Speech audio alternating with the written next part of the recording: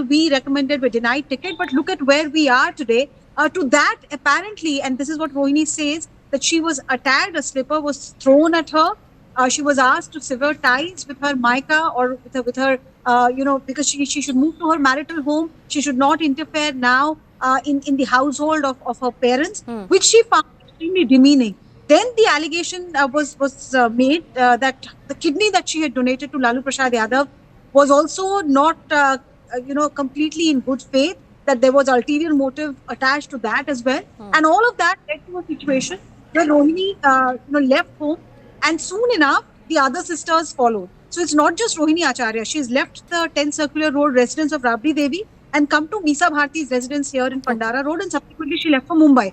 The other daughters, Hema, Rajlakshmi, Chanda, they also left with their grandchildren. All through the election, they were all there trying to put up a united face, saying that Tej Pratap was the estranged son, but the rest of the family was together. But after the election debacle, it's clear that the family is split down the middle. All the sisters have left the 10 Circular Road residence. Tej Pratap is already taking pot shots. And in all this, Tejasvi Yadav has not uttered a word. Neither has any party spokesperson said anything. So at a review meeting that happens today, where RJD is going to look at the electoral debacle, this family, politics that is playing out, the entire review, I think, will be in the shadows of what's happening in the Parivar. Right, absolutely. Pallavi, what are the feelers that you're getting from the key alliance partner of the RJD, that is the Congress? Because yesterday we did get to speak to the spokesperson of the Congress party. They are alleging that we should not be talking about their personal affair. But it is the daughter who has come out in public. She is seeking an audience. She is seeking some kind of, a clarity or a closure for that matter as far as this entire fiasco is concerned. Otherwise, why would she have put out that public post, made that public disclosure? Well, the Congress has countered that why should we comment on something which is happening within the family? Because as far as they are concerned, it's Tejasvi Yadav who is the ally. They fought the election with him. Whether his family was with him, not with him, what do they have to say about him is something I think they don't want to engage at this point of time. It is a messy situation, certainly at a time when the party should have been introspecting, and I would talk about both the parties. After all, they're a part of the Mahagathbandhan. At a time when both the parties needed to introspect on what went wrong, what's the road ahead in Bihar, particularly for Tejasvi Yadav. I mean, after all, he is the stakeholder of the Bihar politics. He is the one who's beginning, and his being and individuality, his identity comes in from Bihar. He has to be very, very careful. He also has to be very worried about what really is going to be the road ahead. I think at this point of time in defeat, we often see people walking away from the party. Is there a lift possible in the RJD? Will there be leaders who are going to walk away from the RJD? They're going to look for better pastures. There's 5 years left to go, Rohini, which is why they have to be more bothered about that. I think that meeting would be important, but Tejasvi wants this to be discussed. Congress certainly doesn't want to speak out openly about it. Right. Pallavi and Arunima, thank you so much for joining us with all the latest and that perspective that is really required as to which way this entire story and this fiasco really is headed. Let's see what happens at that meeting of the RJD that will take place today. But right now, getting some breaking news. Now, after Kerala, we are learning of another BLO who has died by suicide, and this incident is being reported out of Jaipur. This has happened after the BLO allegedly jumped before a train, and he has also left a suicide note alleging harassment by officials. My colleague Bhavani Deora is joining us on the broadcast. Bhavani, पूरा मामला क्या है? देखिए, ये कल सुबह घर से निकला था और घर से निकलने के बाद में ये अपनी बाइक खड़ी करके और ट्रेन के आगे कूद गया। फिर उसके बाद में अब सुसाइड नोट अब पुलिस को मिला, तो उसमें सामने आया कि इसने लिखा कि इसके सुपरवाइजर है वो परेशान कर रहा था। ये BLO है, ये गवर्नमेंट टीचर है, तो इस पे काम दिया हुआ था। इसने कहा कि वर्क प्रेशर बहुत ज़्यादा था, उस पर अननेसेसरी दबाव बनाया जा रहा था डेडलाइन को लेकर, तो उसको लेकर काफ़ी परेशानियां हो रही थी, उसकी बात सुनी नहीं जा रही थी और उसने इसी के अंदर सुसाइड कर लिया। तो पुलिस अब इस पूरे मामले की और इन्वेस्टिगेट कर रही है। बाकी जो जिन पे एलिगेशन लगाए इसने सुपरवाइजर पे, उनसे भी पूछताछ कर रही है कि किस तरीके का प्रेशर था SIR को लेकर, उसकी भी जांच करी। जी Mavani, बहुत शुक्रिया इस सारी जानकारी के लिए. We are shifting our focus now. Very unfortunate piece of news that's coming to fore as we're learning of how at least 42 people are feared to have died after a bus carrying Umrah pilgrims collided with a diesel tanker near Medina. This is according to the local media in Saudi Arabia, and the victims are believed to be Indian nationals with several reportedly from Hyderabad. So this is what we are learning of. 42 people feared dead as there was this bus that was carrying these people, all of them Umrah pilgrims, many of them from India, particularly from Hyderabad, from the state of Telangana. And this accident happened when the bus collided with a diesel tanker near Medina. Remember, Mecca visit was what they were going for. Many of them from Hyderabad, we are told, is when this accident took place. We are still managing to ascertain more details, but right now the unfortunate piece of news that we are bringing is that 42 people are believed to have died in this accident that we are learning of has come in from Saudi Arabia. All of them Umrah pilgrims, many of them from the country, from Hyderabad particularly, who were visiting Mecca, Medina for Umrah. And that's when this accident took place in Saudi Arabia on Monday. My colleague Aneri is now joining us on the broadcast. Aneri, any more details that you're picking up? Rather unfortunate piece of news that we are learning of, considering we are told that many of these Umrah pilgrims were residents of Telangana. Well, yes, that's right. What we are learning right now is that the Hajj pilgrims who were traveling from Makkah to Medina were on a bus, and that caught fire in Saudi Arabia. And what we are learning is that 42 people have lost their lives, and now Telangana Chief Minister Revanth Reddy has expressed shock over this horrifying incident that has taken place, and many of them are said to be from Hyderabad and also from Telangana. But the number of people belonging from India and from Telangana is yet to be ascertained. And while the Chief Minister has directed the Chief Secretary and the DGP to find out more details and inquire about the people who have been there in this very bus accident, and also at the same time a control room has been set up at the Secretariat for the family members of the victims to contact and for further more details. While we also see that Hyderabad MP Asaduddin Owaisi has also contacted the people there, and he has spoken to Abu, who is the Deputy Chief of Mission of Indian Embassy, and he has assured that they may be gathering the information about the very incident that has taken place. And also Asaduddin Owaisi has requested the Union government and especially Dr. S.J. Shankar to bring back the bodies of the Indians, and if anyone injured, to ensure that they receive medical treatment immediately. Very unfortunate incident for 42 people have lost their lives in Saudi Arabia. Right. Aneri, you mentioned how the Indian government, the Telangana government, is in contact with the Indian embassy in Riyadh. The visuals that so far that we are putting out for our viewers seems to be somewhere during night time when this accident had happened. Any details that are emerging about that? Well, exactly what the information what we have got is that the incident had taken place last night, and last night or early in the morning in the wee hours when this incident took place, and this was when the pilgrims were traveling from Makkah to Medina, and the bus had caught massive fire. As you can see in the visuals also how the people are trying to escape, but then the 42 people, huge number of people who have lost their lives. More details in regard with what exactly transpired, and now the government of Telangana and also have been urging the central government to ensure that their bodies should be brought back to India immediately. Right, Neri, do stay on with us. We also have our colleague PV Ramana now joining us. Ramana, details that you might be able to tell our viewers on how is the Telangana government ensuring that the families of the victims can, get information smoothly and they can contact with the Telangana government, and that easy access to information is really granted to them. Anything that you're learning up in that regard, what is the government really doing about it? Yeah, as of now, we are getting the information that 42 people died in the bus in that fire accident, and Among that 42 people, there is information is that 19 people is from Hyderabad. As of now, we have to get the clarity on that. And moreover, the government of Telangana is set up one helpline center. As of now, even the government is not having the proper information about how many people died from Telangana and have to get that information.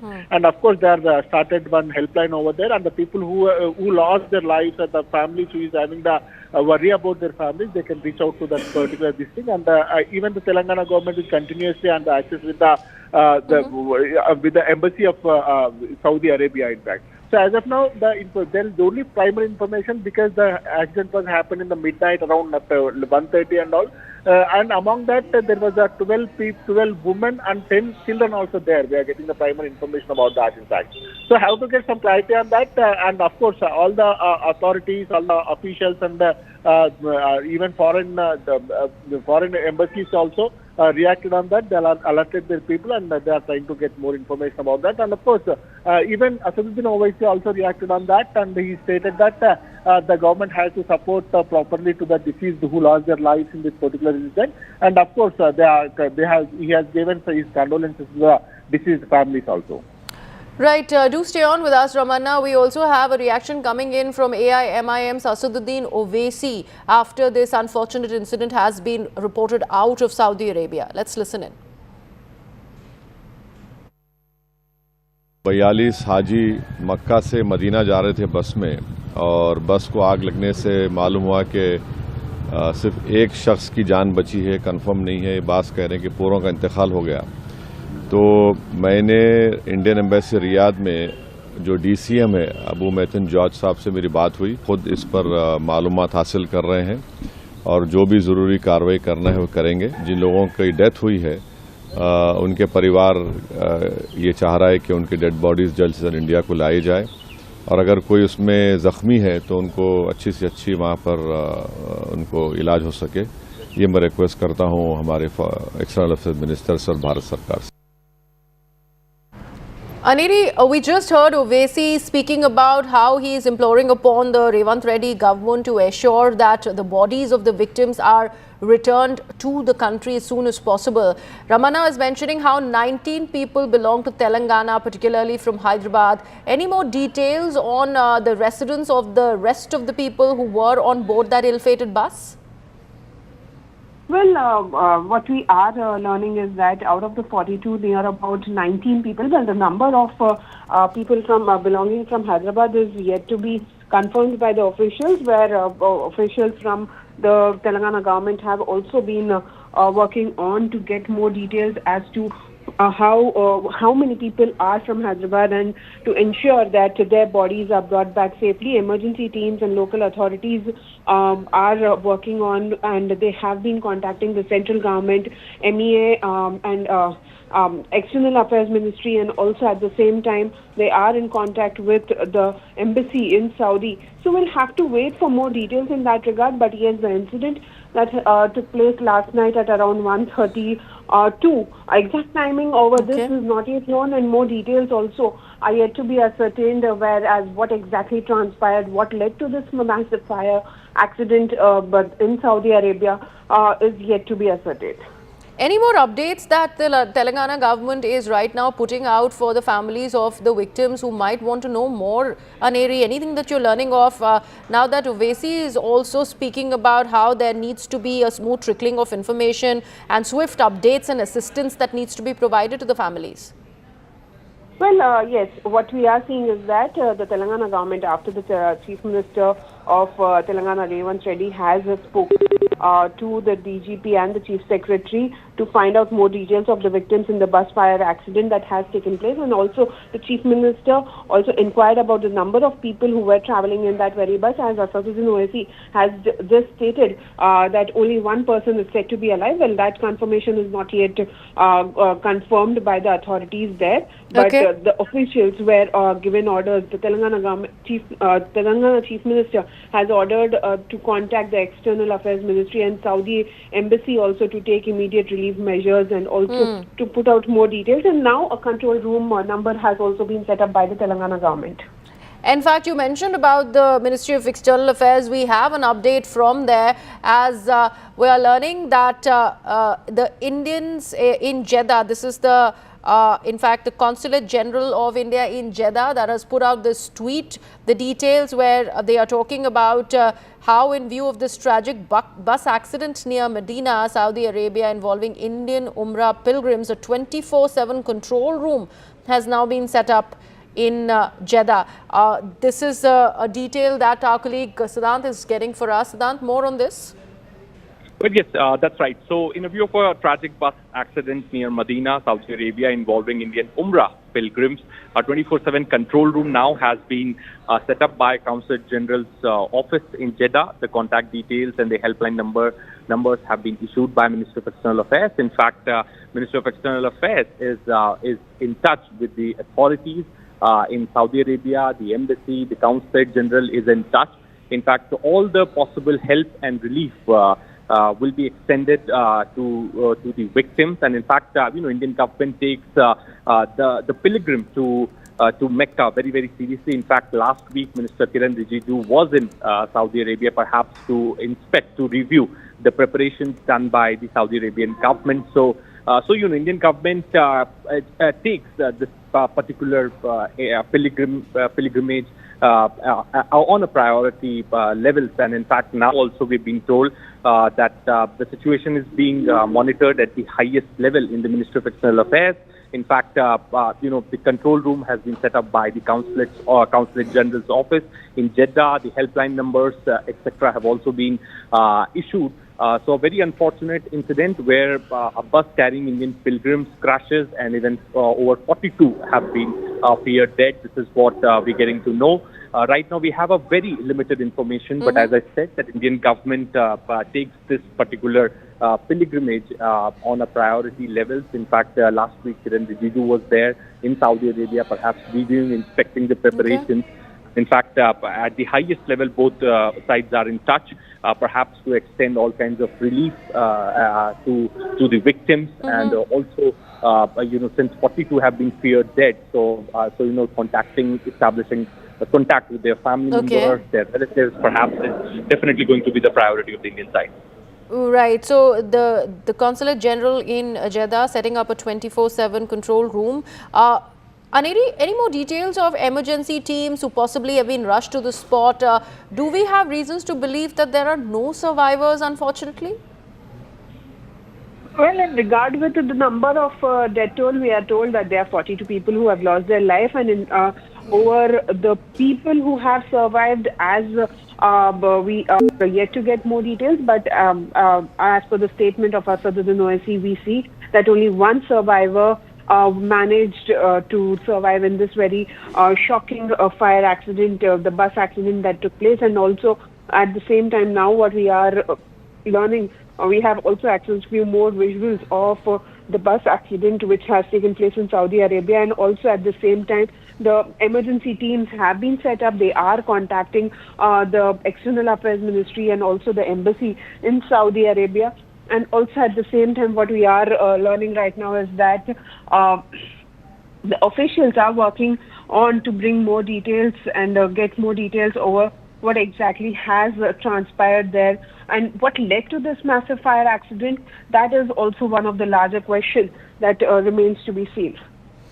Right, absolutely. How soon can we learn of more details that will be emerging? Do we have any information on any of the Indian families who possibly have contacted the Telangana government, Aneri? Well, what we are seeing is that the Telangana government is constantly working on. They are getting more details as to what exactly has transpired, and also they are, as we know, that they are near about 16 to 19 people. Well, the exact number of people belonging from Hyderabad are yet to be ascertained. Well, this incident has taken place when they were traveling from Makkah to Medina, and also at the same time, the government officials, the chief secretary and others have been on ground. Absolutely. Horrific visuals that we are putting out for our viewers. and these are fresh set of images that we have managed to source there. As you can see, the impact of the collision has been so much that this has left the bus gutted. You can see that big ball of fire. This has happened after this bus that was ferrying the Umrah pilgrims from Mecca to Medina. That's when the collision with a diesel tanker near Mufrihat in Saudi Arabia happened early on Monday morning. At about 1 post midnight is when this collision is reported to have taken place. The impact of the crash was so severe, as you can only begin to imagine looking at these visuals, that multiple passengers, and so far the death toll, we are told, is 42, have been, in fact, they have died. Several, we are told, have been injured according to the initial reports that have trickled in. Ramana, more on these visuals that we have managed to source so far. Yeah, as you said, 42 people died in this heart incident. In fact, it was happened around 1:30 p.m. And another update is that Telangana government alerted all the travel agencies here in Hyderabad to get the information from them, because all the travel agencies will be registered with them, and through that travel agency only they went to Saudi Arabia and Makkah, whatever the tour they visited, in fact. So they are trying to get the information. They alerted the officials and as well as the External Affairs Ministry also. As of now, we are getting information is that there is 19 people who belongs to Hyderabad. Of course, we are getting some information, but yet to get some clarity on that, because even the union government also announced that they have to get track more information about that. As of now, they are not having the clarity on that, and they are approaching the even External Affairs Ministry. Even Telangana government also approaching the External Affairs Ministry to get the more information on that. As of now, the people is very much in hurry. Of course, just now even Asaduddin Owaisi also reacted on that, and he made condolences to the deceased families, and as well as he alerted the government also. He's speaking to the authorities also to get some information on that. The people who went to the Hajj and all, they have to approach that particular helpline which was set up by the Telangana government, and they have given the numbers also. Based on that numbers, they can track their relatives. All right, seem to have lost that link with Ramana, but we do have Siddhant also with us on the broadcast. Siddhant, you were mentioning about this control room, this helpline that has been set up by the Indian Embassy there in Jeddah.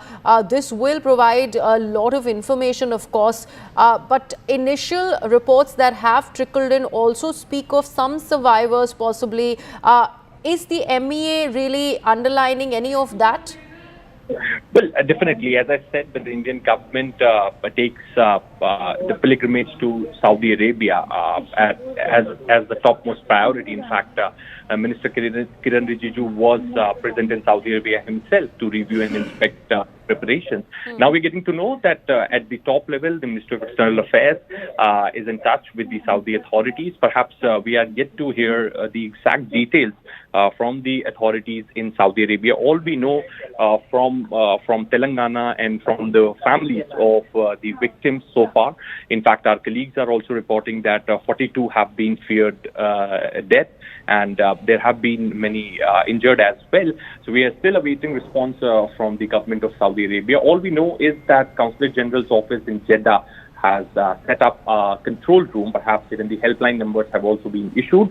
We can flash those helpline numbers for our viewers, so the victim families can reach out on those numbers, and can establish contact with the consulate and the embassy, Indian embassy in Saudi Arabia. We are, as I said, that we are yet to get more details from the Indian government and the Saudi authorities. In fact, we are also trying to establish contact, perhaps to get the exact figure, the number of casualties and the victims in this bus collision, and what preparations, what actions are being initiated at this point in time as far as relief works is concerned. So definitely, in fact, we are also getting a response from Minister Jai Shankar. We can put that out for our viewers. Yes. In fact, Mr. Jai Shankar has come up with a post on X, and he says that deeply shocked that the accident involving Indian nationals in Medina, Saudi Arabia, our embassy in Riyadh and consulate in Jeddah are giving fullest support to Indian nationals and families affected by these accidents. Sincere condolences to the families. So first response coming from Minister of... Absolutely. We'll request our producers to put that out. Siddhant just reporting about how the External Affairs Minister Dr. S. Jaishankar has just also put out this tweet and he's taken cognizance of this entire unfortunate incident that we are reporting from Saudi Arabia that is speaking about how 42 people, majorly Indian nationals who've lost their life in this collision that has been reported while the Umrah pilgrims were going from Mecca to Medina. This incident is reported to have taken place at around 1:30 on Monday morning, and this is what Dr. S. Jaishankar has said. Like Siddhant was just mentioning, that he's deeply shocked at the accident involving Indian nationals in Medina in Saudi Arabia. Our embassy in Riyadh and consulate in Jeddah giving fullest support to Indian nationals and families affected by this accident. Sincere condolences to the bereaved families. Pray for the speedy recovery of those injured. We are putting out that tweet of Dr. S. Jaishankar's. Siddhant, like you mentioned, he has spoken about how both the Indian Embassy in Riyadh and the consulate in Jeddah are working to assist the affected families.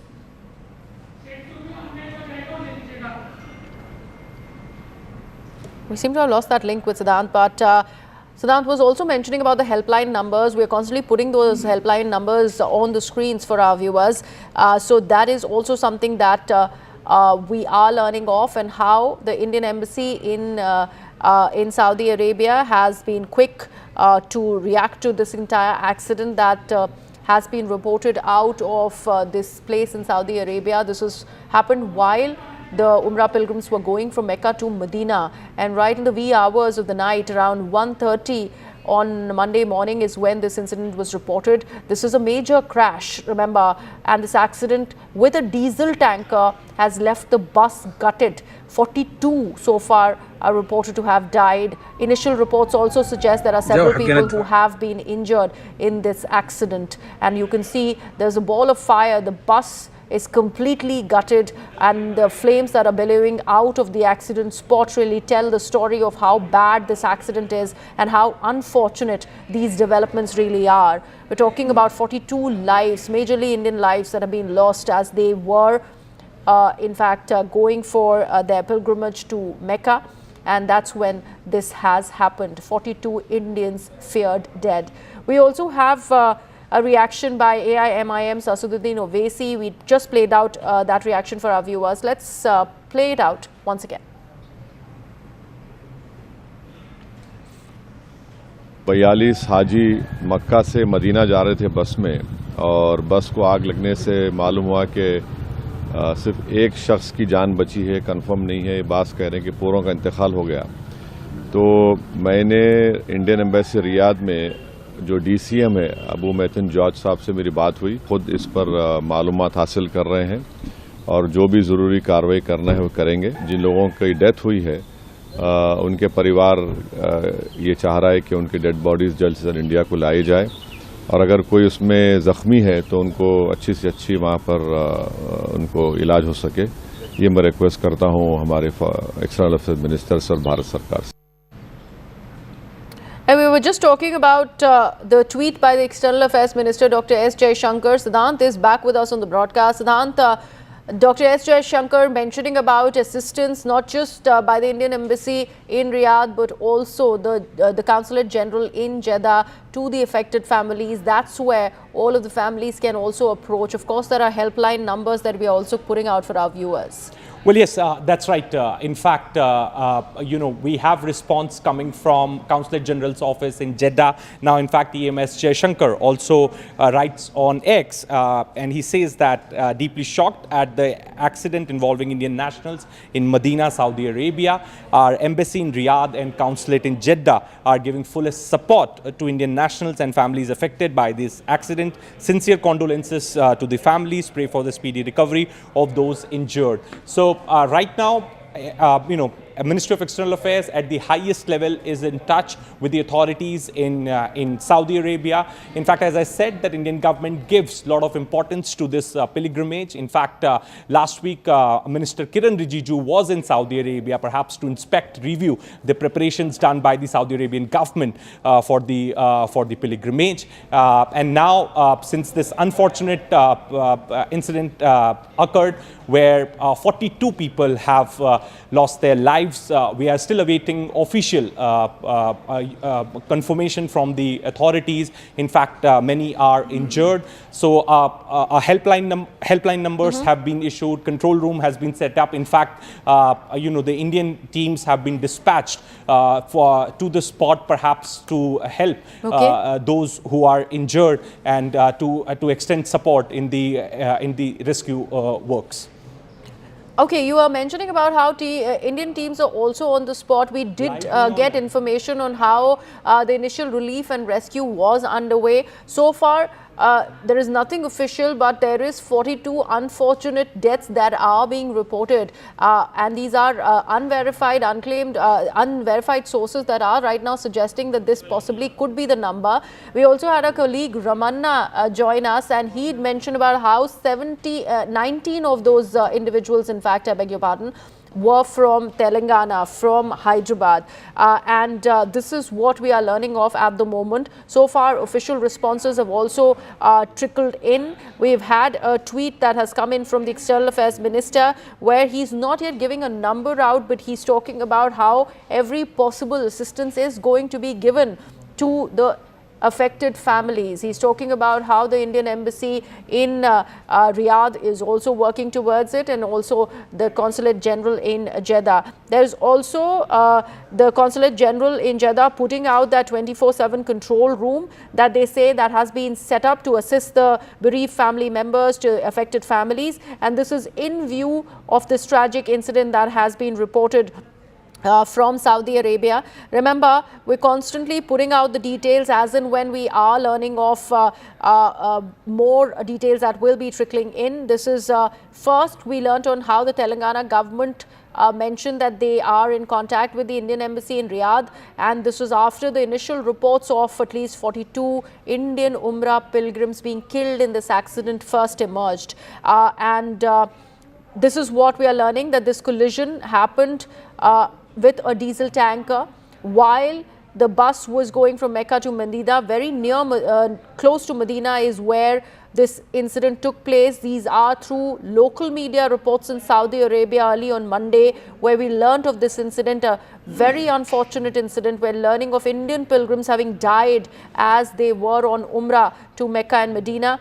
The victims are all believed to be majorly from Hyderabad, from Telangana, and that's why the Telangana government under Revanth Reddy swung into action. They said that they are in contact with the Indian embassy in Riyadh, and there was also an official statement that the state government put out, and this was confirmed and this is what the Chief Minister Revanth Reddy said, that they had alerted the officials in the national capital, instructing them to coordinate closely with the embassy authorities. And we also have seen how the Consulate General in Jeddah has put out that tweet. There is an official version that's coming in from the External Affairs Minister himself.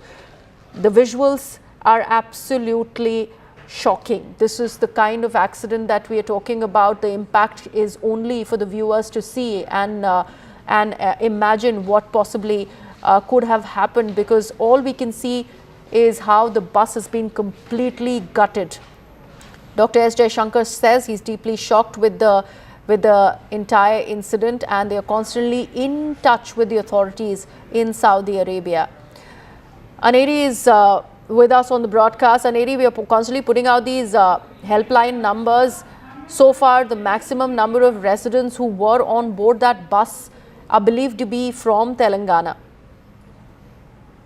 Well, yes, a maximum number of the people are believed to be from Telangana. There are near about 16 to 18 people are said to be from Hyderabad who were traveling, and also from Makkah to Medina. And also now what we are learning is that the authorities, the state government officials, senior officials have taken note of the bus accident that has occurred in Saudi Arabia. They spoke with the Consulate General in Jeddah and also the Deputy Ambassador. They have requested for a complete information on whether any of these any pilgrims from our state, that is from Telangana, involved in this very incident, and how many number of people belonging from Telangana. They have ascertained certain details by speaking with the Consulate General and Deputy Ambassador, and also at the same time the senior officials have instructed the Resident Commissioner and the Coordination Secretary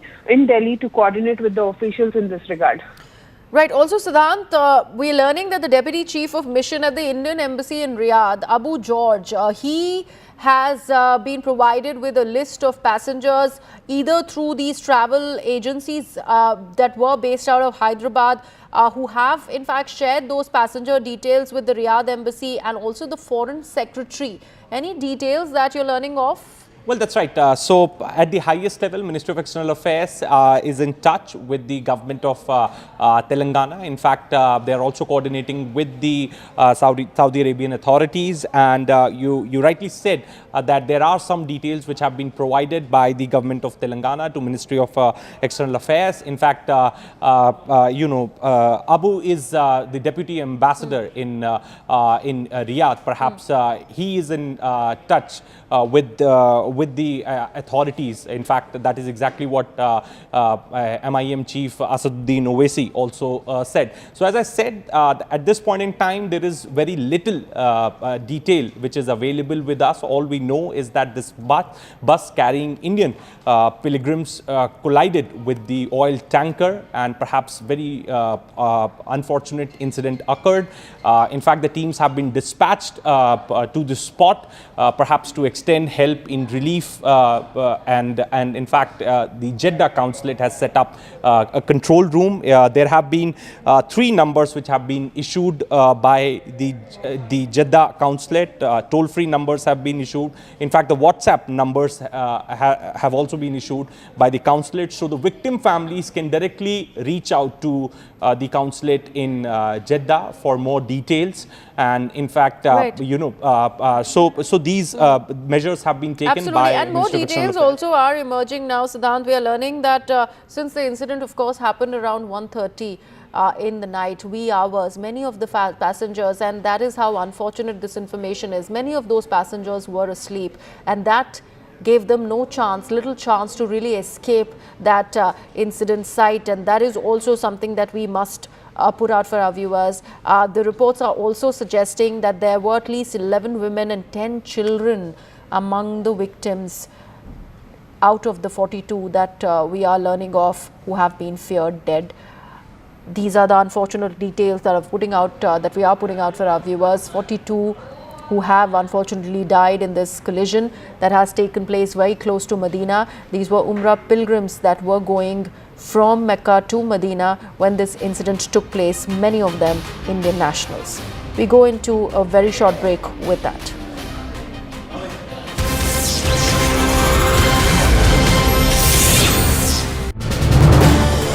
This is News 18 Network.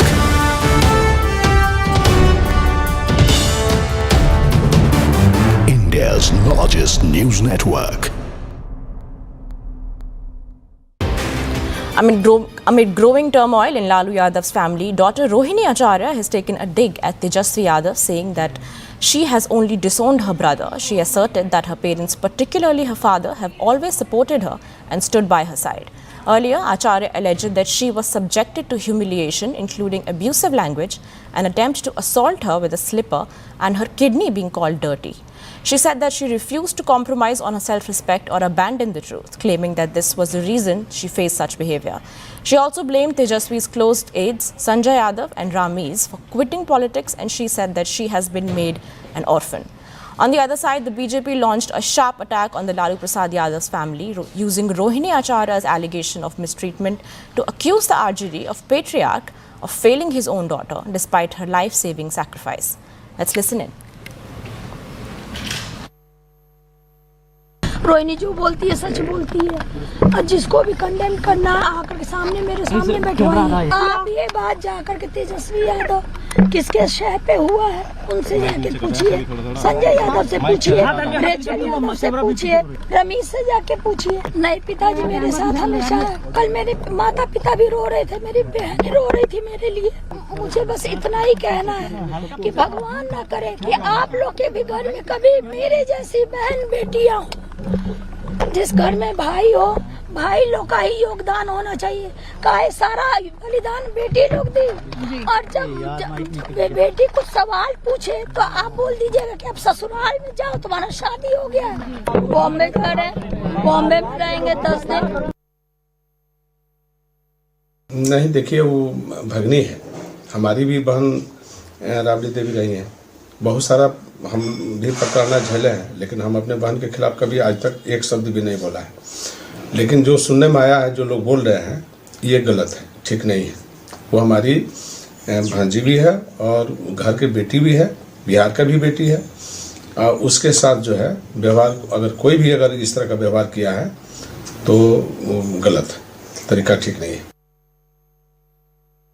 Rajad की अराजकता बाहर जो झलकता था अब घर के अंदर भी झलक रहा है, और इस मानसिकता के लोग जो अपने परिवार को समेट के नहीं रख सकते, वो बिहार को कैसे चला सकते।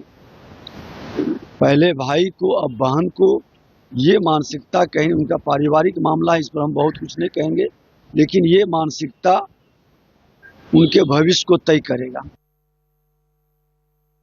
देखिए, उनके परिवार का आंतरिक मामला है, इस पर मेरी क्या टिप्पणी होगी, लेकिन उसी तरह के आचार व्यवहार संस्कार के लोग ही हैं।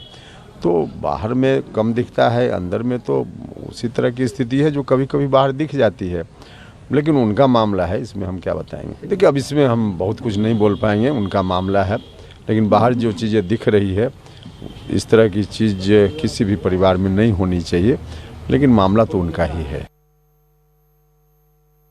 देखिए, ये ना बहुत ही दुर्भाग्यपूर्ण बात जो हमारी हर महिला को सहना पड़ता है, हर परिवार में, स्पेशली जब ये बात आती है एक डायनेस्टी को कैरी करने की या एक पावर की डायनामिक्स की बात आती है, सीट संभालने की, सत्ता संभाल। बैंक ऑफ बड़ौदा के संग त्योहार की उमंग।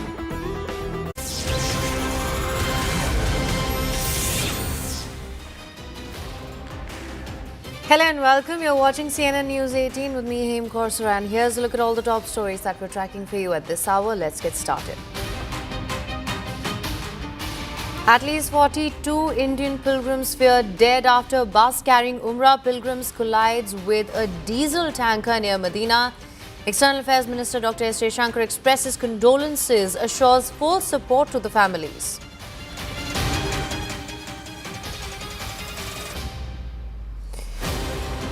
After landslide victory, NDA's oath ceremony likely to take place on the 20th of November in Patna's Gandhi Maidan.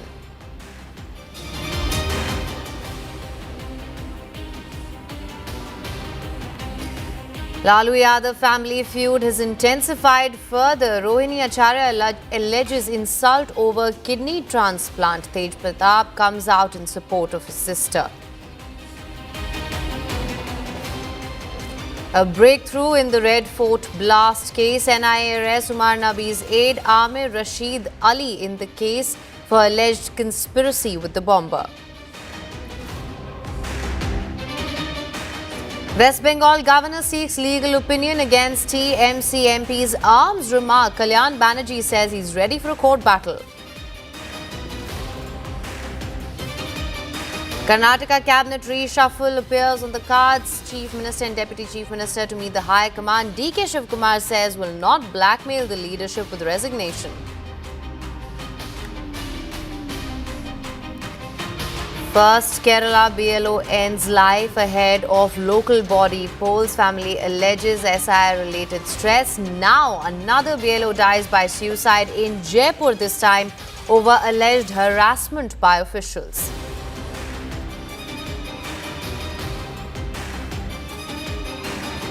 In a historic first, Indian PSU oil companies finalize a one-year deal to import around 2.2 million tons per annum of LPG from the US Gulf Coast.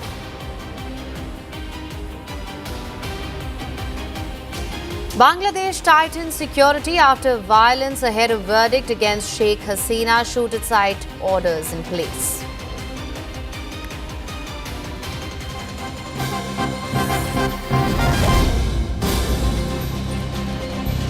All right, in a big statement by the Army Chief General Upendra Dwivedi, he said that Pakistan continues to support cross-border terrorism, state-sponsored terrorism, which is, of course, a major concern for India. Further adding that water and blood cannot flow together and dialogue and terrorism do not go hand in hand.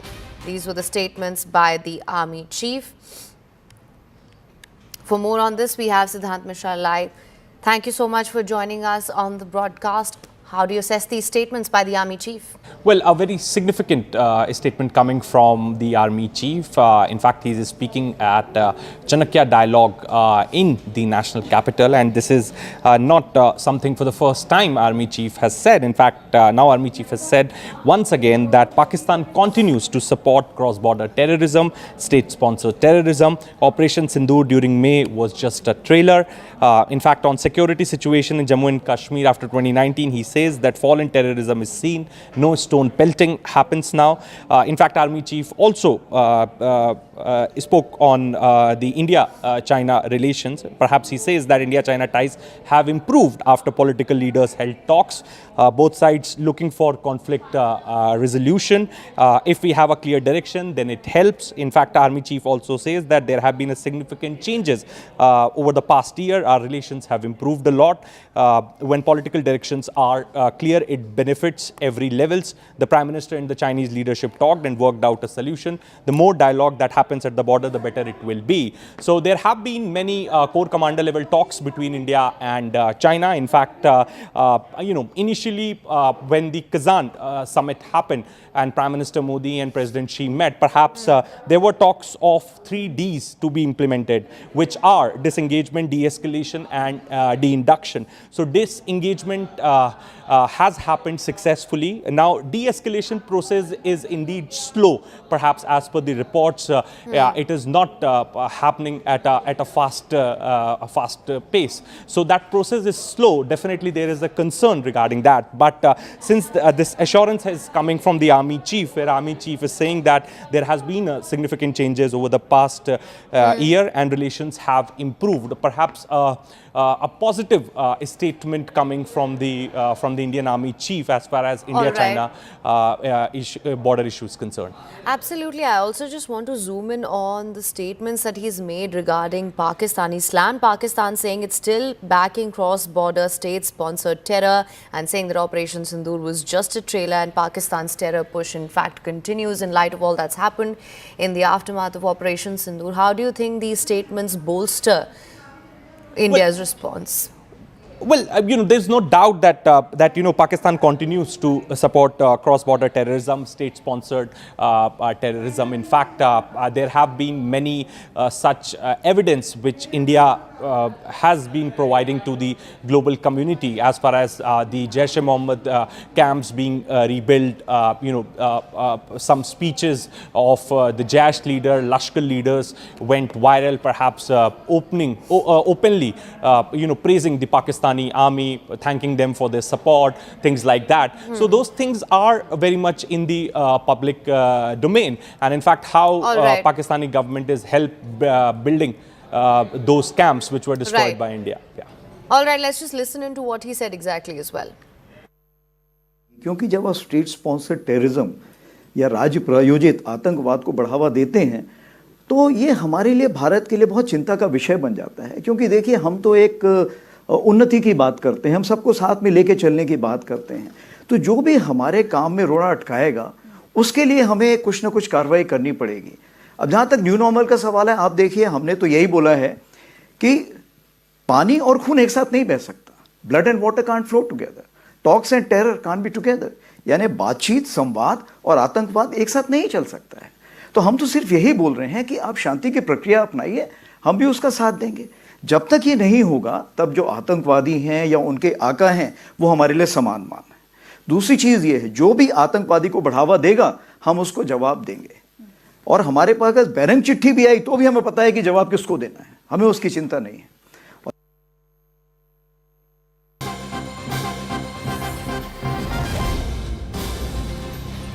All right, moving on to the other breaking news that we're tracking also for you at this hour. At least 42 people are feared dead, and this after a bus carrying Umrah pilgrims collided with a diesel tanker near Medina. And according to local media in Saudi Arabia on Monday, the victims are believed to be Indian nationals, with several also reportedly from Hyderabad. So this is what we are learning right now. 42 हाजी मक्का से Medina जा रहे थे बस में, और बस को आग लगने से मालूम हुआ कि सिर्फ एक शख्स की जान बची है, कंफर्म नहीं है। बास कह रहे हैं कि पूरों का इंतकाल हो गया। तो मैंने इंडियन एम्बेसी रियाद में जो डीसीएम है अबू मैथन जॉर्ज साहब से मेरी बात हुई, खुद इस पर मालूमात हासिल कर रहे हैं और जो भी ज़रूरी कार्रवाई करना है वो करेंगे। जिन लोगों की डेथ हुई है उनके परिवार ये चाह रहा है कि उनकी डेड बॉडीज़ जल्द से जल्द इंडिया को लाई जाए, और अगर कोई उसमें ज़ख्मी है तो उनको अच्छी से अच्छी वहाँ पर उनको इलाज हो सके। ये मैं रिक्वेस्ट करता हूँ हमारे external affairs minister sir Bharat सरकार से। All right, let's just go back to Sidhan for more on this. Sidhan, what can you tell us? Of course, a very tragic incident here. Apparently 42 are feared dead Indian nationals. What can you tell us? This bus was going from Mecca to Medina. In fact, this collision happened last night, and this bus got collided with the oil tanker, and 42 are feared death. There are many injured. Perhaps the exact numbers are not available with us. We are in touch with both Indian and the Saudi Arabian authorities, perhaps to get the exact figure of the casualties and those injured. All we can tell our viewers at this point in time is that there has been a control room which the Consulate General's office in Jeddah have set up. In fact, many helpline numbers have also been issued by the Consulate General's office, so the victims' families, their relatives can reach out to the Consulate General's office on these numbers for details and whereabouts. In fact, the teams have also been dispatched to the spot, perhaps to extend help and support in the relief efforts. Right now, as I said, that we have very little details. These were the 42 Indians going from Mecca to Medina for pilgrimage. In fact, India remains in touch with the Saudi Arabian authorities as far as the preparations of the Umrah, the pilgrimage is concerned. In fact, the Indian government gives a lot of importance to this pilgrimage, but this unfortunate incident occurred last night in Ministry of External Affairs at the highest level. The situation is being monitored. Right. In fact, the ambassador in Riyadh, the deputy ambassador in Riyadh, both are in touch with the authorities. Perhaps the best possible help should reach the families. Perhaps that's the goal of the Indian government at this point in time. Right. Also, we also have with us PV Ramanna, who's joining us on the broadcast as well for more details on this. We do know that the government said that it is in contact with the Indian embassy in Riyadh. This, of course, after the reports of at least 42 Indians who are feared dead. Is there any more information on this? Yeah, as of now, we are getting the information is that 19 people is from Hyderabad, and the people who went to Hajj pilgrimage, they are in the, of course, they are in very much sad, and they went to the place where they booked the tickets and the travel agency from where they went for, in fact, where they went for Hajj pilgrimage, in fact. So they are simply, we can say they are very much in the, in the hurry, and they wanted to get the information about the whereabouts of their belongings. As we got the information is that there is 19 people from Hyderabad, and among them around 7-8 people were women, and remaining were children in this incident. It's a very shocking incident. Of course, the government of Telangana also reacted on that, and they are making all the arrangements to help the people who lost their lives and the people who went for the Hajj pilgrimage to pilgrimage, in fact. So now they set up, government of Telangana set up one what we call one helpline, and they have given their numbers, and the people who went for the who went to Hajj pilgrimage, they can visit that place and they can call to that. They're completely in the blank as of now. because even the union government also not reacted on that, and of course they are not having the proper information about that, because the incident was happened in the midnight, like around 1:30 p.m. so 1:30 a.m. so that they are not having the proper information about that. And of course even Asaduddin Owaisi also reacted on this particular incident, and he asked the government to help the people, help them out,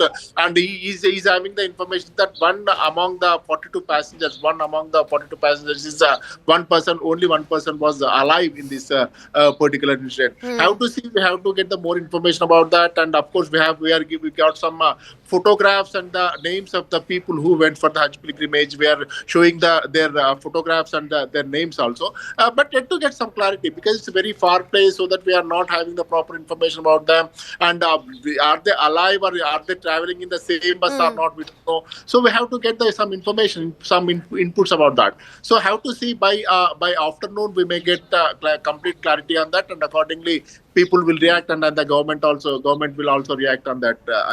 Even I tried to speak to some of the officials, officials in Telangana government also, they are not having the proper inputs about the incident, in fact. All right, let's just listen into some of the reactions that are pouring in at this point as well, as and when, and of course we're awaiting more details and information on this. Let's listen to this. हम लोग के 7 members है, total 20 members है, वो लोग गए सो हमारे साड़ू के दोस्त वगैरह वो लोग भी थे, उसमें 7 जने हमारे फैमिली के, हमारे ससुरे है, हमारे साड़ू है, साली है और बच्चा है उनका, और एक साड़ू 8 दिन पहले गए थे लास्ट वीक अलमक्का ट्रैवल्स। क्या प्राइस था एक आदमी का? 96,000 कुछ था। आपको हादसा के बारे में कैसा मालूम हुआ? सुबह मालूम हुआ, बच्चा जो था एक उनका बच्चा जो है उन्हें कूद गया था बस से, ड्राइवर के साथ उन्हें कूद गया। एक ही इलाके के यहाँ जिरा नटराज नगर जिरा आसिफ नगर जिरा में रहते 20 मेंबर्स थे वो लोग पूरे। एक ही फैमिली के? नहीं, एक ही फैमिली के नहीं होते, एक ही फैमिली। मोहम्मद शोएब 25। वो उनका भी नहीं मालूम है, इंजर्ड है बोल के खाली बस। आप क्या चाह रहे हैं, अपना क्या चाह रहे हैं? हुकूमत से क्या चाह रहे हैं, जल्द से जल्द यहाँ जो जाने वाले कार्रवाई करके अगर लाना मुनासिब है तो कहने की कोशिश करिए यहाँ पे लाने की, नहीं तो फिर वहीं होगा तो वहीं कर देंगे। जाना चाह रहे हैं यहाँ से बच्चे जाना चाह रहे हैं, हम लोग बच्चे को भिजा रहे हैं, 4-5 जनों जो जा रहे हैं, फैमिली के मेंबर जा रहे हैं, 5 जनों को भिजाने की जल्द से जल्द कार्रवाई करके भिजाए तो अच्छा। एजेंट कौन है? एजेंट क्या नाम? ट्रैवल्स वाले वही बोल रहे, मैं भिजा तो अगर जाना ट्रैवल से एक काफिला 1 हफ्ता पहले यहाँ से रवाना हुआ, जिसके अंदर जो है तकरीबन हैदराबाद के 45 पैसेंजर उम्रे के लिए रवाना हुए, जिसमें खुद मेरे घर के 6 से 7 अफराद इसके अंदर है, जिसका आसिफ नगर गोशामेल झिरे से ताल्लुक़ है। और ये पहुँचे कल रात में जो है मदीने मुनव्वरा पहुँच रहे थे ये मक्के से। रास्ते में मदीने से एक 25 किलोमीटर पहले एक हादिसा इंसिडेंट पेश आया, वाक़या हुआ, जिसके अंदर तकरीबन जो है बस जल चुकी है। वीडियो के ज़रिए से ये मालूमात हुई है अभी तक। तो जैसे ही वारिसीन को, घर वालों को, अहले खाना को इस बात की इत्तला पहुंची, तो फौरी इस मक्का टूर्स एंड ट्रैवल्स के एजेंट जनाब एजाज साहब से बात हुई। यहाँ पर पहुँचने के बाद इमीडिएटली मैं खुद जो है हमारे हैदराबाद के मुअज़्ज़ज़ रुकन पार्लियामेंट जनाब बैरिस्टर असदुद्दीन अवैसी साहब को फ़ोन किया। अल्हम्दुलिल्लाह एमपी साहब मेरा फ़ोन उठाए और मुझसे बात किए। इमीडिएटली जिद्दा एम्बेसी से बात किए, वहाँ के ओहदेदारों से बात किए, फिर जनाब मुश्ताक साहब को फ़ोन किए, फिर मुश्ताक साहब भी फ़ोन किए, फिर उनको हम वीज़े भेजे। वो लोग जो है मजलिस इत्तेहादुल मुस्लिमीन काबिल सताइश है। इस वक्त में ऐसी सिचुएशन में इतनी अलग सुबह हमारे फ़ोन कॉल्स को उठाए और हमसे बात किए, और जनाब ज़फ़र साहब को यहाँ हमारे पास भेजे। मुश्ताक साहब भी बिल्कुल कॉन्टेक्ट्स में है, बात कर रहे हैं। इमीडिएटली एक थोड़ी देर में इन्फॉर्मेशन आने वाली है। जिसमें से बोलते थे अपने महिला के, हमारे बोलते 10 आदमी महिला के है, और वो यहाँ से 9 तारीख को निकले वो लोग। 9 तारीख को जाके उम्रा करके मदीने की तरफ बस से जा रहे थे। 25 किलोमीटर पहले मदीने में बस को आग लग गई, जिसमें से बोलते सो आग की आईना फोड़ के बच्चा, हमारा शोएब बोल के हमारी गली का ही बच्चा है, वो आईना फोड़ के बोलते सो बस में से कूद गया और ड्राइवर कूद गया, और 42 लोग बोलते उसी में थे, उसमें से कोई भी बाहर नहीं निकले। अब इन लोगों का क्या कंडीशन है, क्या है, कुछ भी नहीं मालूम हुआ अभी तक। हम लोग को अभी असद साहब को फ़ोन करे तो असद साहब बोलते सो मालूम करके वहाँ का अपडेट देते बोल के, आधा घंटे में देते बोल के बोले। और बोलते सो यहाँ से जाने के लिए अभी उनके घर वाले तो उनके बच्चे वगैरह जाने की कोशिश कर रहे हैं। वीज़े के लिए बोलते सो पासपोर्ट ला के दिए, वो वीज़ा जल्दी करके भेजा तो जाने। Mohammad Burhanuddin. All right, for more on this, we're now being joined by Anisha. Aneri, of course, we're getting in more information and we are awaiting more details on this. As per PV Ramanna, we do know as of now at least that at least 19 of those feared dead were from Hyderabad. Do we have any more information on this?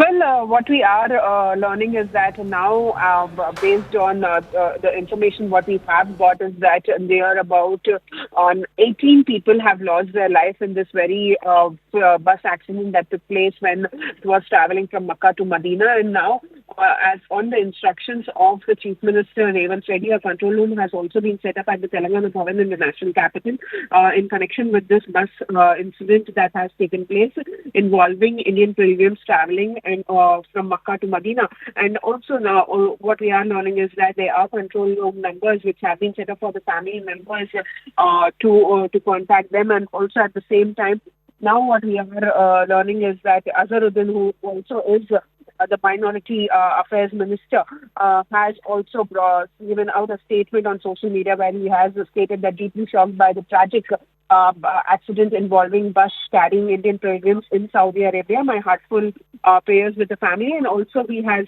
stated that Chief Minister Revanth Reddy has immediately taken stock of the situation and directed the officials to gather more details. And we stand by the family during this difficult times is what Azharuddin has also stated. But the family members have also come out requesting the central government and the state government to try and ensure that the bodies of the family members are brought back to India and so that they can perform the final rites. Absolutely. Now, the Indian Embassy in Jeddah, as Aneri also mentioned, has announced a helpline number, which you can see on our screens as well. In a post on X, and I'm quoting here, they said that in view of the tragic bus accident near Medina, Saudi Arabia, involving these Umrah pilgrims, of which we know as of now perhaps 19 were from Hyderabad, a 24/7 control room has been set up. You can see the helpline number that has been issued for the same on your screens right now as well. Let me just go across to Siddhant Mishra once again. Now, of course, the Telangana government has also said that they are in contact with the Indian Embassy in Riyadh. They have set up that control room. The helpline number is out there as well. We also heard some of the reactions of the people whose families were perhaps there involved in this accident. So what can you tell us? Is there anything new that we've learned from that? Well, that's right. In fact, MIM Chief Asaduddin Owaisi is in touch with the Indian Embassy in Riyadh. In fact, he did manage to speak to Abu Matthew George, the Deputy Chief of Mission in Riyadh. In fact, MIM Chief is also in touch with the Ministry of External Affairs. And now the Telangana government has also stepped in. They are also in touch with the government of India. Now, the process has begun to bring back the bodies and also to make sure that those who are injured get the proper treatment at hospital in Medina. So this is the top priority for the Indian government at this point in time. All we know is that a control room has been set up by Consulate General's office in Jeddah. The helpline numbers have been issued. In fact, a team could also be going to the spot to extend support in the relief measures. The embassy is in touch with the victim families, their relatives. The helpline numbers have also been issued. The family and relatives can reach out to the Indian Embassy in Riyadh and the Consulate General's office in Jeddah on those numbers. In fact, we were hearing a relative of the person who was a part of this group traveling on this bus. Perhaps he said that they are also planning to send some of their relatives to Jeddah. So the process has begun. Now the priority is to bring back the bodies, the mortal remains of these 42 feared dead pilgrims back to India. Right, Siddhant, thank you so much for that. Of course, we are waiting more information and more details on the same, and we'll continue to bring you all of those updates as and when they come in. For now, we're going to slip into a short break, but don't go anywhere. News and updates will continue on the other side. Do stay tuned.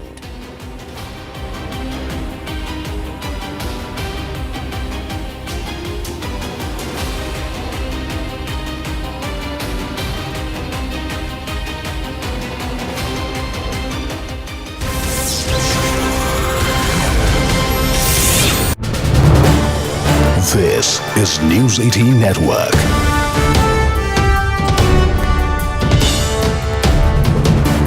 India's largest news network.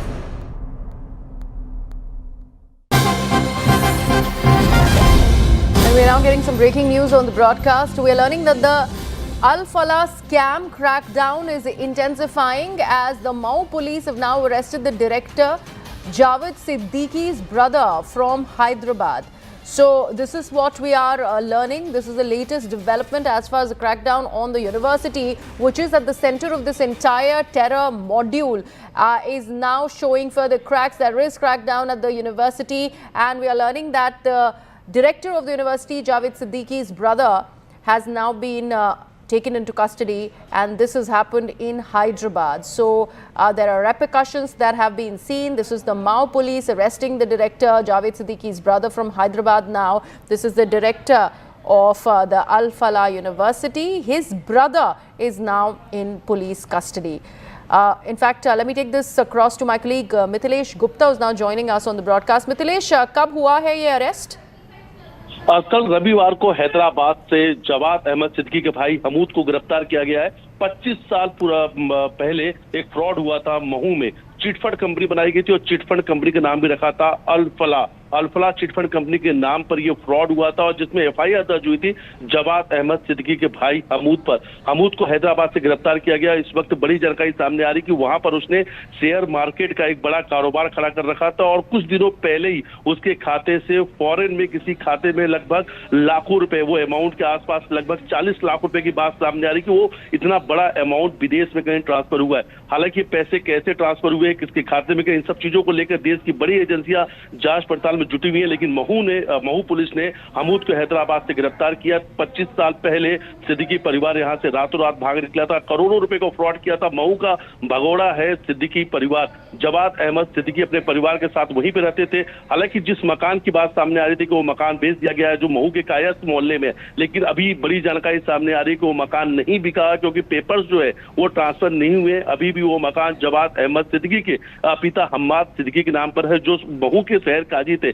Jawad Ahmad Siddiqui को लेकर जांच पड़ताल चल रही है। तमाम बड़ी agency Mhow पहुंची हुई है। महू में सारे पुराने रिकॉर्ड खंगाले जा रहे, एक एक दस्तावेज देखे जा रहे हैं, जहां पर जवाद अहमद सिद्दीकी से पूरा कनेक्शन जुड़ा हुआ है। हालांकि हमूद की गिरफ्तारी हुई है। हमूद से शुरुआती पूछताछ में हमूद ने कहा है कि जवाद अहमद सिद्दीकी से उसकी कोई बातचीत नहीं हुई है, बहुत दिनों से दोनों के बीच में बातचीत नहीं हो रही है। लेकिन ये जो पैसे ट्रांसफर हुए, पैसे कहां से आए थे, इन सब चीजों को लेकर जांच चल रही है। हैदराबाद से गिरफ्तार हुआ, हैदराबाद में शेयर मार्केट के एक बड़ा उसने कारोबार खोल रखा था, उन सभी चीजों को लेकर। बैंक ऑफ बड़ौदा के संग त्योहार की उमंग।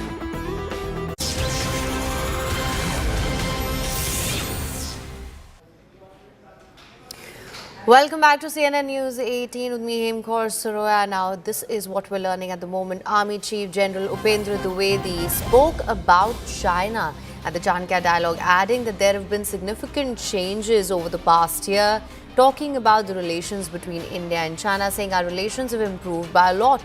When political directions are clear, it benefits every level. The Prime Minister and the Chinese leadership, they've talked and worked out a solution. The more dialogue that happens at the border, the better it is going to be. These were the statements by the Army Chief.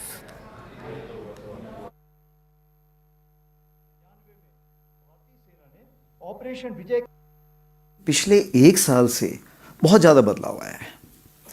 मतलब अक्टूबर 2024 से लेके आज की तारीख तक हमारे रिश्तों में काफ़ी सुधार आया है। सुधार इसलिए आया है क्योंकि जो हमारे पॉलिटिकल लीडर्स हैं उनके बीच काफ़ी बातचीत हुई, और दोनों का ये संशय रहा कि हम किसी तरह वहाँ पे जितनी नॉर्मेल्सी ले आएंगे उससे हम दोनों देशों का फ़ायदा है। आप देखिए 21 अक्टूबर पिछले साल जब हमारे ईस्टर्न लद्दाख में जो समझौता हुआ था LAC के ऊपर, उससे कितना फ़ायदा हुआ। कज़ान में इसलिए 24 तारीख को जो दोनों की मुलाकात हुई हमारे प्राइम मिनिस्टर की और प्रेसिडेंट शी जिनपिंग की, वो पिछले साल अक्टूबर में हुई।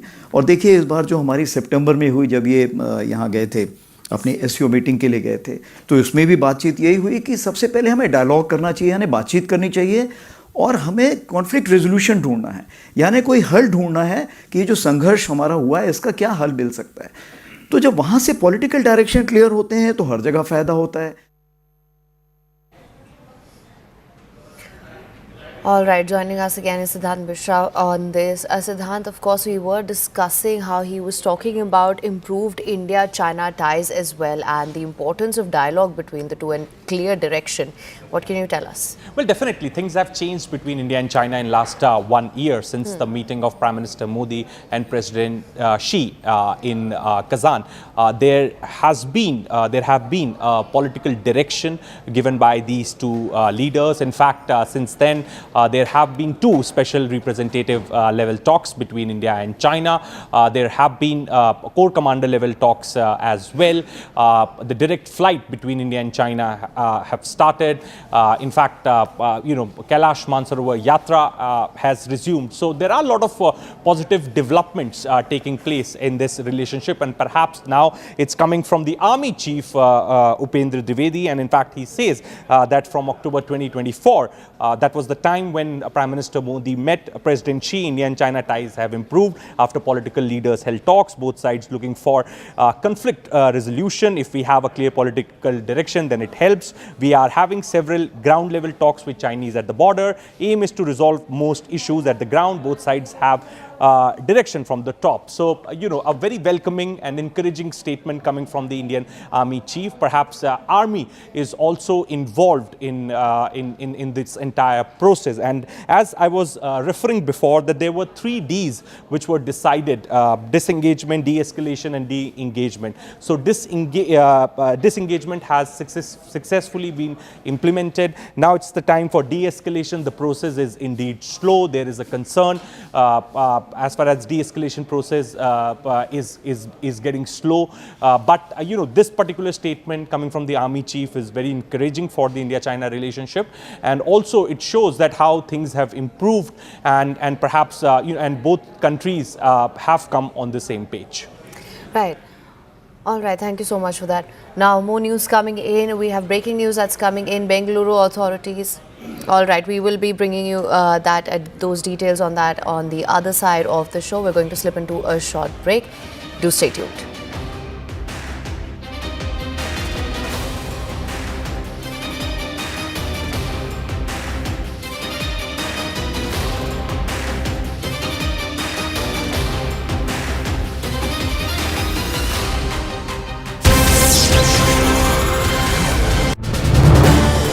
This is News18 Network.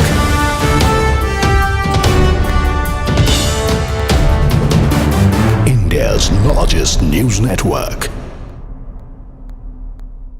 Focus. Let's now talk about the Red Fort blast. Now, the CNN News18 news break on the identity of a key conspirator in the Red Fort area bombing case has been now validated, with the National Investigation Agency formally arresting Amir Rashid Ali, the aide of the suicide bomber Dr. Umar Nabi, who allegedly conspired in the terror attack in the national capital that claimed at least 10 lives and left several others injured. Ali was arrested in Delhi after an extensive search operation that was launched by the NIA, which had taken over the investigation from the Delhi police. The car that was used in the blast was registered in Ali's name. Now, according to the NIA, Ali had travelled to Delhi to help arrange the purchase of the vehicle, and this was the vehicle that was later turned into a vehicle-borne improvised explosive device, or the VBIED. The probe agencies also seized another vehicle belonging to Dr. Umar, which is now being examined for additional evidence. In a controversial statement on the Delhi blast, PDP chief Mehbooba Mufti has said that the attack reflected the problems of Kashmir being expressed in front of the Red Fort.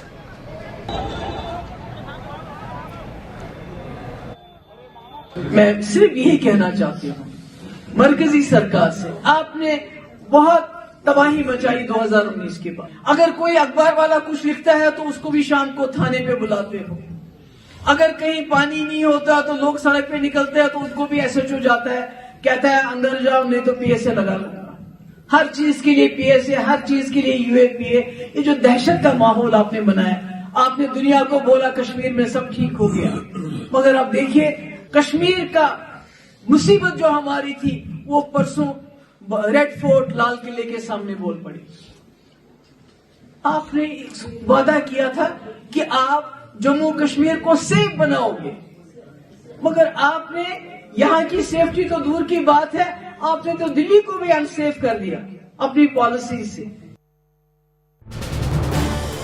This is News 18 Network.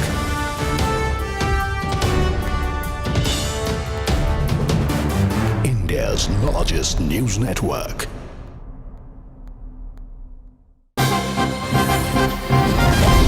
And we're now getting some breaking news on the broadcast. We are learning that the Al-Falah scam crackdown is intensifying as the Mau police have now arrested the director Javed Siddiqui's brother from Hyderabad.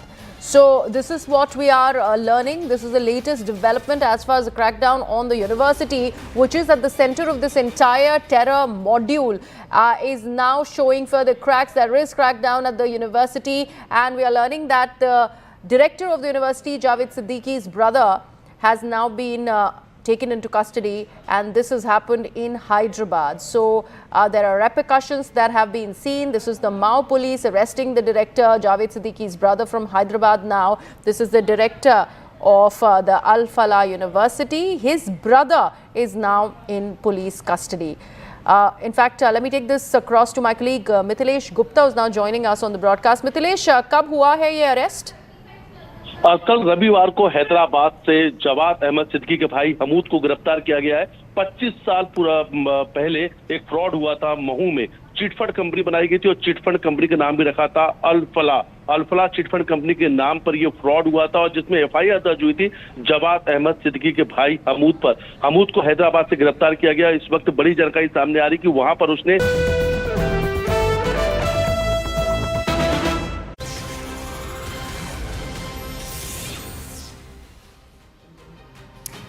Welcome back to CNN News 18 with me, Hem Kaur. This is what we're tracking for you right now on the show. This is the news that we're getting right now. Bengaluru authorities have busted a major fake ghee racket operating under the Nandini brand, with the CCB uncovering a large interstate network producing adulterated ghee and supplying it across the city. The gang was reportedly selling the fake ghee in sachets in plastic bottles through local outlets. Investigations revealed that the gang had pushed nearly 8,000 litres of fake ghee into the market, valued at 1.5 crore rupees, even supplying some adulterated stock to Nandini parlours at original prices. This was a racket that was an interstate network, were given to understand, that was operating and supplying fake ghee into the market. They've busted this large network involving adulterated ghee and selling them in fake sachets of under the Nandini brand. They have seized over 8,000 litres of ghee and coconut and palm oil that has also been recovered in this. For more on this, we have Afreen Hussain live with us. Afreen, thank you so much for joining us. What can you tell us about this network, how it was operating and how this production of fake ghee came into the mainstream, and that too at such a scale?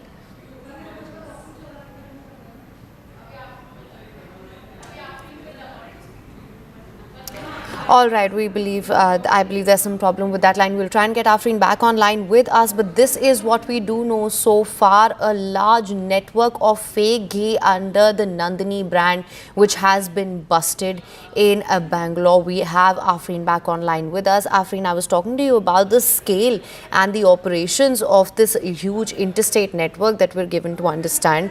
What can you tell us? I mean, it's a huge network. I mean, 8,000 liters of fake Nandini ghee was, circulated in the market. That's worth around 1.5 crore. Now, that's a big quantity of, adulterated ghee being, transported from Tamil Nadu to Karnataka and, being sold at Nandini parlors in the state here at original prices. Now, the breakthrough in this particular case came after the CCB, the Special Enquiry Wing carried out a raid in coordination with the the KMF vigilance team, and they raided godowns and shops here, and they've raided a total of approximately 8,000 liters of adulterated ghee, along with all the materials that were used to make it. Now that comes around to 1.2 crores or so. That's a huge quantity of adulterated ghee that was circulated, was going to be circulated in the market here. It gets really difficult for people to understand if it's original ghee or adulterated ghee, since it's being sold at the Nandini parlors, which are the official stores of KMF. Right, Afreen, of course, we are waiting for more details, the composition of this ghee and whether or not they were also replicating packaging holograms or other batch numbers. We will be bringing you all those developments as well. However, in a big development right now, the NIA has arrested Amir Rashid Ali, a Kashmiri resident, for his alleged involvement in the car blast near Delhi's Red Fort, which killed at least 13 people and injured 32 others. Ali allegedly conspired with the suicide bomber, Dr. Umar Nabi. Ali, he hails from Jammu and Kashmir and is suspected of helping purchase the car used in this attack. Ali travelled to Delhi to facilitate the car's purchase, making him a crucial piece in understanding the attack's planning and execution. He remains a crucial link. The agency has seized another vehicle which belongs to Nabi and is examining it for further evidence as well. Simultaneously, the probe into the Al Falah University has gathered pace with the arrest of Hamoud Siddiqui, brother of the university's director Jawad Siddiqui.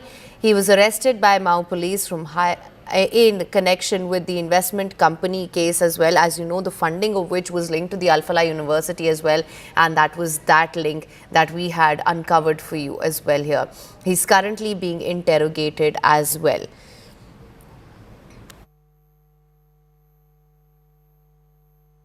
मैं सिर्फ यही कहना चाहती हूँ मरकजी सरकार से, आपने बहुत तबाही मचाई 2019 के बाद। अगर कोई अखबार वाला कुछ लिखता है तो उसको भी शाम को थाने पे बुलाते हो।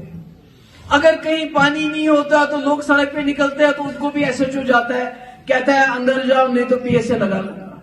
हर चीज के लिए पीएसए, हर चीज के लिए यूएपीए। ये जो दहशत का माहौल आपने बनाया, आपने दुनिया को बोला कश्मीर में सब ठीक हो गया, मगर अब देखिए कश्मीर का मुसीबत जो हमारी थी वो परसों रेड फोर्ट लाल किले के सामने बोल पड़ी। आपने वादा किया था कि आप जम्मू कश्मीर को सेफ बनाओगे, मगर आपने यहां की सेफ्टी तो दूर की बात है, आपने तो दिल्ली को भी अनसेफ कर दिया अपनी पॉलिसी से। All right, we also have Ananya Bhatnagar live from Patiala House Court. Gates have been closed. If you see, it is an in-camera proceeding. Those who are, inside would be kept inside. It's a high security zone. The Patiala House Court has been converted into a high security fortress. If you see right behind me, a big deployment of the RAF happening here at, in fact, the Patiala House Court. The court's gates have been closed. It is, in fact, a fortress that Patiala House Court has been made into. Amir Rashid, remember, who has been arrested, the first breakthrough in fact, in the Delhi Red Fort blast case, is brought, in fact, before the Delhi's Patiala House Court. He'll be produced before, in fact, the principal district and sessions judge of the Patiala House Court. Remember that this is, in fact, these are, in fact, the visuals my camera person Karthik is bringing to you, in fact, from the Patiala House Court. This is the vehicle of the Delhi police bringing in Amir Rashid. वो निकलकर सामने आएंगे, लेकिन फिलहाल सवाल ये है कि NIA जो है आज राशिद अली को जिस तरह से पेश कर रही है उसमें क्या कुछ जो है आपको सुनवाई होती है, और NIA क्या राशिद अली की जो न्यायिक हिरासत है उसको बढ़ाने की जो है मांग रखती है। अभी आप देख सकते हैं राशिद अली को जो है कोर्ट में, पटियाला हाउस कोर्ट में पेश किया जा रहा है, और उसकी पेशी की You can see right behind me are the visuals of, in fact, Amir Rashid entering inside the premises of, in fact, the Patiala House Court. He has been brought before the Patiala House Court. My camera person Karthik would show you these visuals, and very clearly, in fact, Amir Rashid being brought to the Patiala House Court. I'm Ananya Bhatnagar with video journalist Karthik for CN News 18 from the national capital. All right, and Anya, of course, we have been seeing all the information that you've been getting us. What can you tell us? What's the latest on this?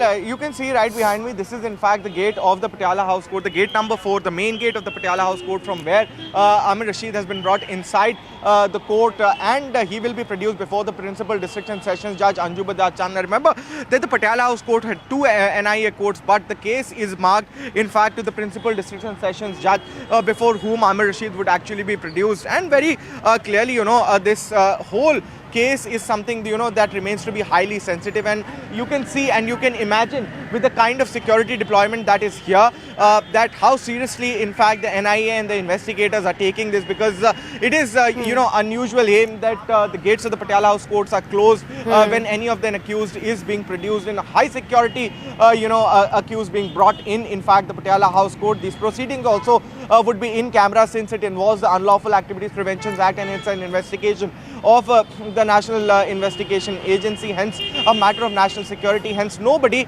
except for the accused, the lawyers of the NIA and in fact the defense would be inside the court apart from the court staff and the judge. And hence nobody from the general public would be allowed to view these proceedings, though what happens is something that we'll get to know in some time. But definitely it's a big breakthrough that the National Investigation Agency got. It was Amir Rashid is said to be in fact the owner of that particular I-20 that was used in those blasts. It was a CNN News 18 exclusive that we had brought the first pictures of Amir Rashid, and now finally that breakthrough being confirmed after the NIA actually arrested him. It is in fact the first arrest that's been made in the Red Force blast case. What happens next is something that only time will tell us.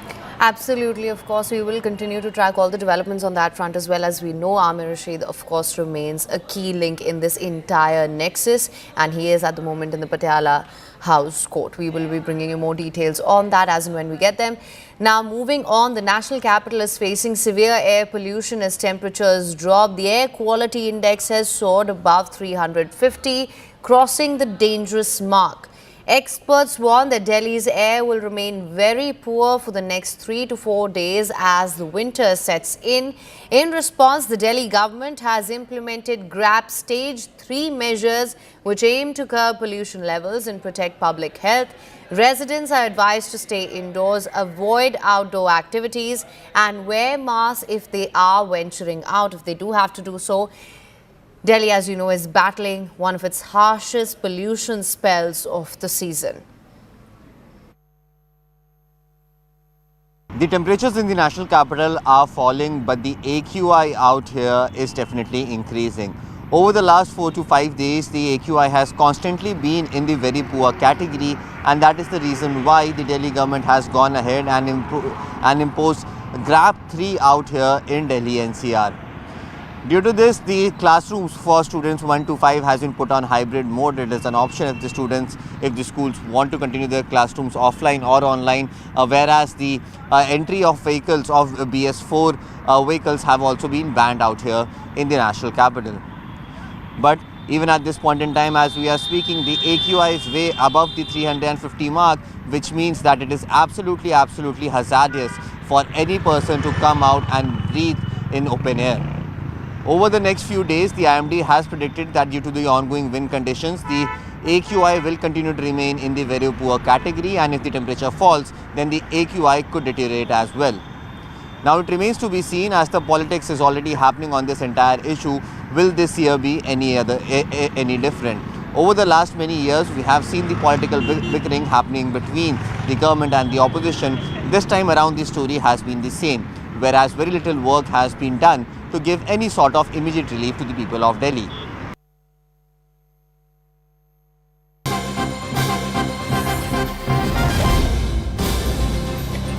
All right, we're getting a big lead in connection to the Sabrimala gold theft case. The SIT will today collect the samples of copper from the idol plates, side door frames for scientific examination at the Sabrimala temple as well, and this is as per the court's direction to verify the actual facts.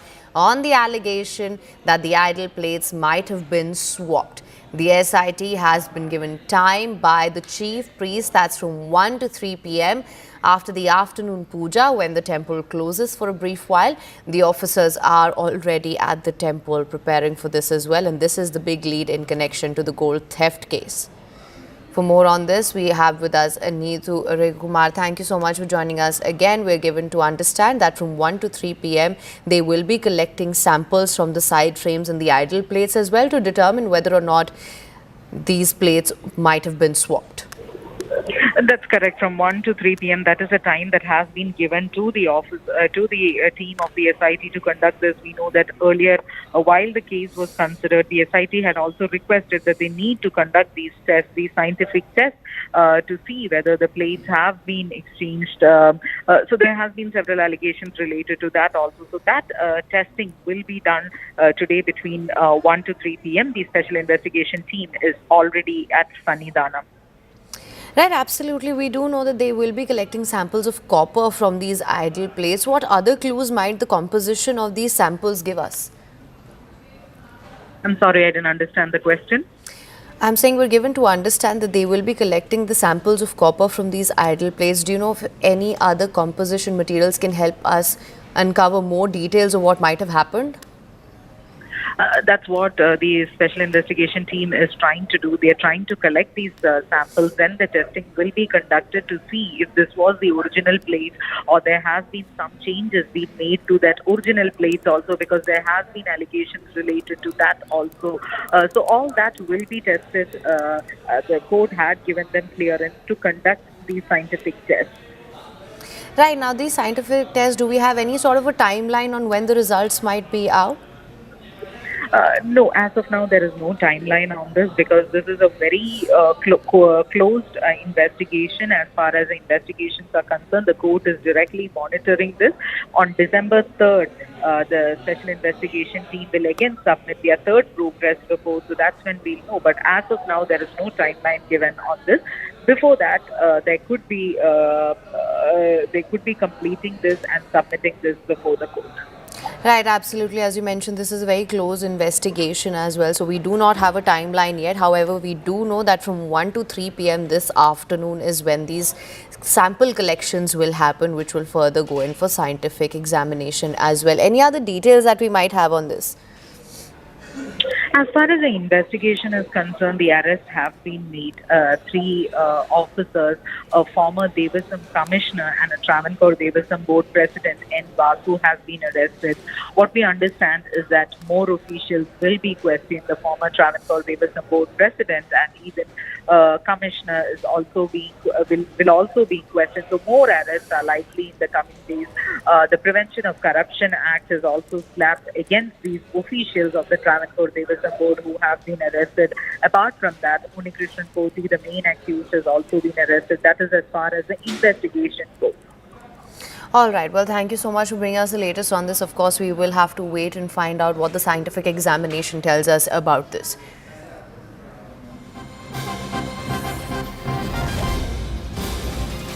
All right. We're also getting in news from Bangladesh. Some people have brought bulldozers to break the Dhanmondi residence of Sheikh Hasina. As you know, it is a volatile situation in Bangladesh today, where the hearing for Sheikh Hasina, the verdict is expected today as well. So this is the latest that we're getting. You can see the visuals on your screens right now. Many people have brought bulldozers to break the residence of Sheikh Hasina. Further trouble mounting for Sheikh Hasina as the ICT verdict on Hasina is expected today. Charges include mass killings, attempted murder, conspiracy, and ordering violent crackdowns on protesters during July to August 2024. As you know, in that CNN exclusive that we brought to you last week as well, in the written interview, it had also spoken about how these allegations against her were completely fabricated and had also absorbed the military and foreign involvement in this entire situation that we saw play out last year, which led to the ouster of Sheikh Hasina. For more on this, we have with us Kamalika Sen-Gupta back on with us. Thank you so much for staying on with us. What can you tell us? Bulldozers being brought in?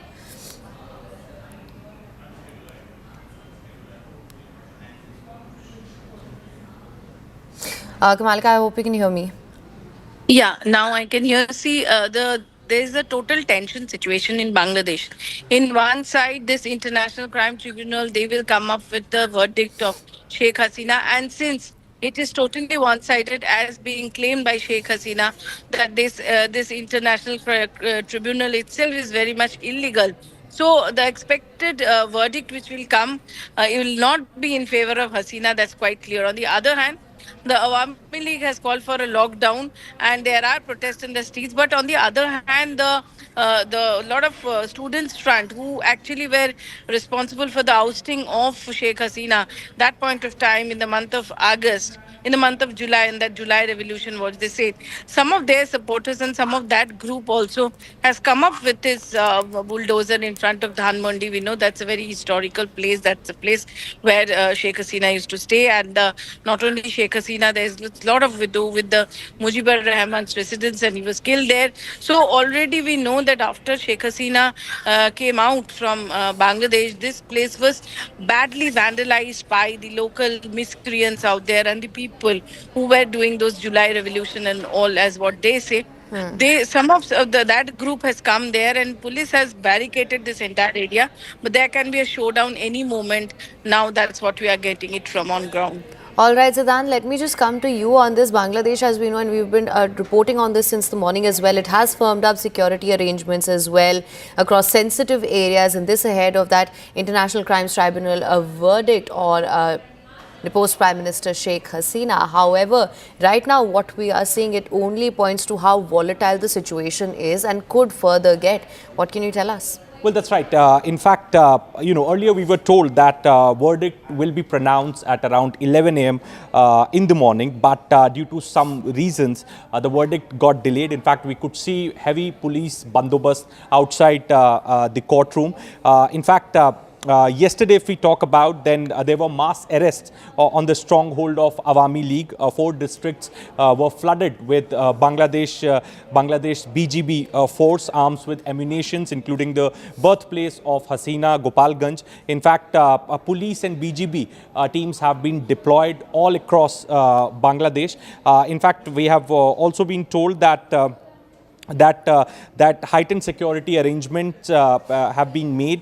Supreme Court of Bangladesh issued a letter to the army headquarters requesting the deployment of troops. In fact, there was a crude bomb explosion outside the house of Saida Rizwana Hassan's residence yesterday. In fact, order has been issued to fire on those who carry out arson or throw crude bombs at people, police or vehicles. This is an order which came from Dhaka Metropolitan Police. So, utmost precaution is being taken by the authorities in Bangladesh ahead of the key verdict. In fact, this case is about the atrocities committed by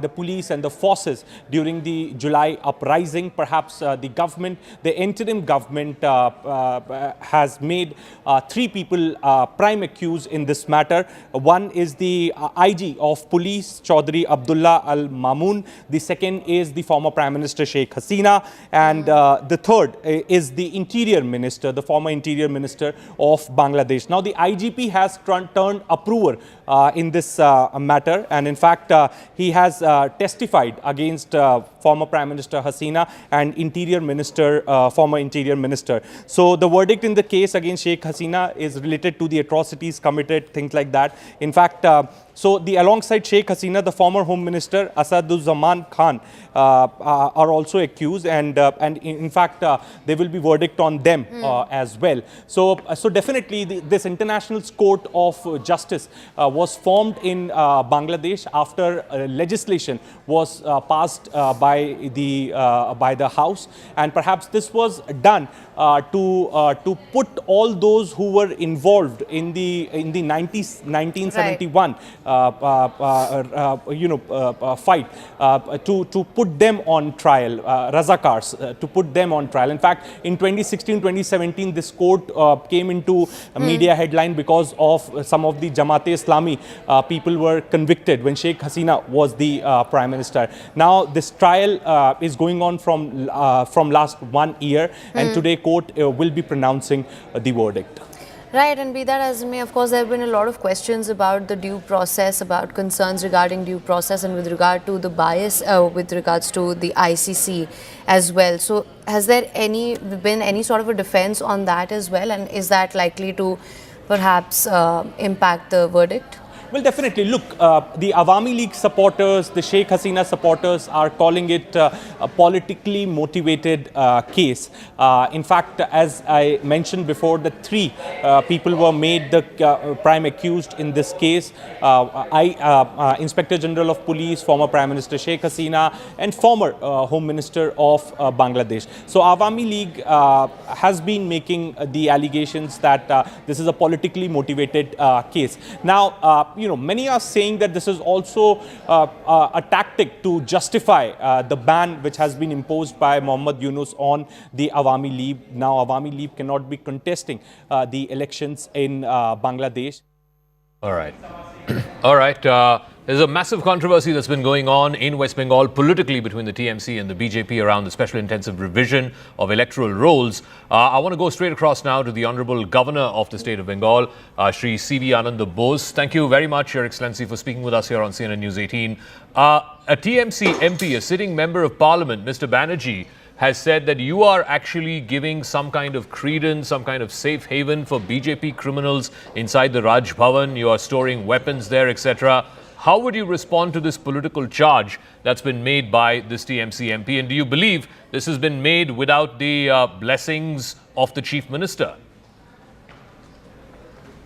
See, the allegations made by the Honorable Member of Parliament are baseless, malicious, obnoxious, to say the least. These are not fact-based at all. As soon as I heard the allegations, I threw the dashboard open for public scrutiny. Any representative of the civil society and the media were welcome to come in. Many of the media men were there. They searched every nook and corner of the Rajbhavan and found that the allegations are highly misleading. Today, I have cancelled all my official duties outside the state. I'm getting back to Calcutta. There will be a joint combing operation by the state police and the central forces. We have to establish the credibility and the neutrality of the constitutional office of the governor before the public. This is taken as a test case. This kind of irresponsible allegations, which may incite violence outside, cannot be tolerated. See, in Bengal, there has been a tradition of playing political holy with human blood. That has to go. I am committed to ensure that there will be a violence-free, corruption-free Bengal, particularly during the election time. And if once the guilt of the MP is established, strong legal action will be taken. See, criticizing the governor is okay in democracy, but false allegations which may lead to riot outside and also defame the dignity of the office of the governor, which is a constitutional office, cannot be tolerated. Bengal is going to see that they can get away with this kind of allegations anymore. Legal action, strong legal action will be taken, and I have given a decent option to the MP. If he is convinced that he made a mistake, then he has a decent option of apologizing to the people of Bengal. If that is not done, legal action will certainly be taken. And today, after the combing operation, I'll make my mind clear about this and also inform the public about it. Mr. Bose, if I may ask you, Governor Bose, you have thrown your office open to the public. The media is there. Clearly, this is a political allegation. No one in their right mind will say that the Raj Bhavan is being used to store weapons. What sort of legal action are you contemplating against this said MP? And the second part of the question that I asked you earlier, do you believe this is a comment made in isolation or has the political blessings of the Chief Minister? I do not want to bring politics into this at this stage. Every aspect of it will be looked into and appropriate action will be taken. Are you considering some kind of a defamation case against the said MP? I have got legal opinion in the matter. There is violation of the law of the land and also constitutional violations. Certainly, all steps will be taken, including defamation.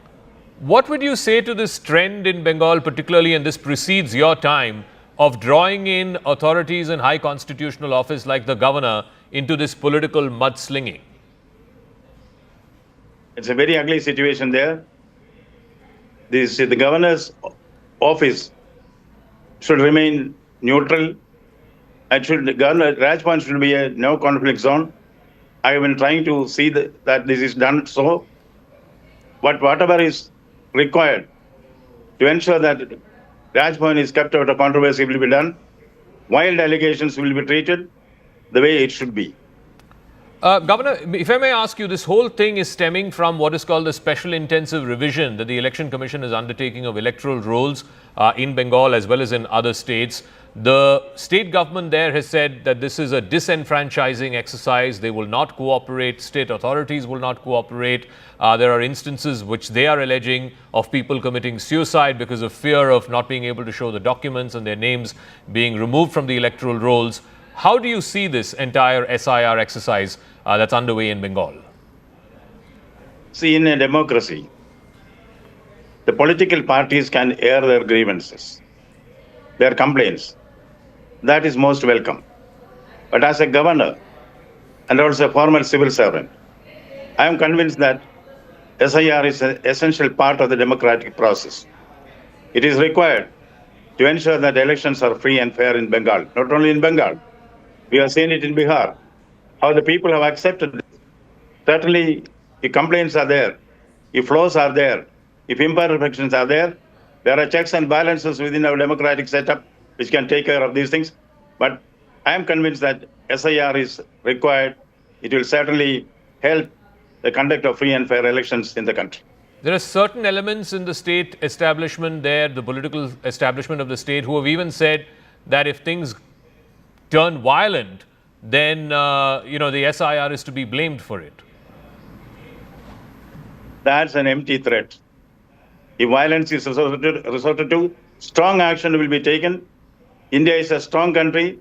Ours is a strong democracy. Let nobody think that they can intimidate the authorities and get away with that. The Constitution is supreme. People are supreme. People's sovereignty will be established. Violence will be rooted out. The TMC has also alleged that this entire SIR exercise is disenfranchising their voters, opposition party voters, particularly minority voters. How would you see that? That is one point of view. In a democracy, especially in a plural society like India, difference of opinion can come. Difference of perception can come. That is part of democracy. There is nothing wrong in that. But truth is truth, and truth will ultimately prevail. Satyameva Jayate. Very quickly, sir, is there anything that the governor's office is doing to make this exercise appear more transparent and open and democratic? Because like you said, this is a cornerstone of our electoral process. See, the prime responsibility for this lies with the Chief Election Commission of India. Governor's role is to oversee that constitutional proprieties are observed. We will be vigilant. We are vigilant.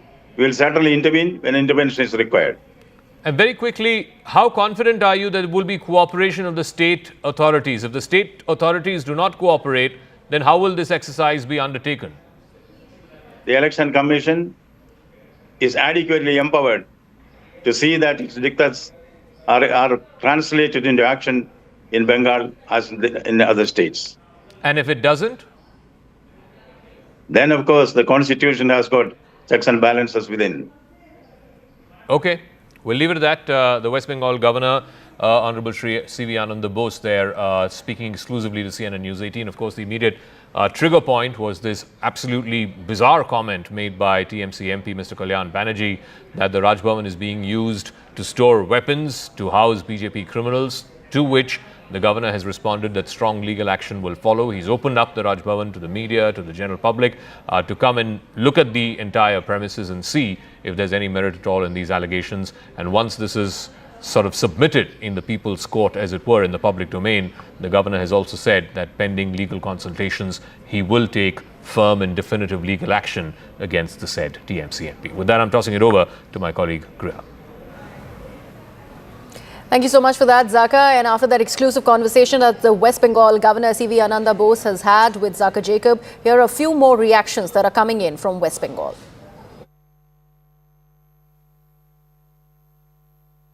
রাজ্যপালকে আগে বলুন যে রাজ্যপালের ভবনে যেন বিজেপির সমস্ত ক্রিমিনালদের যেন রাজভবনে না রাখে। ওই রাজভবনে বসে ক্রিমিনালদের রাখছেন আর সবাইকে একটা করে বন্দুক দিচ্ছেন আর বোমা দিচ্ছেন, মেরে এসো তৃণমূলের লোকেদের। আপনি আগে সব এগুলো বন্ধ করুন। আপনার মতো অপদার্থ রাজ্যপাল যতদিন থাকবে, বিজেপির চাকর বাকর রাজ্যপাল যতদিন থাকবে, ততদিন ভালো জিনিস পশ্চিমবাংলায় কখনো দেখতে পাবেন না। He is a established drunkard, a registered drunkard, knows it everybody. Honorable Governor, His Excellency is holding very prestigious post. आपका हाई एजुकेशन है, आप बड़ा ब्यूरोक्रेट है, आप इस तरीके से टीएमसी का जो ड्रंकर्ड लीडर उनका बाद में मत आइए। ये मेरा गुंजाइश है। मैं सुबह गवर्नर साहब को ओएसडी को एक मैसेज भेजा, please ignore him, he is a registered and very known drunkard in our state. Let me now take this across to my colleague Kamalika Sen Gupta, who is with us on the broadcast. Kamalika, exclusive conversation that we have had here on CNN News 18 with the West Bengal Governor C.V. Ananda Bose. Now, he's not just demanding an apology from Kalyan Banerjee of the Turmoil Congress. He's also saying that the Raj Bhavan should be kept out of politics. Responses that are expected out of the Turmoil Congress now. Yeah, absolutely. It's a very strong, this is a showdown going between, again, Rajapal, the governor, and the Trinamool Congress and Trinamool Congress MP Kalyan Banerjee. Not only that, he has been clearly stating in our interview that Raj Bhavan should be kept out of this. The allegation which this MP has made is very severe allegation, and this type of allegation cannot be done against a constitutional head. That is what the point of governor is. And also this type of things cannot be tolerated. That's also was very clear from his conversation that he had with our channel. One thing is very clear, that as we were reporting from the morning, that today in the afternoon CRPF, Kolkata Police and all the security agencies along with Rajapal, governor himself, will be actually searching the governor house, the Raj Bhavan. This is a very symbolic thing. Now all these things are being done exactly to show that whatever Kalyan Banerjee said is wrong and legally wrong, and actions should be taken. He has also requested the Lok Sabha Speaker so that actions against Kalyan Banerjee is initiated. On the other hand, the Kalyan Banerjee has stated that he is ready to go for the legal battle. But the thing is, this type of relationship is absolutely unexpected. Now this is absolutely a showdown. Not only that, he has spoken on SIR too in our channel. He has stated that if required, intervention will take place also. One has to understand he is a constitutional head. On the other hand, the Trinamool Congress is clearly saying that he is doing politics. So definitely a big showdown day here in Bengal. Right, Kamalika, thank you so much for that. So remember, there have been several comments that have been made by Trinamool Congress's Kalyan Banerjee. He is also talking about the SIR exercise that is going to take place in the state of West Bengal.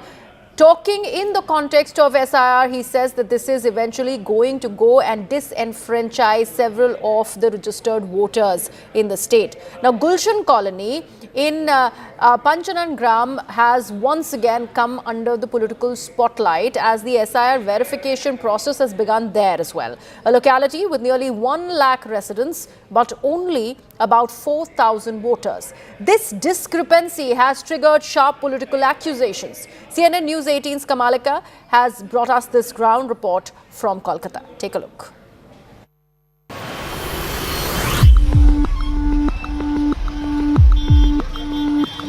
Gulshan Colony, a congested, dimly lit neighborhood in Panchanagram, Kolkata, is now at the center of a growing political storm.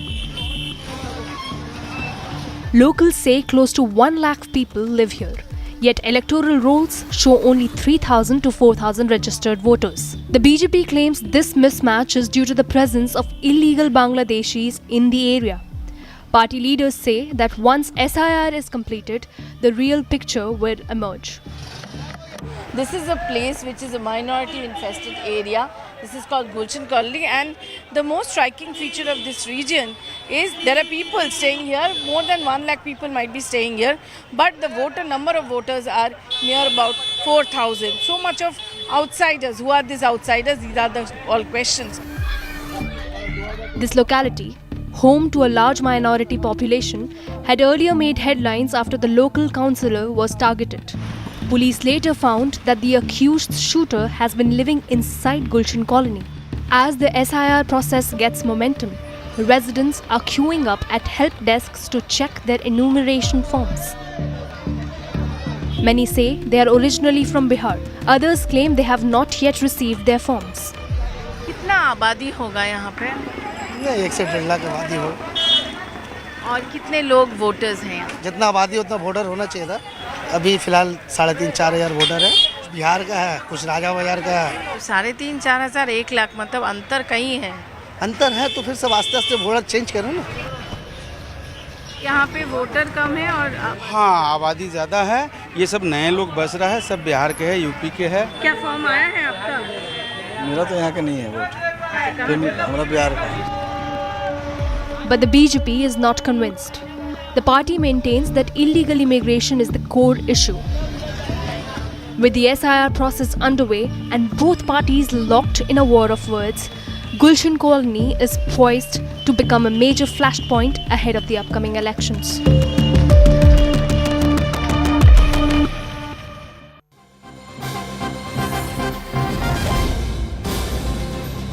We're now getting you a CNN News 18 exclusive news break. We're learning that the National Security Advisor Ajit Doval has now issued a firm denial after a video of him surfaced online claiming that he'd said that more Hindus are joining the ISIS than Muslims. Doval has now told CNN News 18 that he never made such a statement, calling this viral clip a likely deep fake that was aimed at manipulating public opinion.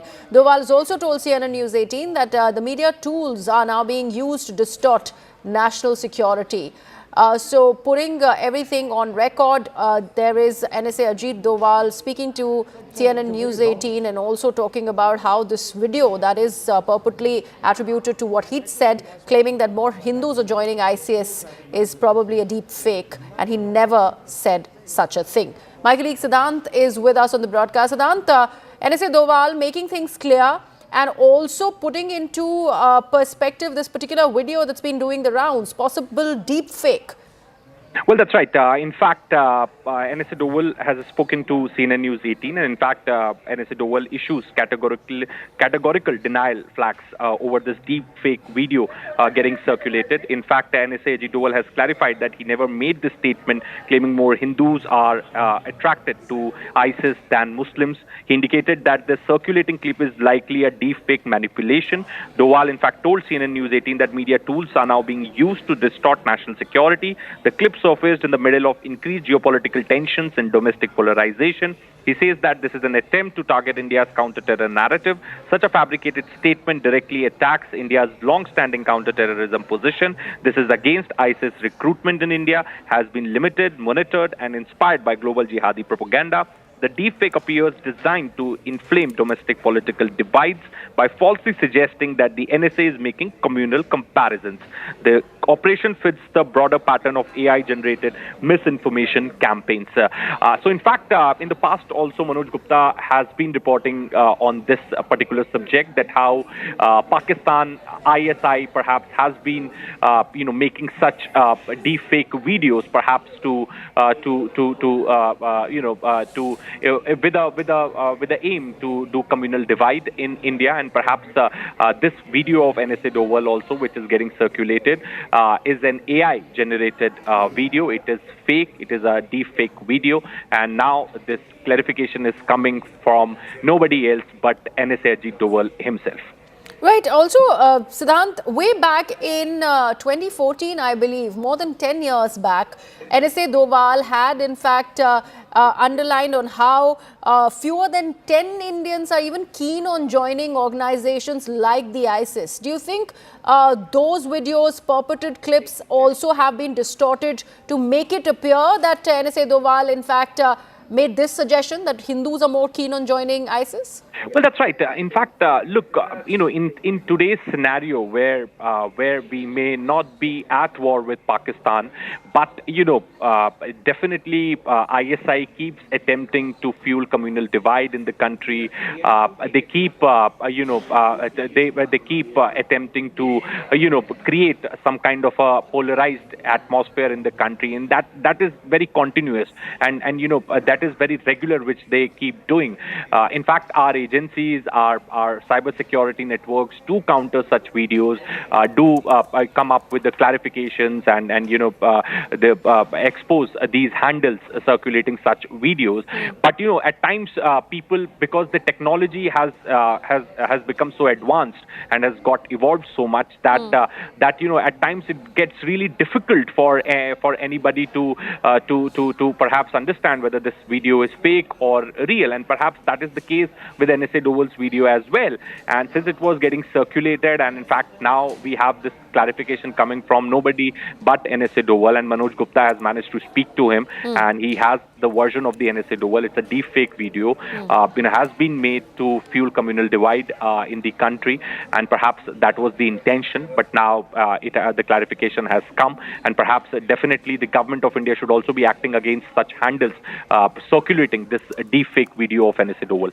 Right. Thank you so much for that, Siddhant. We also have Major General KK Sinha, who's joining us on the broadcast. Major General Sinha, this clarification that has come in from the National Security Advisor, Ajit Doval, but the claim that he's making that this video was a deep fake one talks about how these clips are in fact doing the rounds online, the kind of apparatus that is at play to build a narrative of something that was never said. Good morning, Jahan. Yeah, these are deepfake videos, basically a media tool now, which is AI generated and try to create, a narrative which is absolutely false. And absolutely, I think, it gives you a chance. I look at it in a two ways. First thing, that you are, the media is exposing that, these are absolutely a narrative someone wants to create it. And especially when the time of reckoning is there for the India, when we are going through a very tough time, what we see, what is happening after the daily blast, the way, they've been getting exposed. So these people, this is one way. And the second thing, it will give you much focus to that narratives can't be, actually you have this much. I think someone from your channel has spoken to, NSA Ajit Doval. In spite of the fact that, the people who go for the deep videos, they know that it will get exposed. But, they do it. So it can be used by us also as a tool to further, go and reinforce what exactly is happening in India. Because it is happening all over pan-India.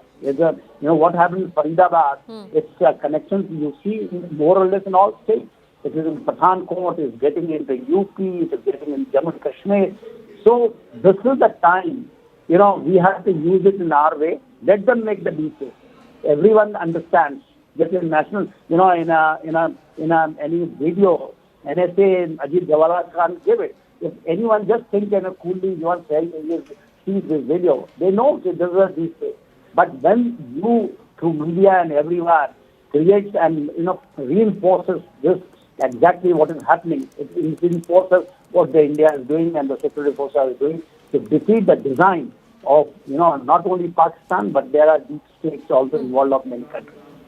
Major General Sinha, the fact that we can't help but go back to a decade-old statement of NSA Doval, where he had reiterated on how there are fewer than just 10 Indians who are even keen on joining extremist organizations like the ISIS. Now, if we take into account what he'd said in the past to what is doing the rounds now, it is amply clear on how technology is being used to build that kind of narrative. AI, of course, being used for the worst. We have already seen how deep fakes have been completely detrimental to the kind of narrative build-up that we've seen go around, particularly in geo-warfare. And that's something that we must also underline here. Now that the NSA has come out, he has spoken to CNN News 18, he has set the record straight that he never said such a thing. Yeah, absolutely. What you are saying is absolutely right. See, when you see any NSA, coming out with this type of video, it gives you a message. For a layman also who knows what is happening, and Indians are very, very, they are aware of things, they will think, it is not correct. First idea comes that way. And then it gets enforced, in spite of the matter of fact that, NSA must have told him somewhere, and they will take it. I think it's not authentic thing to anyone to do it, and I think it is deep fake itself, and AI generated this type of thing has got a not much effect. It gives us a chance, because what we are talking about, we are really so forcing it that the people who are working and not working only outside, but in this next to Punjab, cyber crime. And it is famous. It is deep inside in India. It might have been generated in India itself. It is not very far off Faridabad. So we have got a chance, and I think NSA directly getting involved in it, and we have to take a note of it and go absolutely and expose them without anyone giving a doubt that NSA has got anyone. Like Hindus today, the way Hinduism is, everyone is getting a feeling that you are getting marginalized.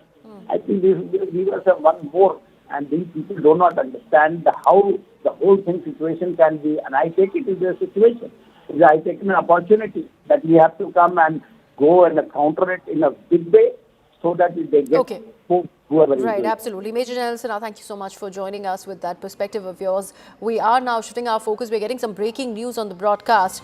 Remember, we've been talking about the unfortunate incident that has emerged out of Saudi Arabia as Indian pilgrims who were en route to Medina from Mecca as they were on their Umrah. The bus that was ferrying them caught fire, and that had resulted in the loss of lives of several of the Indian pilgrims. Now, Prime Minister Narendra Modi has reacted to that accident, and he has said, and I'm quoting, "Deeply saddened by the accident in Medina involving Indian nationals. My thoughts are with the families who've lost their loved ones. I pray for the swift recovery of all those injured. Our embassy in Riyadh and consulate in Jeddah are providing all possible assistance. Our officials are also in close contact with Saudi Arabian authorities," unquote. This is Prime Minister Narendra Modi putting out that post there, and he is of course talking about that accident that has taken place in Saudi Arabia, and he said that he's deeply saddened with that accident very close to Medina. My colleague Payal with all the details. Payal, Prime Minister Narendra Modi with that message for the affected families. Yes, the Prime Minister said that he's deeply saddened by the incident in Medina involving Indian nationals, and his thoughts are with the families who have lost their loved ones. And he's praying for a speedy recovery for all those people who have been injured as well. And he's also given an assurance that the embassy in Riyadh and the consulate in Jeddah are providing all the possible assistance. This comes in after you've already heard the Minority Affairs Minister, Mr. Kiran Rijiju, also, take to social media on the same lines, and essentially conveying it to the family members. The government stands shoulder to shoulder with them in this hour of grief as well, because an unfortunate accident has taken place which has resulted in the death of many people and many Indian nationals. That is going to be mourned through the entire country, but at the same time, assistance needs to be provided, which is going to be provided, and the highest government in the office, Prime Minister Narendra Modi, putting that post now on social media. Right, absolutely. We've also seen how the External Affairs Minister has responded to what has been witnessed out of Saudi Arabia, Payal, and we know how the Consulate General in Jeddah and also the embassy in Riyadh, the Indian embassy in Riyadh, are constantly in touch with the bereaved family members, and there are helpline numbers that have also been put out. This message by the Prime Minister in this unfortunate time is rather reassuring, particularly for the family members of the injured who might be, very, very anxious to know about the well-being of their loved ones. Well, of course, like I said, that, when you are out of the country and when you're anywhere, it is the Indian embassies over there that you stay connected with. And over here, the Prime Minister is the overarching figure as far as the government is concerned. His assurance matters the most to any citizen, as far as this is concerned. You've had the External Affairs Minister, we speak about it. You've had Kiran Rijiju, the Minority Affairs Minister, also, express his thoughts about it. The Prime Minister reassuring the people of the country that they are not alone in this hour of grief and in this hour of crisis. And the Indian establishment will do whatever they can to make sure that at least, those people who are injured get medical help, and those people who actually have unfortunately died in this accident are brought back, that their mortal remains are brought back to the country.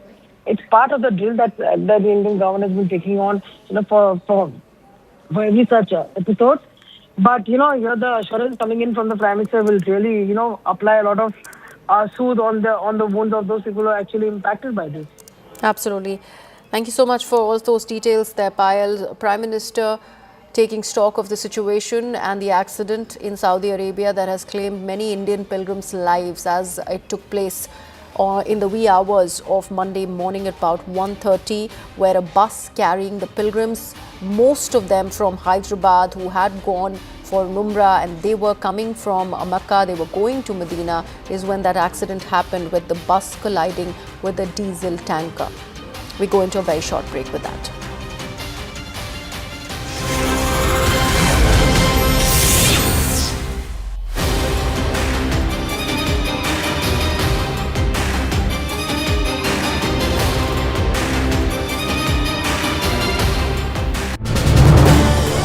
This is News 18 Network.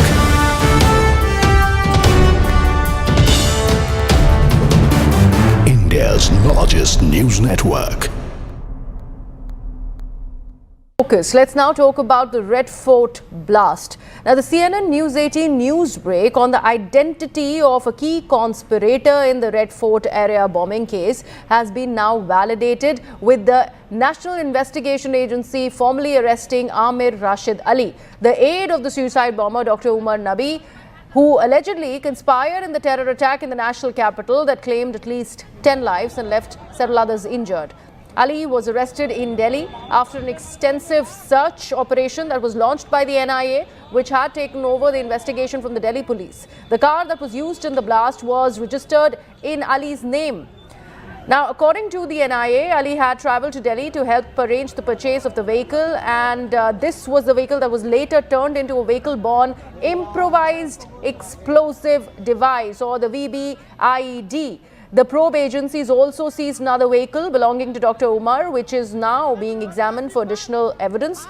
In a controversial statement on the Delhi blast, PDP chief Mehbooba Mufti has said that the attack reflected the problems of Kashmir being expressed in front of the Red Fort.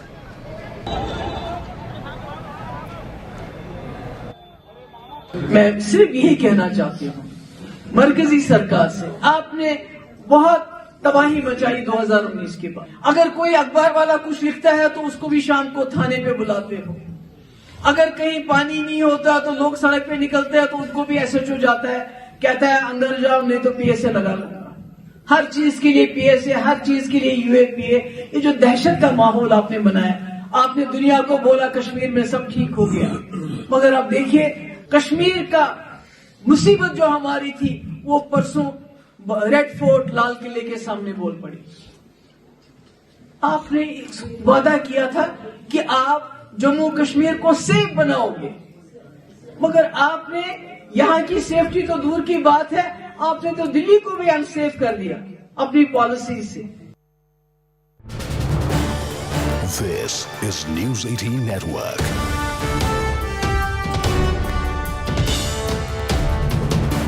India's largest news network. Focus. Let's now talk about the Red Fort blast. Now, the CNN News 18 news break on the identity of a key conspirator in the Red Fort area bombing case has been now validated, with the National Investigation Agency formally arresting Amir Rashid Ali, the aide of the suicide bomber Dr. Umar Nabi, who allegedly conspired in the terror attack in the national capital that claimed at least 10 lives and left several others injured. Ali was arrested in Delhi after an extensive search operation that was launched by the NIA, which had taken over the investigation from the Delhi police. The car that was used in the blast was registered in Ali's name. Now, according to the NIA, Ali had travelled to Delhi to help arrange the purchase of the vehicle, and this was the vehicle that was later turned into a vehicle-borne improvised explosive device, or the VBIED. The probe agencies also seized another vehicle belonging to Dr. Umar, which is now being examined for additional evidence. In a controversial statement on the Delhi blast, PDP chief Mehbooba Mufti has said that the attack reflected the problems of Kashmir being expressed in front of the Red Fort.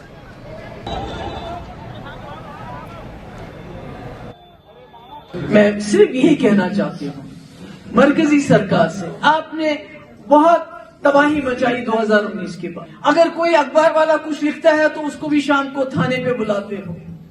अगर कहीं पानी नहीं होता तो लोग सड़क पे निकलते हैं तो उनको भी एसएचओ जाता है, कहता है अंदर जाओ नहीं तो पीएसए लगा लूंगा। हर चीज के लिए पीएसए, हर चीज के लिए UAPA.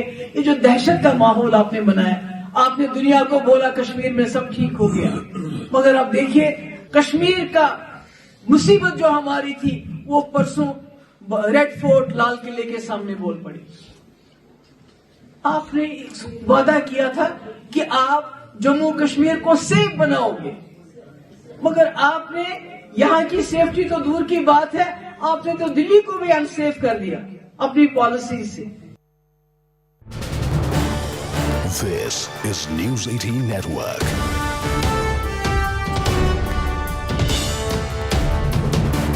India's largest news network.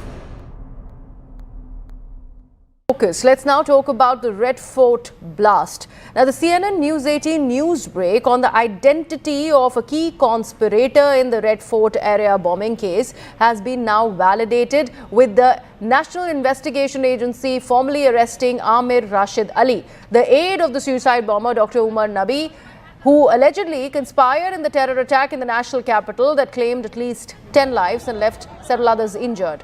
Ali was arrested in Delhi after an extensive search operation that was launched by the NIA, which had taken over the investigation from the Delhi police. The car that was used in the blast was registered in Ali's name. Now, according to the NIA, Ali had travelled to Delhi to help arrange the purchase of the vehicle, and this was the vehicle that was later turned into a vehicle-borne improvised explosive device, or the VBIED. The probe agencies also seized another vehicle belonging to Dr. Umar, which is now being examined for additional evidence. In a controversial statement on the Delhi blast, PDP chief Mehbooba Mufti has said that the attack reflected the Bank of Baroda के संग त्योहार की उमंग।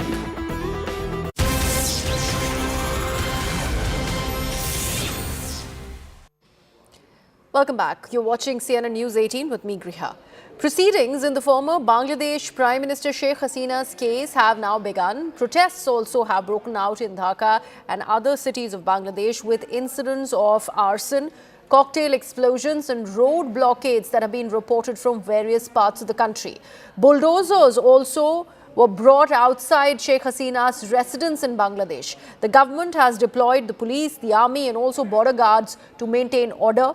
Meanwhile, Sheikh Hasina, while speaking to supporters virtually before this verdict that will eventually be coming out, she in fact called the tribunal's procedure illegal and urged her followers to take to the streets and support the nationwide lockdown. Now, she also has cited past demonstrations, saying that people of Bangladesh know how to resist Mohammed Yunus and his associates. The International Crimes Tribunal, remember, is now set to deliver the verdict any moment now against the former Prime Minister of Bangladesh, keeping the nation on the edge. Let's now dip into these live proceedings that we are bringing to you of the International Crimes Tribunal that's currently underway. As the first time, and also by failure to take preventive and punitive measures against the perpetrators, accused Sheikh Hasina committed the crimes against humanity under Section 3, subsection 2, under Section 4, subsection 1, clause B, and Section 4, clause 3, subsection 3, read with Section 20 8 of the International Crimes Tribunal Act 1973. Charge number 2. Order to use lethal weapons, drones, and helicopters to kill the protesters and execution of the order. During the July uprising 2024, accused Sheikh Hasina held a conversation over telephone with Dr. A.S.M. Masood Kamal, the then Vice Chancellor of Dhaka University from Bhavan on 14th July 2024 at about 11 p.m. wherein she mentioned that she already ordered to kill the protesters like the Rajakars who have been hanged before. Again on July 18, Sheikh Hasina conversed over telephone with Sheikh Fazlur Taposh, the mayor of Dhaka South City Corporation, mentioning that she had already given direction to the law enforcement agencies to use helicopter and lethal weapons to kill and eliminate the peaceful unarmed civilian protesters, and also ordered them to use drones to locate the protesters. She also told him that she passed orders to arrest and torture the protesters across the country. As a result of above statement, directions, the Home Minister Assadujaman Khan Kamal and the Inspector General of Police Chaudhry Abdullah Mahmood successively implemented the directions through their journeyings, that is law enforcing agencies, by deploying drones and helicopters in the sky, killing about 1,400 protesters, including women and children, indiscriminately and gravely injuring about 25,000 of them throughout the country by using lethal weapons everywhere from 16th July 2024 and helicopters somewhere from 18th July 2024 up to 5th August 2024, and thereby Sheikh Hasina, Assadujaman Khan Kamal and Chaudhry Abdullah Mahmood committed crimes against humanity as a joint criminal enterprise punishable under Section 3, Subsection 2, Clause A, G, H, Section 4, Clause B, C, Section 4, Subsection 3, read with Section 20A of the International Crimes Tribunal Act. Charge number 3. Killing 6 protesters at Chankarpur with lethal weapons. The protesters convened a program titled March to Dhaka to be held on 5th August and made a... Let me take this across to my colleague Kamalika Sen-Gupta, who's been tracking all the developments as far as the story is concerned. Kamalika, very shortly, the International Crimes Tribunal is going to be delivering the verdict. But before that, there was a virtual address that Sheikh Hasina had done, putting out that message for her supporters. All of that has churned a lot of sentiment across Bangladesh. What are you learning of that is coming in from the streets of Bangladesh now that we also learn of bulldozers that are stationed at the residence of Sheikh Hasina? See, there are two sides of it. Obviously, the Awami League supporters, Awami League leaders who are there in Bangladesh and who are also not there in Bangladesh, they in the virtual world are really questioning that what is the standard and what is the local stand and what is the legality of this International Crime Tribunal, which is right now dictating orders. And as we know, as the order is being dictated now, it is quite clear that they have already stated that they have sufficient grounds for framing charges against accused. That's what they have said. And not only that, they are mentioning various phone calls that Sheikh Hasina made during that time where she ordered chutetzide, where she ordered torture on the students. That is what the court's dictation is. So it's quite, we can make it out that there are enough reasons that what they have said, and all the 3 persons, the Home Minister, the IG later turned out to be the, has given a lot of documents and a lot of things to the tribunal now, and Sheikh Hasina, they will be obviously convicted. That's quite clear from the order that is being dictated. On ground in Bangladesh, there is huge emotions because Awami League and Sheikh Hasina, yesterday Sheikh Hasina spoke to, virtually she spoke to all of her supporters and workers and leaders, and she stated that she does not give any importance to this International Crime Tribunal because she is saying that International Crime Tribunal itself is illegal, and she has also stated that come what may, she will stand by with the people, she will come back and she will fight for the people of Bangladesh. That's what her point is, and she has said nobody should actually feel bad about it and everybody should be on the roads, and that is why the security, since yesterday we know that there has been several small blasts happening in different areas in Bangladesh, and also there has been bomb has been hurled against outside the residence of an advisor. So all those things have been taken place, for which we know that Supreme Court has also written letter to the army, and the army deployment is also there outside the International Crime Tribunal. But right now what we can make is that there is going to be protest, and also this Dhanmandi protest is against Sheikh Hasina. The students group, they did this protest, and anytime there can be also a showdown there, case by case. There are 6 to 7 charges that has been formed against, case by case. Hasina's involvement is being read by the court. Many cases on the basement of the statements that has been given by the IG, the statements of the other people. So it's quite clear that what the final verdict will be. The final verdict will be definitely Hasina will be convicted. That's quite, that's the mood that in the court. That's quite clear, because in the starting of, let me stress again, the court has stated that there are sufficient grounds for framing charges against this accused. Now, Sheikh Hasina is the accused, Home Minister is also accused. IG later became the part of, he has become the person who has been providing a lot of documents and information, is also, all of them will be accused. That's quite convicted. That's very clear. Now, what happens thereafter, that is to be seen. Very volatile situation in Bangladesh. Right. Kamalika, since we are discussing the possible outcomes from this particular hearing, in case Sheikh Hasina gets a death sentence, really what happens? She is in exile. She is not in the country. What is the bearing that eventually will this verdict by the International Crimes Tribunal really have on Sheikh Hasina? Yeah, that is really to be seen, that what are the technicalities, what the legalities, and how they will go about it. If it is a capital punishment, then how Sheikh Hasina they go forward with this case. That is to be seen. That is something which the international community will keep an eye on it. That is very important. On the other hand, what type of reactions comes on ground, and definitely it's going to have its influence on India too. So all these things will be seen in one place.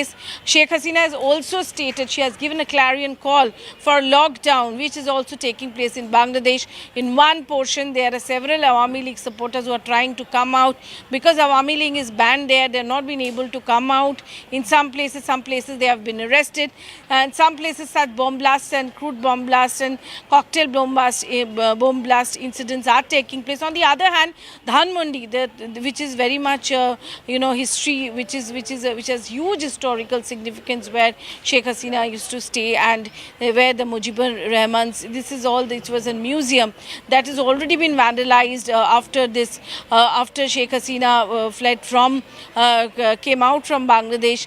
Today, huge bulldozers have gone there, though there are police barricading, but anytime anything can happen. So again, a volatile situation in Bangladesh, and definitely we'll have to see what effects falls in India. Right, absolutely. And to discuss this further, we also have our colleague Siddhant Mishra, who's now with us on the broadcast. Siddhant, the bearing that this verdict that comes out of the International Crimes Tribunal today against Sheikh Hasina, because that is what the feelers are. Kamalika was just mentioning about the initial set of observations that have come out that talk about how under all charges she has and eventually will be found guilty. If at all there's a death sentence that will be reserved for Sheikh Hasina, the bearing that this will have for India, considering she is seeking that safe haven, that asylum here in the country. Well, that's right, Greha. Look, this particular case started almost a year back, and International Crimes Tribunal perhaps was established after the law was passed in Bangladesh. And in fact, in 2016-2017, this tribunal was in the news because some of the Jamaat-e-Islami members were prosecuted at that point in time. Now this tribunal is again in news because from last 1 year, because Sheikh Hasina is being prosecuted. In fact, fact, this case is against three people. One is Sheikh Hasina, the other is the IG of the police, and the third accused is the former Home Minister of Bangladesh. Now, I was listening the judgment being pronounced, Greha. Perhaps this judgment is 40 minutes long judgment, so the pronouncement is still going on. Case by case, the testimonies have been recorded, and in fact, those people have testified against Sheikh Hasina. Now, in fact, her remarks at the press conference on 14th July, where she said that if not the grandsons of the freedom fighter will get jobs, then the grandsons of Razakars will get jobs. So that was the remark. Perhaps court has found that remark provocative at that point in time. Then a court has referred to her telephonic conversation with the mayor of Dhaka South, also her telephonic conversation with the vice president of the Dhaka University. Now, allegedly, they were also referring to some CD existing in public domain, perhaps, which talks about this conversation in which Sheikh Hasina openly said in that conversation to both of them that I have ordered to kill the civilians, I have ordered the usage of the lethal weapons, drones, helicopters, things like that. And the mayors and the university vice chancellor both have testified against Sheikh Hasina. So as we were discussing before, Greha, case by case, the order is being pronounced. There are multiple cases which have been slapped against these three individuals. In fact, the IG of police has also turned government approver, Greha. And in fact, all we can confirm for viewers at this point in time is that all three have been committed crime against humanity. This is what the court has said in the orders, and twice court has said in the order, going as I said before, the case by case the order is being pronounced. So it's going to be a 20-25 minutes long pronouncement, and perhaps as Komalika was also pointing out, it would really be interesting to see that what punishment will be given to Sheikh Hasina. As far as Bangladesh's request to India is concerned, for the extradition of Sheikh Hasina, I doubt that this will put any more pressure on the Indian government, because already at diplomatic levels, the request has been made by the Bangladeshi side to extradite Sheikh Hasina, and that has been confirmed by the Ministry of External Affairs also in the month of January. So this is all to justify the banning of Awami League, and also to create a new villain for Bangladesh. Perhaps that's an attempt of the interim government, because there is immense pressure from the Indian government that election in Bangladesh needs to be conducted in free, fair and inclusive manner. And there should be a participation of Awami League. Perhaps many neutral experts across the world are also talking about the participation of Awami League, and how Awami League should also be given a chance in the elections and should participate. But because Mohammad Yunus government does not want Awami League Sheikh Hasina to participate, so, International Crimes Tribunal is coming up with a verdict on the basis of the testimonies recorded by the police under the interim government. Also very important to highlight that Sheikh Hasina was not once given a chance to appear before the crimes tribunal, not once. So in her absence, this entire trial took place. And this is what Sheikh Hasina is also mentioning, Siddhant, that this is a one-sided verdict that will be coming out of the International Crimes Tribunal. Yeah. She eventually also is questioning the veracity of everything that emerges out of that decision that the ICT really makes today. All of this while she's also gone on to mobilize the youth in Bangladesh, imploring upon them to continue with the protests, and that is having a bearing in Bangladesh. What is in the offing? What possible outcomes will eventually come out, not just from the ICT, but also on the streets of Bangladesh, Dant? Well, definitely, heightened security arrangements have been made by the administration. In fact, there were some minor blasts also outside some of the advisors' residence in Bangladesh. In fact, some of the Awami League supporters have also been arrested. BGB and police have been deployed on the streets to guard the streets, not only in Dhaka but whole of Bangladesh. So definitely, security is a concern, but it would really be interesting to see the punishment that the court will be giving to Sheikh Hasina, and also what would be the next step of Mohammad Yunus's government. That would really be interesting to see, because so far they have been saying that yes, we have asked for Sheikh Hasina's extradition, but then again the court is the case is still going on, the trial is still going on, things like that. But what would be the next step? Are they going to perhaps start raising this issue at international forums, things like that? So we can expect, but as I said, that the whole idea is not to let Sheikh Hasina contest the election, not to let Awami League be the part of the election in February. So before that, this verdict by the International Crimes Tribunal, as I said, case by case, the order is being pronounced. They are referring to some CDs, telephonic conversations, Sheikh Hasina openly telling this to the mayors and the vice president of the university that I have ordered the usage of lethal weapons, helicopters, drones to kill and arrest the civilians, things like that. All those things have been mentioned by the court. So let's wait for 20-25 minutes more. Perhaps we'll get a better picture from the courtroom. Right, absolutely. We also have Kamalika Sadan. Do stay on with us. Kamalika, direct fingers that have been pointed by Sheikh Hasina at the ICT, where she's not just called this entire trial illegal, she's also called ICT, the International Crimes Tribunal, a kangaroo court, and then further went on to accuse the interim government in Bangladesh under Mohammad Yunus as the usurper of an established setup under Sheikh Hasina, and she is directly pointing these fingers not just at the verdict that will eventually be emerging out of the ICT, but also against Mohammad Yunus. Yeah, absolutely. It's quite clear. Like yesterday in the evening when Sheikh Hasina had this virtual meet with the workers and supporters and leaders of Awami League, and that also includes certain expert lawyers were there. They were questioning, the entire Hasina camp is questioning that how this International Crime Tribunal is nothing but in kangaroo court, where there was no one-sided, they came up with all one-sided things. That's what the claim of Sheikh Hasina is, and that's why she's stating that none of her supporters or workers or leaders should get dissuaded by such type of verdicts, because they are quite clear what the verdict is going to come and how the verdict is being I'm really made. sorry to interrupt you. We are getting an important piece of breaking news now on the broadcast. We're learning that the NIA has sought a 10-day custody for the suicide bomber Umar Nabi's aide in Delhi blast case. We're talking about Amir Rashid Ali, who's been nabbed by the NIA, and we are now learning that he is eventually going to be in the NIA custody for the 10 days.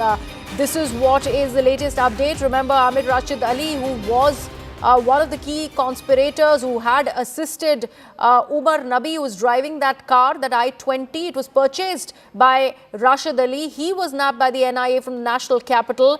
And now we're learning that it's a 10-day NIA custody that has been granted, and Rashid Ali will be in that NIA custody for these 10 days. So, lot of rigorous questioning that is in the offing. A lot of details will be emerging from this NIA custody that we are learning of for Rashid Ali, Amir Rashid Ali, who was nabbed by the National Investigation Agency in the Delhi blast case. Remember, it has now been established. We had already broken this news on how this person on your screens, with that earlier image that we had also put out of him standing next to that I-20, it was him who had purchased that car. He had traveled to Delhi to make that purchase for a larger terror module, which Umar Nabi also was a part of. And remember, we had put out his image holding that car key that was going viral after CNN News 18 put that image out, and we had tracked that link of the Delhi blast to Kashmir, to Pulwama particularly, and now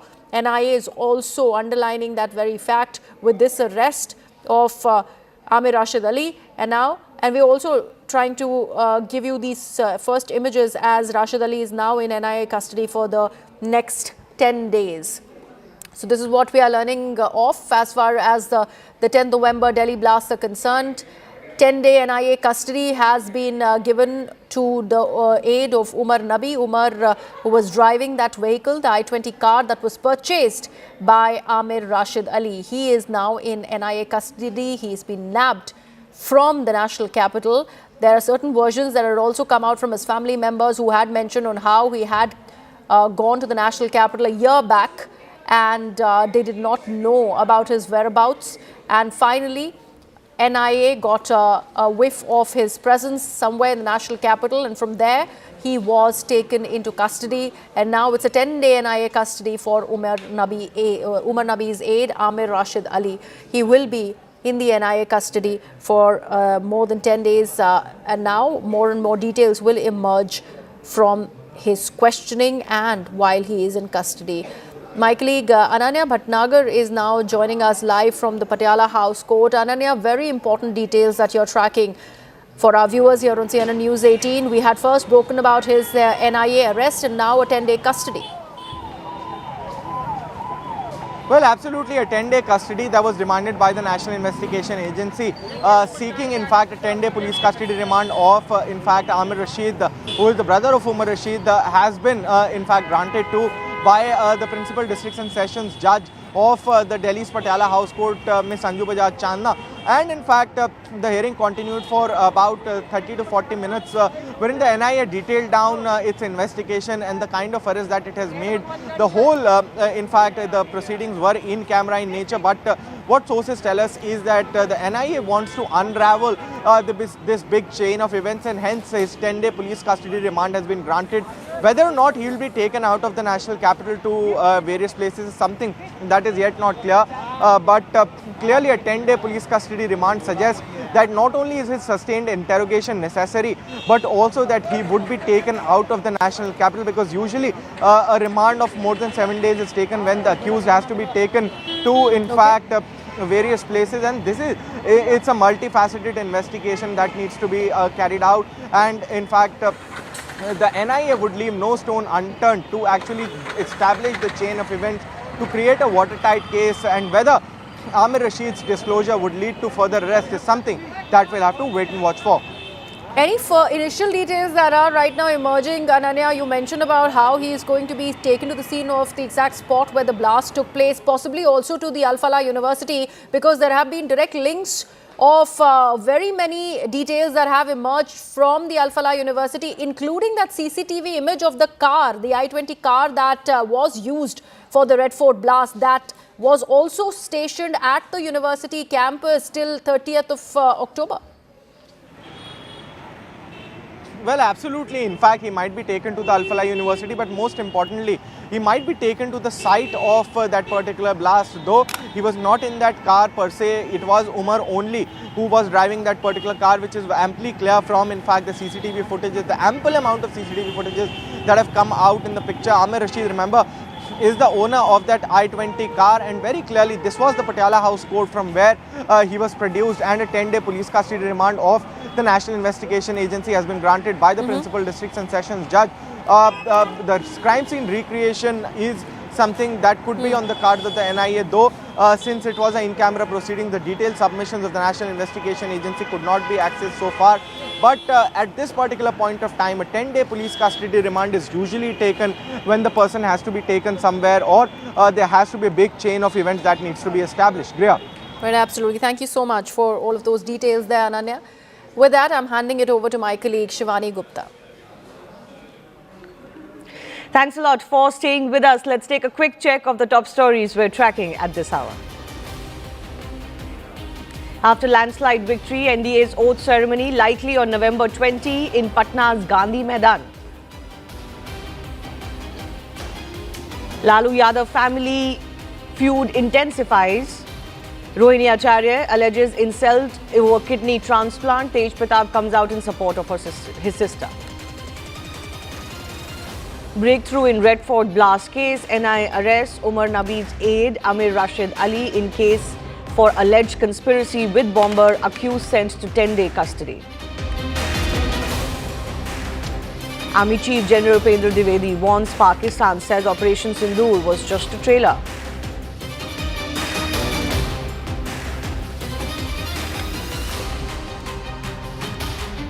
West Bengal governor seeks legal opinion against TMC MP's arms remark. Kalyan Banerjee says ready for court battle.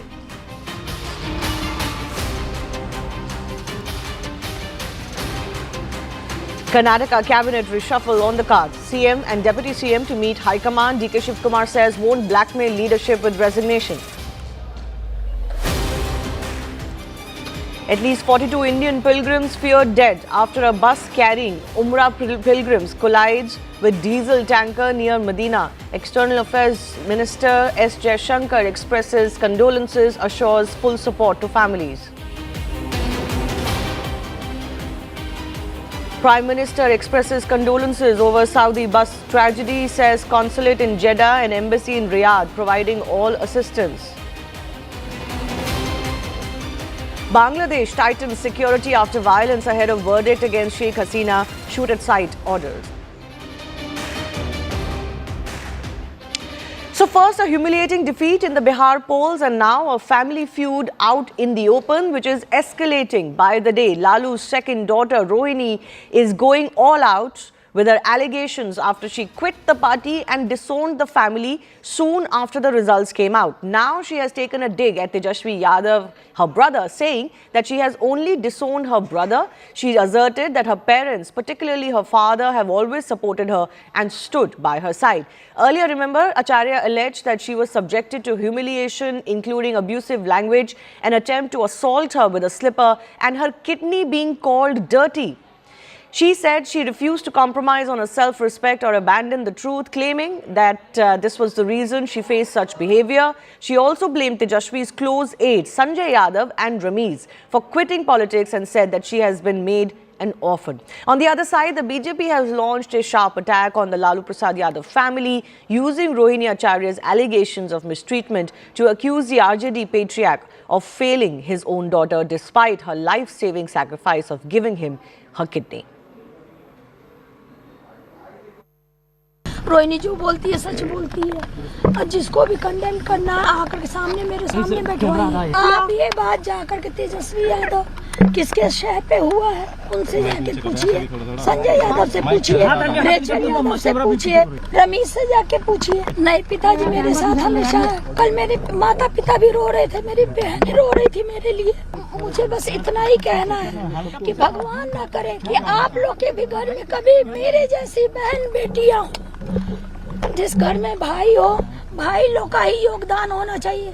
काहे सारा बलिदान बेटी लोग दी, और जब बेटी कुछ सवाल पूछे तो आप बोल दीजिएगा कि आप ससुराल में जाओ, तुम्हारा शादी हो गया है। बॉम्बे घर है, बॉम्बे में रहेंगे 10 दिन।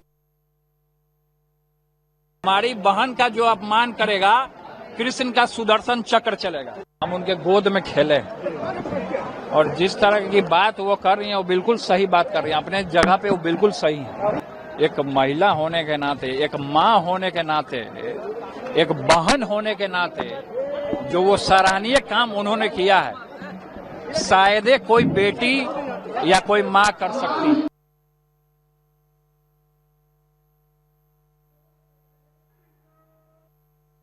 नहीं, देखिए वो भगनी है, हमारी भी बहन राबड़ी देवी रही हैं।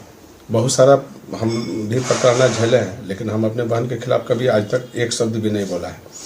लेकिन जो सुनने में आया है, जो लोग बोल रहे हैं, ये गलत है, ठीक नहीं है। वो हमारी भांजी भी है और घर की बेटी भी है, बिहार का भी बेटी है। उसके साथ जो है व्यवहार, अगर कोई भी अगर इस तरह का व्यवहार किया है तो गलत है, तरीका ठीक नहीं है।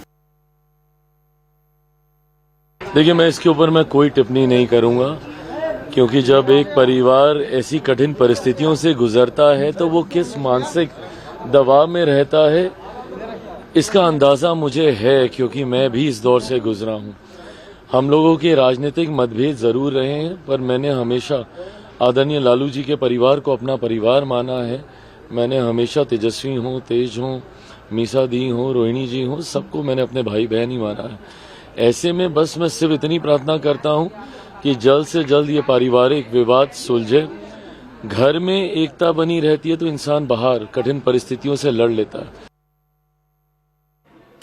So after Tej Pratap, now there's another sibling of the Lalu Prasad Yadav family who's not just alleging that the party has been taken over by certain elements, but also that their voices are not being heard. And the allegation is going towards Sanjay Yadav, one of the key members of the Tejasvi Yadav coterie. He's a political advisor to Tejasvi Yadav. He's been member of Rajya Sabha since 2024 and has been known to Tejasvi Yadav for quite some time. He has become Tejasvi Yadav's trusted aide over the years, and Rohini Acharya's allegation is that she was even physically abused. There was an attempt to hit her at the behest of this Sanjay Yadav. He has been questioned by the CBI in Land for Jobs case as well. So is Sanjay Yadav's presence the reason that many family members are not seeing eye to eye? Let's go across to my colleague Arunima, who's joining us with more on this. Arunima, quite an ugly battle of the siblings playing out, but some of the questions that Rohini Acharya is raising now, particularly in the aftermath of a defeat, become important for the future of the party itself, because the fingers are pointing to these advisors, including Sanjay Yadav. It is an existential crisis because, you know, Lalu Yadav's legacy was something that Tejasvi Yadav was trying to take a different course from. And therefore, in the RJD office this time, or all around Patna, or if you travel to the interiors of Bihar, you barely saw Lalu Prasad Yadav's face on any poster.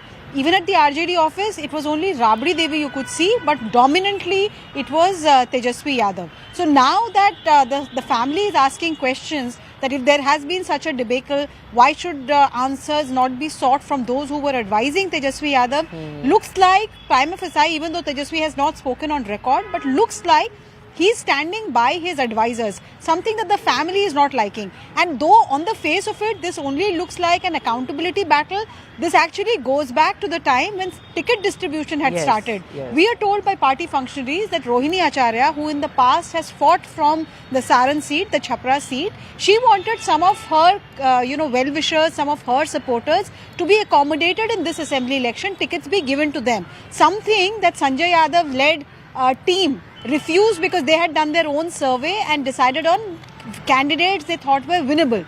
So this was the genesis of the confrontation, which exploded the day after the results were declared.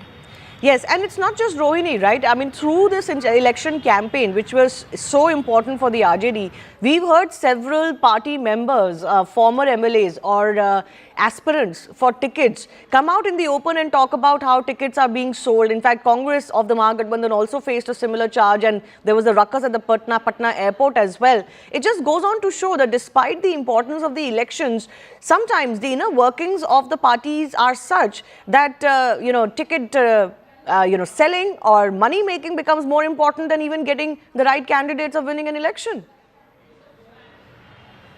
So who can forget that famous picture just before the elections where an RJD aspirant, ticket aspiration, sat outside the party office, sat outside the 10 Circular Road residence of Rabri Devi where the family stays, tore his clothes, made a tamasha before the media because he said he was promised the ticket and now he was being denied that. So, ticket distribution is an issue.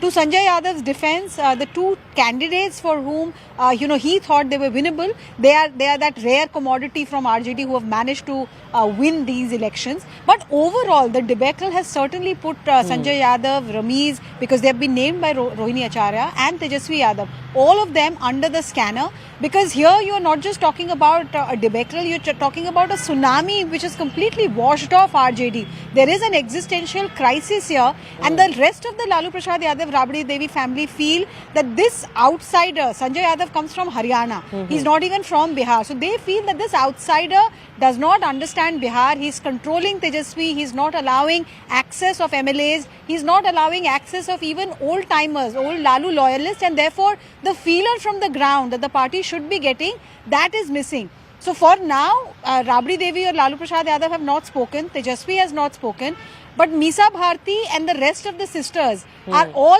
it seems that they're all in the opposite camp, because all the sisters are here at Pandara Park, residents of Misa Bharti. Rohini has said that the sisters support her. How will this get resolved family-wise and also politically? That is the big question as the review meeting begins of RJD. Yes. My colleague Pallavi Ghosh is also joining us. Pallavi, how many times have we seen this, especially for regional parties? They have a very tough decision and a choice to make on the back of electoral reversals. And RJD is facing exactly that moment now. They have to do something smart and intelligent if the party has to have any relevance, or the decline that has been met in these elections could be furthered if these internal feuds take center stage. And not just regional parties, especially the dynastic parties. I mean, just look at the track record. Wherever it's been a personality-driven party, they've often faced this kind of family issues. Chirag Paswan did for a short while time after the death of his father, Ramvilas Paswan.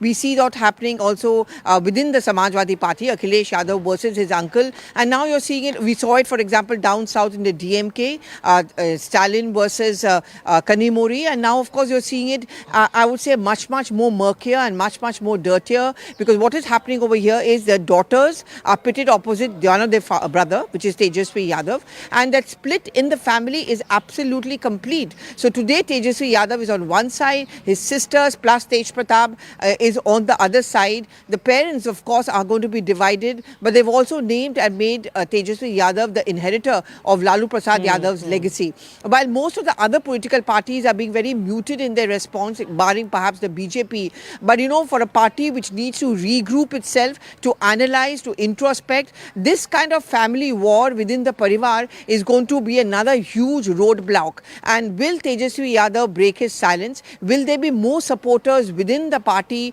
of Rohini Acharya's points that she is raising? Because Sanjay Yadav has, kind of miffed not just Rohini Acharya or people within the family, but many of the RJD leaders as well. For now, they've all been very silent, Shivani, but will they now open up?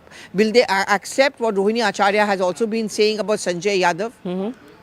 Well, there are questions being raised on Congress too, because remember, it's been virtually a wipeout for Congress too. Arunima, thanks a lot for joining us, but Pallavi will continue to be with us as we focus on what's happening within the Congress party.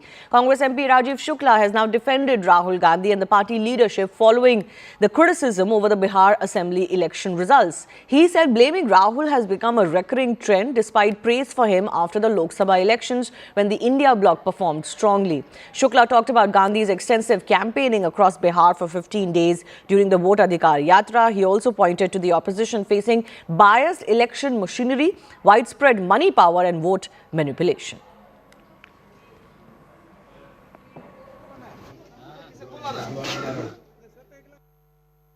देखिए, अभी जो सरकार बनी है वो जो उन्होंने वादे किए हैं उनको पूरा करना चाहिए, पर बिहार की सरकार खुश नहीं है।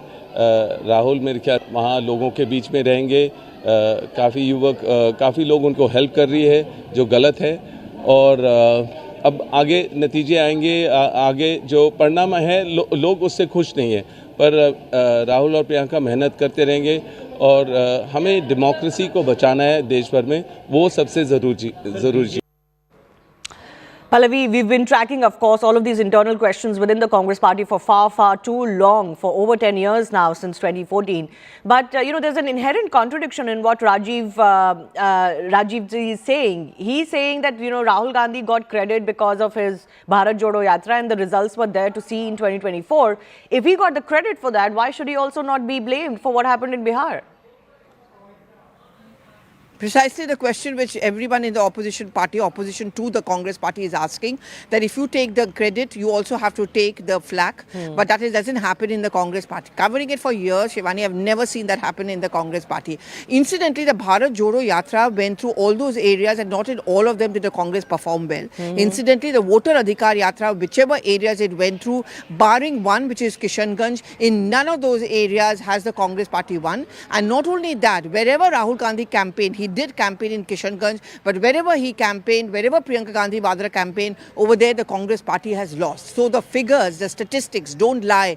But in the Congress party, of course there is going to be a group who get their power out of Rahul Gandhi, and that's the reason why they've decided to completely defend him. There's going to be no open bickering. There's not going to be any open criticism of Rahul Gandhi. Whatever criticism you're hearing is only from a few as far as the Bihar state leaders are concerned. Some of them have been very vocal about it and very upset about it.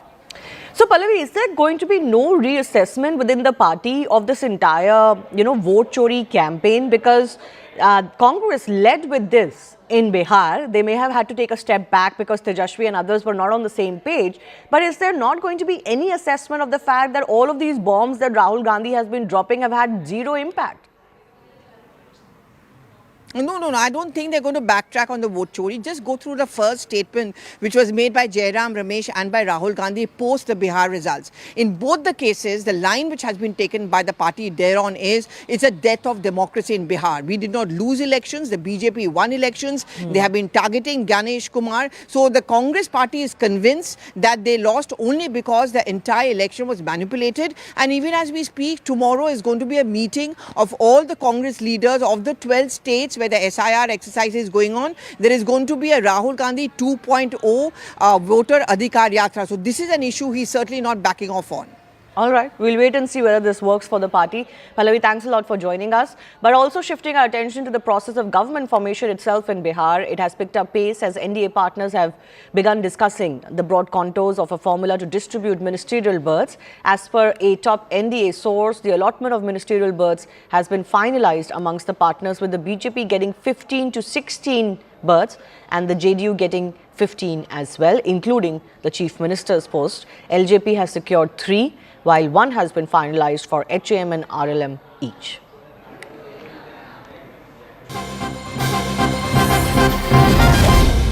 Nitish Kumar has submitted his resignation to the governor. Meanwhile, BJP has called for a legislative party meeting on the 19th of this month. So more formalities being completed before the next government can be sworn in.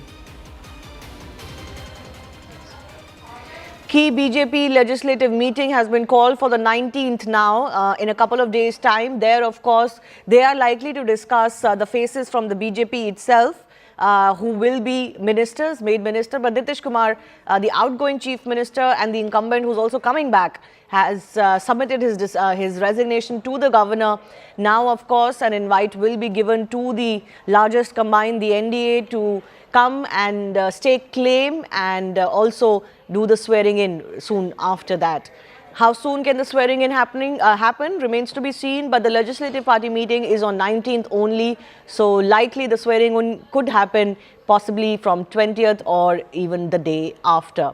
Nitish Kumar is once again in a strong position because not only was this election fought under his name along with Narendra Modi, his party has done better than many expected, and it has been in many ways a trust vote for Nitish Kumar as the chief minister, that Bihar has chosen him to lead the state and also for stability and continuity under him. Let's go across to my colleague Arunima, who's also joining us. Arunima, what's the latest you're picking up as far as government formation is concerned? I think the final, nuts and bolts are being tightened. It's very clear now that NDA is working cohesively. There were a lot of speculations whether Nitish Kumar indeed will continue as the chief minister, because Bharatiya Janata Party emerged as the single largest party. But now I think all doubts have been put to rest after Nitish Kumar met the governor. He also before that met Chirag Paswan. And now why that meeting with Chirag Paswan was significant? Because last time Chirag was blamed for ensuring debacle of JDU. JDU did not perform very well last election. But this time Chirag was in the NDA fold. His own party's strike rate was very good. JDU has broken record, but BJP has performed in a record-breaking number, so to say, 90% plus strike rate. But even then, I think more or less it's decided that the formula will be that both the BJP and the JDU will have equal representation in the cabinet that is formed in Bihar. Chirag Paswan could get 3 berths. Jitan Ram Majhi's party, again a party which has performed well, they could be accommodated with at least 1 cabinet post. But the nitty-gritties are still being worked out. Yes. This entire combination of the NDA, the Pandavs as they call themselves, all of them have worked together to kind of bring the arithmetic right for the NDA in these Bihar elections, because I'm sure the NDA partners would also be aware that RJD kind of held on to its vote share, isn't it? So what worked was a cross-consolidation of all of these parties and all of their vote groups coming together, and that is really what has led to this almost record-breaking victory. Yes, totally. You know, it's almost as if they were all working as cogs in a wheel, working to supplement each other, working to complement each other. And on ground, the anecdotal evidence also seemed to suggest that. Places where I went, where there was no, JDU candidate, even then they said that, because of the goodwill that Nitish Kumar has, we're going to vote for the helicopter, which is the Chirag Paswan symbol. Prime Minister Modi has his own following, fan following. So the Bharatiya Janata Party pushed along by Nitish Kumar's goodwill and the Prime Minister's goodwill, was pushing ahead with its own mechanism. But the smaller parties too, A, there was vote transfer, B, they were their candidate selection. Two aided them. So even though RJD, you're right, held on to its vote share, I think there was a tsunami of sort in Nitish Kumar's favour, and that just blew them apart. So now that the government is in place, I think nobody is even asking whether Nitish Kumar is going to continue for 5 years, because that was the other question that everyone was asking ahead of elections, that because of his health, can he really continue for 5 years? But currently, as the new government is taking shape, that question is not really being heard anywhere at the moment. Yeah. Well, we'll wait and see. Arunima, thanks a lot for joining us for the meantime. Moving on, proceedings in the former Bangladesh Prime Minister Sheikh Hasina's case have begun. Protests have also broken out in Dhaka and other cities in Bangladesh, with incidents of car arson, cocktail explosions, road blockades being reported. Bulldozers were brought outside Hasina's residence. The government has deployed police, army and border guards to maintain order. Meanwhile, Sheikh Hasina, speaking to supporters virtually before the verdict, called the tribunal's procedure illegal and urged her followers to take to the streets to support the nationwide lockdown. She cited past demonstrations, saying the people of Bangladesh know how to resist Yunus and his associates. The International Crimes Tribunal is set to deliver its verdict today against the former Prime Minister, keeping the nation on edge. In a CNN News 18 exclusive news break, our group editor Security Affairs Manoj Gupta has spoken to former Bangladesh Home Minister Asaduzaman Khan Kamal about the latest developments in connection with the legal procedures against the former Bangladesh Prime Minister. Listen in.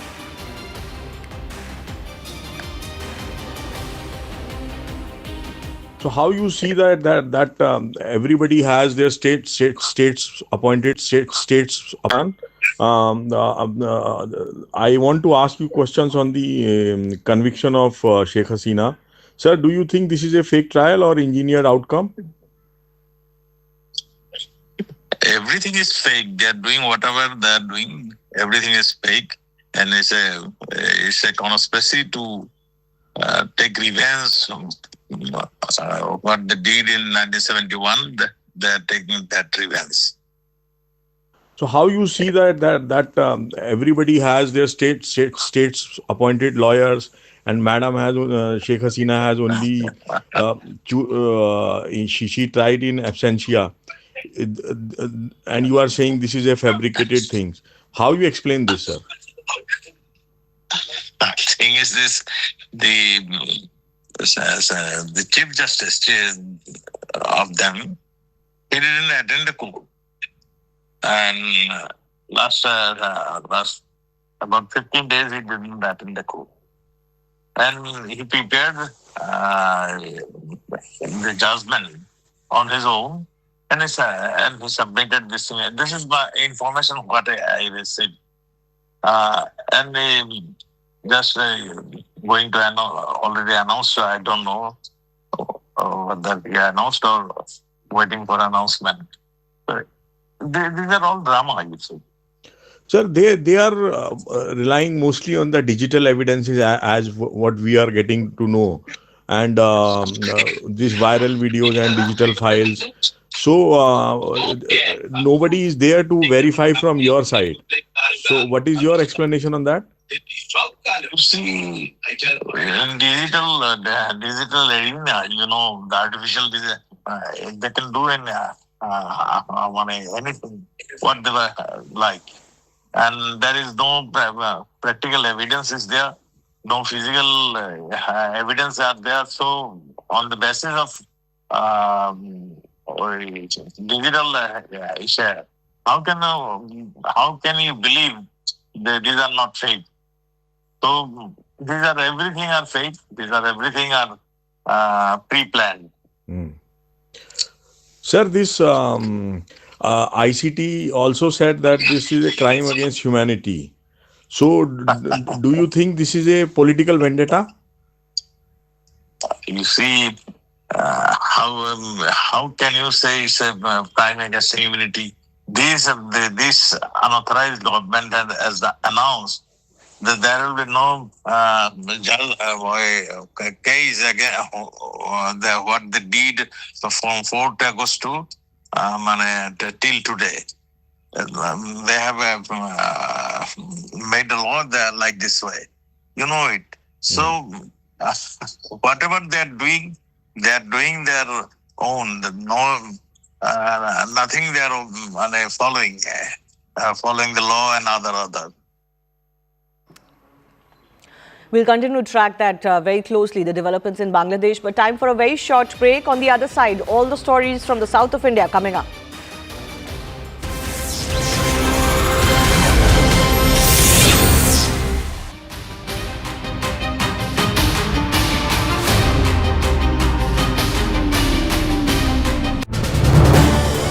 This is News 18 Network.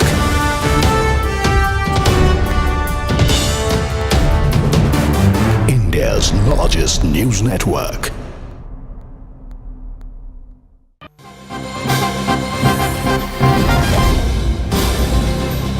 We're now getting you a CNN News 18 exclusive news break. We're learning that the National Security Advisor Ajit Doval has now issued a firm denial after a video of him surfaced online claiming that he'd said that more Hindus are joining the ISIS than Muslims. Doval has now told CNN News 18 that he never made such a statement, calling this viral clip a likely deep fake that was aimed at manipulating public opinion.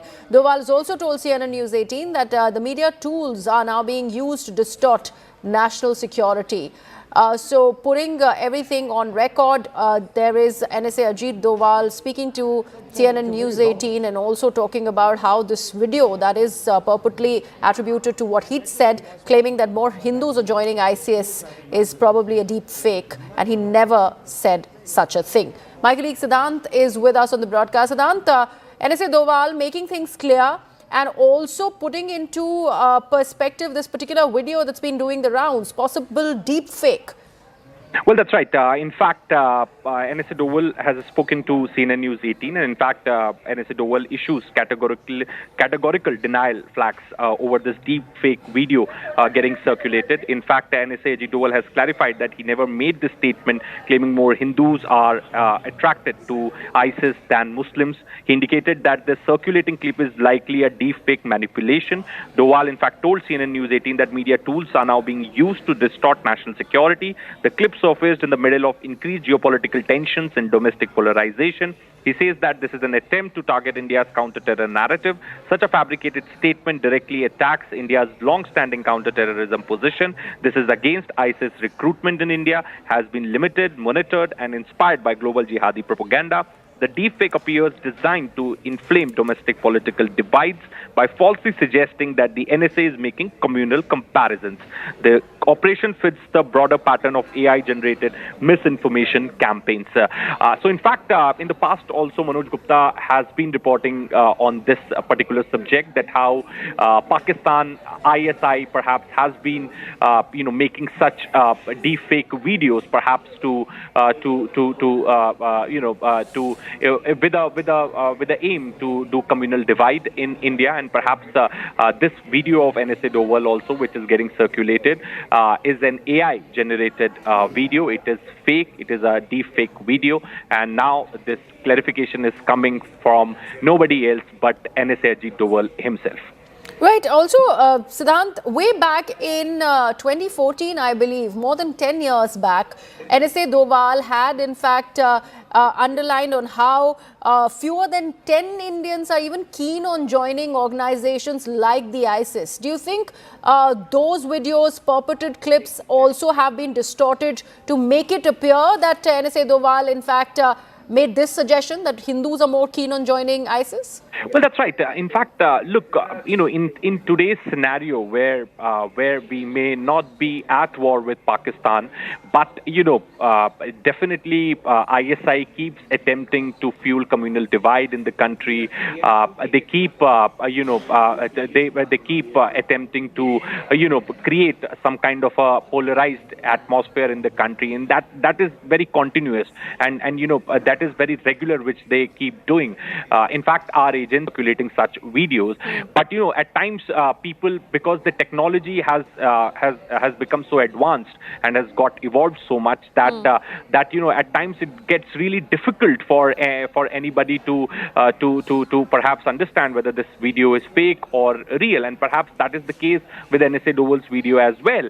And since it was getting circulated, and in fact now we have this clarification coming from nobody but NSA Dowell, and Manoj Gupta has managed to speak to him, and he has the version of the NSA Dowell. It's a deep fake video, has been made to fuel communal divide in the country, and perhaps that was the intention. But now the clarification has come, and perhaps definitely the government of India should also be acting against such handles circulating this deep fake video of NSA Dowell. Right. Thank you so much for that, Siddhant. We also have Major General KK Sinha, who's joining us on the broadcast. Major General Sinha, this clarification that has come in from the National Security Advisor, Ajit Doval, but the claim that he's making that this video was a deep fake one talks about how these clips are in fact doing the rounds online, the kind of apparatus that is at play to build a narrative of something that was never said.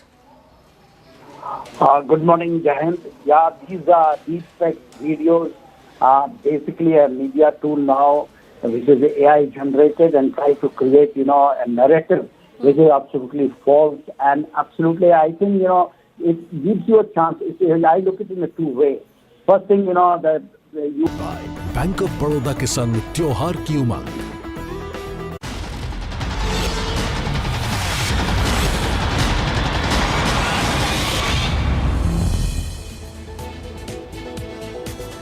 Hello and welcome to Simply South. I'm Harish Upadhyay. Time to look at all the major stories emerging from South India, and we begin with the unfortunate tragedy that has occurred in Medina, where at least 42 people were burned to death after a bus carrying Umrah pilgrims crashed into a diesel tanker near Medina on Monday. The victims are believed to be Indian nationals, with several reportedly hailing from Hyderabad. The collision caused both vehicles to burst into flames, leaving little time for passengers to escape. Authorities are working to identify the bodies and determine the exact cause of accident. Meanwhile, rescue teams and emergency services rushed to the site, but the intensity of the fire made recovery efforts extremely difficult. The Consulate of India in Jeddah has announced the setting up of a 24/7 control room. External Affairs Minister S. Jaishankar and Prime Minister Modi have expressed grief and said they were deeply shocked by the tragedy, and confirmed that Indian Embassy in Riyadh and Consulate in Jeddah are extending full assistance to victims and their families.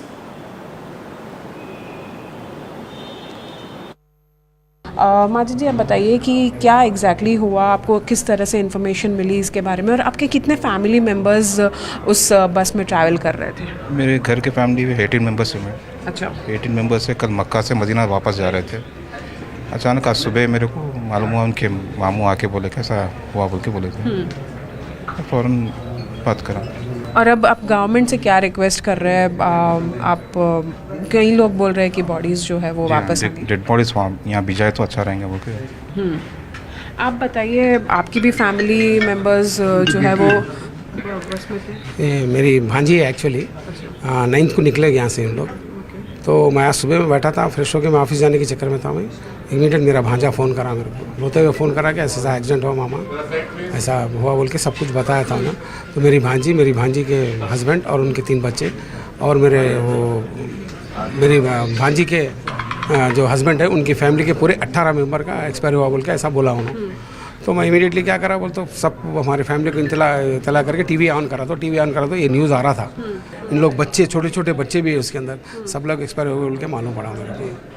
अभी आप government से state government या central government वो तो coordinate कर रहे हैं Saudi embassy से और वहाँ की लोकल अथॉरिटीज़ से, आप गवर्नमेंट से क्या डिमांड? मैं गवर्नमेंट से ये डिमांड कर रहा हूँ, प्लीज़ रिक्वेस्ट कर रहा हूँ फिर एक बार मैं, बॉडीज़ मिल गए तो बहुत अच्छी बात है हम लोग को, बॉडीज़ नहीं मिले तो प्रॉब्लम होता है, उसके लिए हम लोग को बॉडीज़ मिले तो बहुत अच्छा है, हम लोग बोल के सोच रहे हैं हम लोग, और कोई डिमांड नहीं चाहिए हम लोग को। क्या होता लॉस तो लॉस हो गया मैडम, अभी कुछ आने वाला नहीं जाने वाला नहीं। मेरे ब्रदर इन लॉ 2 है, मोहम्मद सैफुल रहमान, मोहम्मद शुएबुर रहमान, और मेरे मदर इन लॉ है रईस बेगम। उम्रे के लिए गए थे तो वहाँ पे उम्रा करे बाद से वहाँ से फिर वो लोग जो है मदीने के लिए निकले थे, तो रास्ते में जो है एक्सीडेंट होने की वजह से ये बताया गया कि सारे लोग का इंतकाल हो गया बोलकर। तो अभी हम कंफर्मेशन के लिए वेट कर रहे हैं, हम कंफर्म तो करें कि हो गया बोल के, ट्रैवल्स वालों के पास से आया अपडेट के हो गया इंतकाल बोल के, लेकिन वहाँ से हमारे को अपडेट अभी कुछ भी नहीं आया कि मतलब क्या कंडीशन में है, क्या है, ऐसा कुछ भी अपडेट नहीं है। तो तेलंगाना गवर्नमेंट से रिक्वेस्ट है कि आप इसके लिए कार्रवाई करिए। ऑल टुगेदर 5 मेंबर्स है पूरों का। बस हमारे लोगों को जो हुआ वहाँ पे डेड बॉडीज अगर ला सके तो प्रोसीजर के लिए क्या हो सकता, वो एक रिक्वेस्ट है। हम लोग के 7 मेंबर्स है, टोटल 20 मेंबर्स है, वो लोग गए 8 दिन पहले गए थे लास्ट वीक अल मक्का ट्रैवल्स। हुकूमत से क्या चाह रहे हैं, जल्द से जल्द यहाँ जो जाने वाले कार्रवाई करके अगर लाना मुनासिब है तो ले आने की कोशिश करिए यहाँ पे लाने की, नहीं तो फिर वहीं हो गया तो वहीं कर देंगे। मक्के में उम्रा हो गया, उसके बाद मदीने की ज़ियारत के लिए जा रहे थे। 25 रात में यहाँ के 11:30-12 बज रहे थे। एक काफिला 1 हफ्ता पहले यहाँ से रवाना हुआ, जिसके अंदर जो है तकरीबन हैदराबाद के 45 पैसेंजर उम्रे के लिए रवाना हुए, जिसमें खुद मेरे घर के 6 से 7 अफराद इसके अंदर है, जिसका आसिफ नगर गोशामहल झिर्रे से ताल्लुक़ है।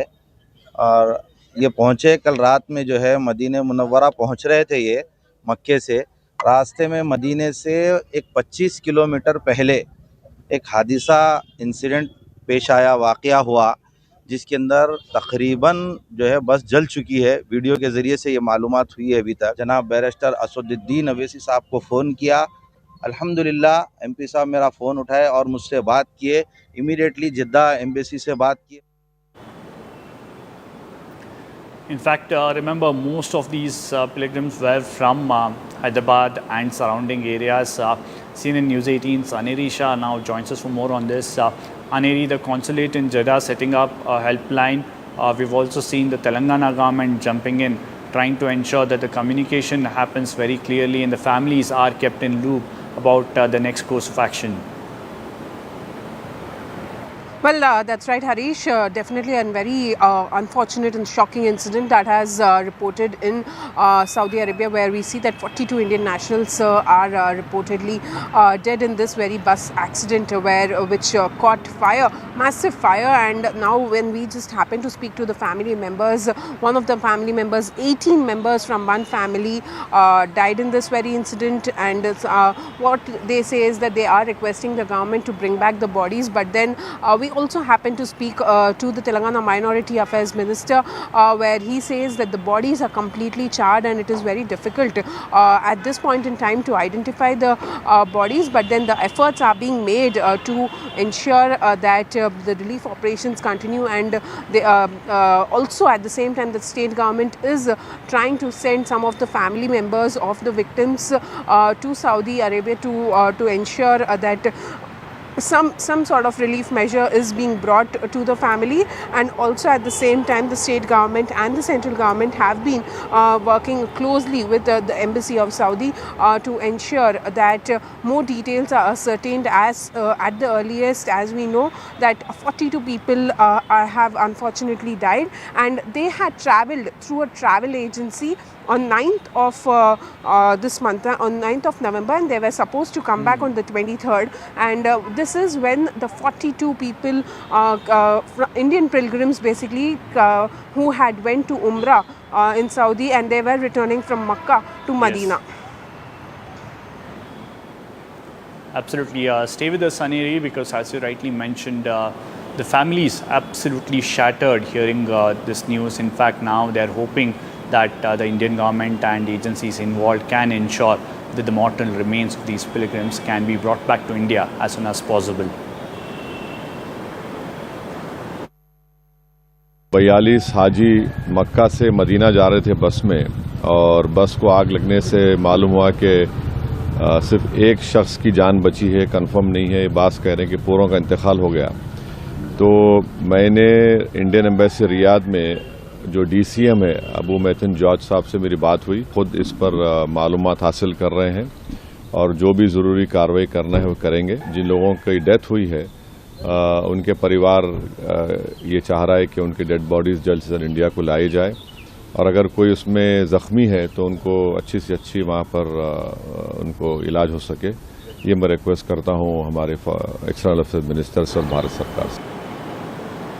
Well, shifting focus to Karnataka now, the leadership tussle that's going on in the state has now taken a new turn, with now Chief Minister Siddaramaiah pushing for a cabinet reshuffle. Both Chief Minister Siddaramaiah and DK Shivakumar are in Delhi. In fact, DK Shivakumar has made it very clear that he will not blackmail the party, but sources telling us that the Deputy Chief Minister is likely to push for some of his followers to be inducted into the cabinet.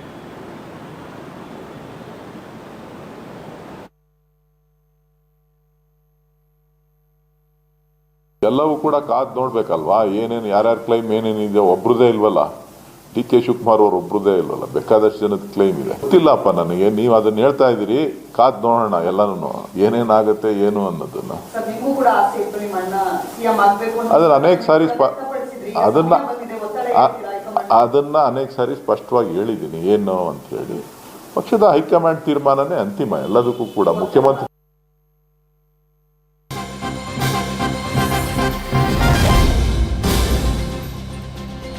Cutting across to some breaking updates coming in, former Bangladesh Prime Minister Sheikh Hasina has been found guilty by the tribunal that was looking into cases against her.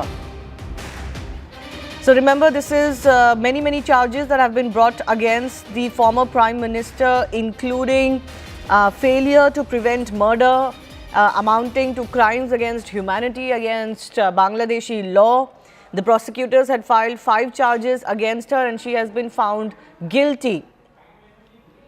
This is because of the so-called student-led agitation that led to the fall of our Awami League government and whatever transpired during the crackdown of those so-called protests. There is also a suggestion that the prosecutors have sought death penalty for the accused, which is Sheikh Hasina. We'll have to wait and see exactly what more has been said in this regard. Remember, security has been tightened around Dhaka and other places in Bangladesh because of the aftermath that is expected in this case as well. The court has said that she made hate speeches in social media. Even though she was asked to restrain herself from all this, the court says Sheikh Hasina's conversation with the VP is genuine. It is not AI audio. Forensic tests have confirmed that those audios have not been generated by artificial intelligence. The Defence Counsel submitted that no drone helicopters were used, but court, in reading both sides' argument in summary, and court has stated in court that Defence Counsel stated in court that Hasina is innocent, but of course the verdict is not in her favour. It was also not really much contested that the result will find her guilty. My colleague Siddhant is also joining us. Siddhant, what's the latest you're picking up? Well, that's right. So order is being pronounced. In fact, case by case order is being pronounced. There are multiple cases at that point in time which was opened against Sheikh Hasina, former Home Minister, and the IG of Bangladesh Police. Now, IG of Bangladesh Police has turned approver in the matter, and now we're getting to know that that Sheikh Hasina has been found guilty by the Crimes Tribunal in Bangladesh. So this is a big breaking news that we are putting out for our viewers. In fact, there has been 2 telephonic conversations which has been mentioned in the judgment. One is her conversation with the Vice President of Dhaka University. The other is her conversation with the mayor of South Dhaka. And perhaps court has said that her conversation with the Vice President of the university is the original and genuine conversation, not the AI generated audio. So this has been found in the investigation investigation and is a part of court's order, which is being pronounced at this point in time. So case by case, she has been held guilty of committing crime against humanity. In fact, court's order also say that she ordered the usage of lethal weapons, drones, helicopters over protest. In fact, she also ordered the arrest of the protesters. Some of her remarks at that point in time in June and July have also been found provocative in nature by the courts, where at a press conference she said that if not, the grandchildren of the freedom fighter will get the job. Then should the job be given to the grandchildren of Razakars? So that court has found provocative, and in fact later she again justified this statement. So all these things are being said in the court. The order is still being pronounced. Perhaps for next 20-25 minutes, order will be pronounced, and then we'll get to know the punishment which court will give to Sheikh Hasina. I believe also, what the court has already said, Siddhant, is that the ex-Prime Minister deserves maximum punishment. Let's go across to my colleague Kamalika Sen Gupta as well on this. Kamalika, what's the latest you're picking up? See, this is one thing is very clear, and any moment this thing will come out that Sheikh Hasina will be convicted, and Sheikh Hasina, because a lot of, as Siddhant was also pointing out, the way the court's entire procedure, and they have mentioned what the chief prosecutor has stated, and also mentioned what the other side has, the defense counsel has stated that Sheikh Hasina is innocent, but the proof that the court has directed that it is clear that the conversation that came up that Sheikh Hasina directed shooting and all those conversations that is there, those are real and not made out of artificial intelligence. This is a very strong comment, definitely that's the observation, or it is there in the verdict. Definitely that is very important. So definitely the verdict which is being read for over 40 minutes now clearly shows that how, as Siddhant was also pointing out, that how Sheikh Hasina used to torture. That's what the side of the chief prosecutor is.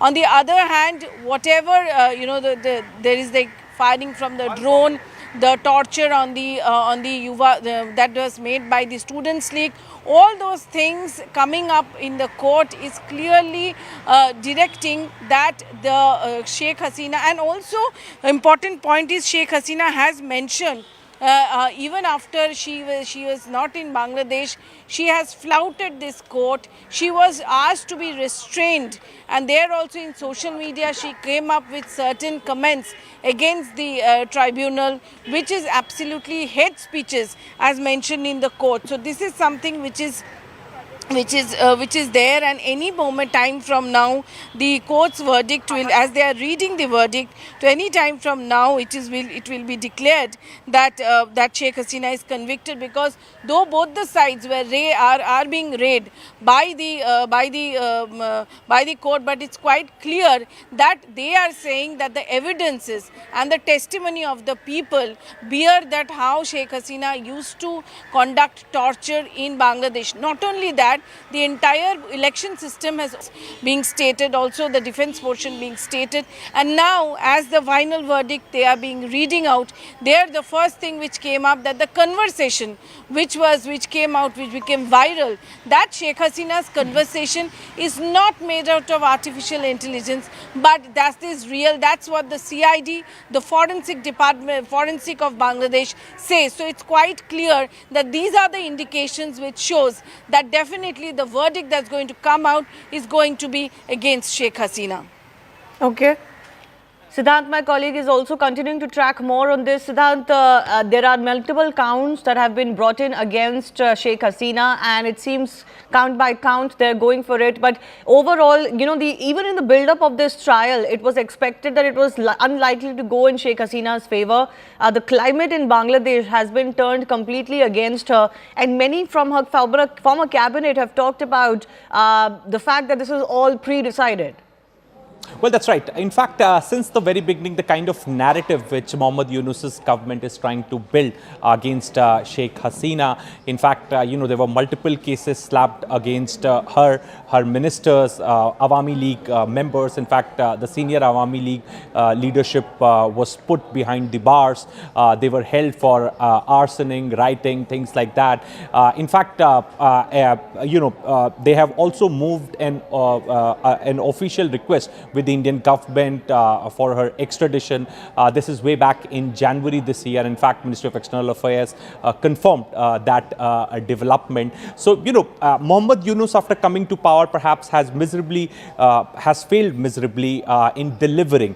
Perhaps the reality is that extremist forces are mushrooming in whole of Bangladesh. He couldn't, he has not been able to deliver, and perhaps all he wants is a villain at this point in time, perhaps somebody the nation should hate, and this is one step in that direction. So multiple cases already slapped, the property is confiscated, written to several governments to confiscate Hasina's property, written to the Indian government for her extradition. Leaders have been arrested, party has been banned, they are not allowed to contest the election, things like that. Now this is the last perhaps nail in the coffin, where judgment is coming from International Crimes Tribunal convicting Sheikh Hasina for committing crimes against the humanity. So it's the last nail in the coffin. Perhaps now it's now clear that Awami League and Sheikh Hasina will not be contesting the elections in February. They will not be allowed to contest the elections. Okay. Siddhant, let's also listen to this conversation you had with Jahangir Kabir Nanak, who's the former minister in Sheikh Hasina's government. Listen.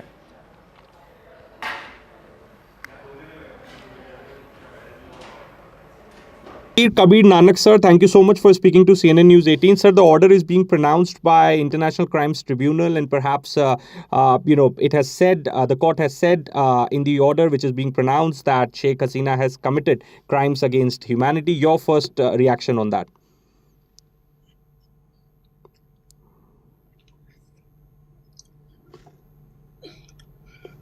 Hello, sir, can you hear me? This is a judgment. Yes. Yes, sir. In a farcical court, Okay. which is named as Kangaroo Court Okay. by the people of Bangladesh, Okay. and this predetermined judgment. Okay. It sounds ridiculous. It's a first judgment. Okay. Sheikh Hasina, our leader, she does not care about such judgment. The people of Bangladesh will reject this farcical judgment, and people will throw this judgment into Bay of Bengal. Okay. Okay. But sir, the government, interim government has to say that there is a lot of evidence against Sheikh Hasina being involved in ordering to kill the protesters, civilians. What do you have to say on that? These are all fabricated Okay. lies, Okay. deceit. Okay. There is no truth. Okay. They are fabricated accusation, Okay. Okay. which we never accept. Okay. Sir, and all throughout 1 year of the trial, she never participated. There was no representation of Sheikh Hasina and she was put on trial. How do you see that? This is an illegal court, Okay. illegal tribunal Okay. of an illegitimate government. Okay. So from the very beginning, we rejected it. Yeah. There is no question of participating of our leader in any form. Okay. We don't accept it. Okay. Thank you so much, sir. Thanks a lot. Thanks a lot.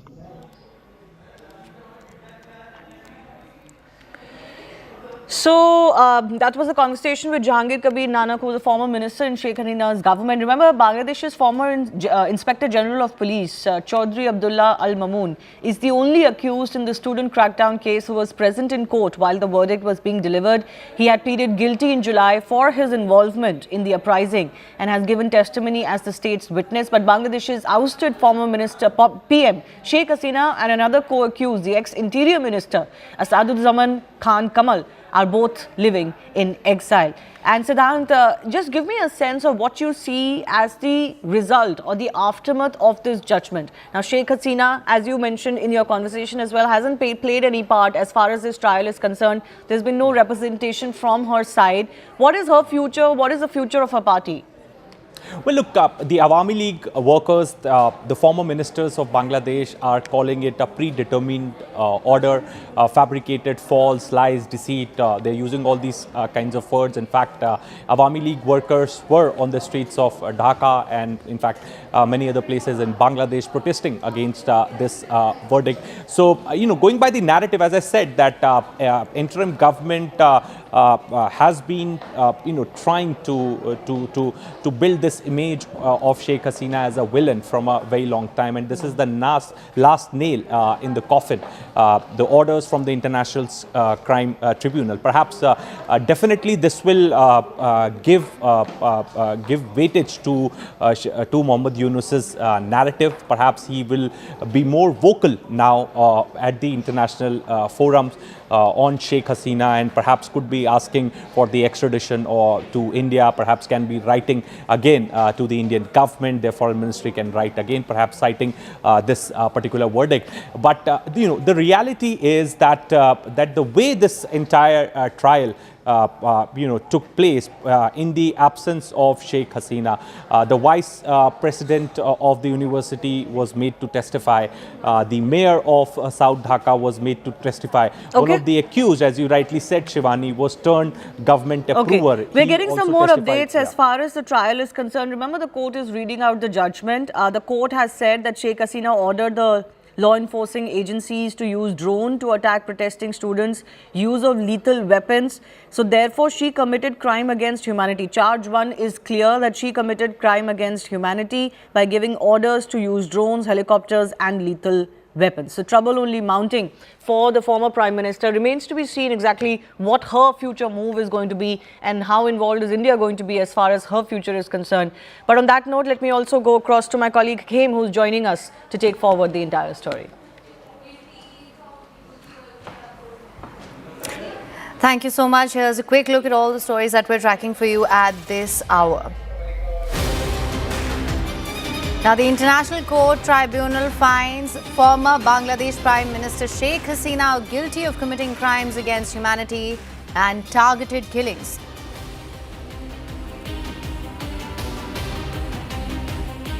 After landslide victory, NDA's oath ceremony likely on the 20th of November in Patna's Gandhi Maidan.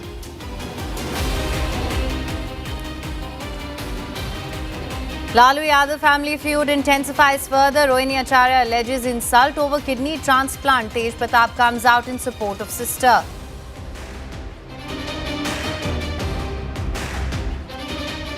Breakthrough in the Red Fort blast case. NIA arrests Umar Nabi's aide Amir Rashid Ali in case for alleged conspiracy with bomber accused, sent to 10-day custody.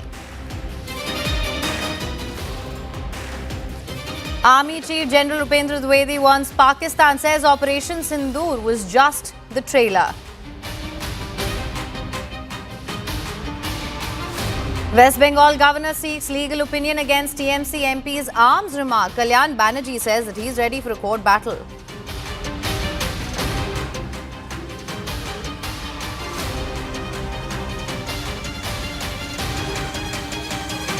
Karnataka cabinet reshuffle is on the cards. Chief Minister and Deputy Chief Minister to meet High Command. D.K. Shivkumar says won't blackmail leadership with resignation. At least 42 Indian pilgrims feared dead after bus carrying Umrah pilgrims collide with diesel tanker near Medina. External Affairs Minister Dr. S. Shankar expresses condolences, assures full support to the families.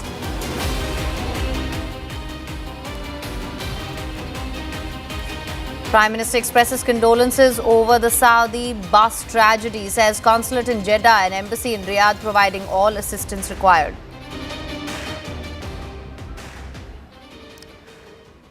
All right, so this is the latest that we are tracking for you at this point.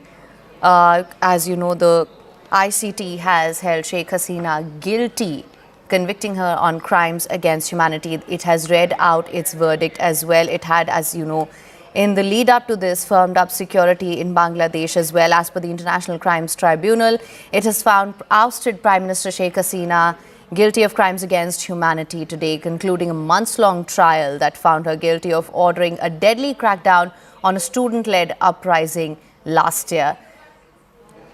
All right, let's shift our focus now. Bengal governor spoke to CNN News 18 after TMC MP Kalyan Banerjee stroked controversy, claiming that West Bengal governor CV Anand Bose was providing arms and ammunition to BJP leaders inside the Raj Bhavan. Governor Bose also denied allegations, saying that he will seek legal course over false allegations and had alleged that he should stop giving shelter to criminals, referring to BJP leaders, and stop giving them weapons to kill TMC workers. Now, CV Anand Bose in return has said that these allegations were inflammatory, explosive, irresponsible. The governor has even demanded an apology from the Trinamool leader.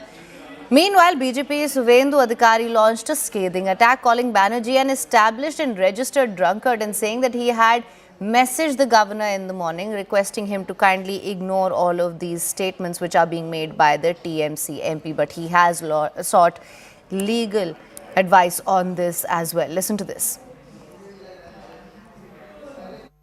The governor has threatened you with legal action. They are saying you are making such wild allegations which are unsubstantiated. This governor has made wild allegations against the state government, against Chief Minister Mamata Banerjee, against police. But what he is doing, he has become agent of the Bharatiya Janata Party.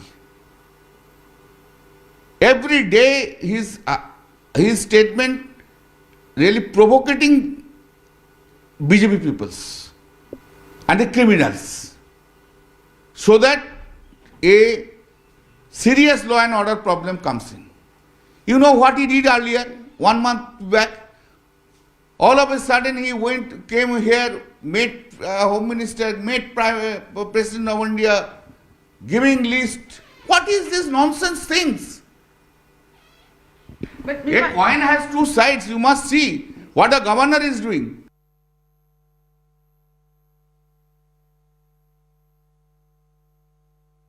A TMC MP, a sitting member of parliament, Mr. Banerjee, has said that you are actually giving some kind of credence, some kind of safe haven for BJP criminals inside the Raj Bhavan. You are storing weapons there, etc. How would you respond to this political charge that's been made by this TMC MP? And do you believe this has been made without the blessings of the Chief Minister? See, the allegations made by the Honorable Member of Parliament are baseless, malicious, obnoxious, to say the least. These are not fact-based at all. As soon as I heard the allegations, I threw the dashboard open for public scrutiny.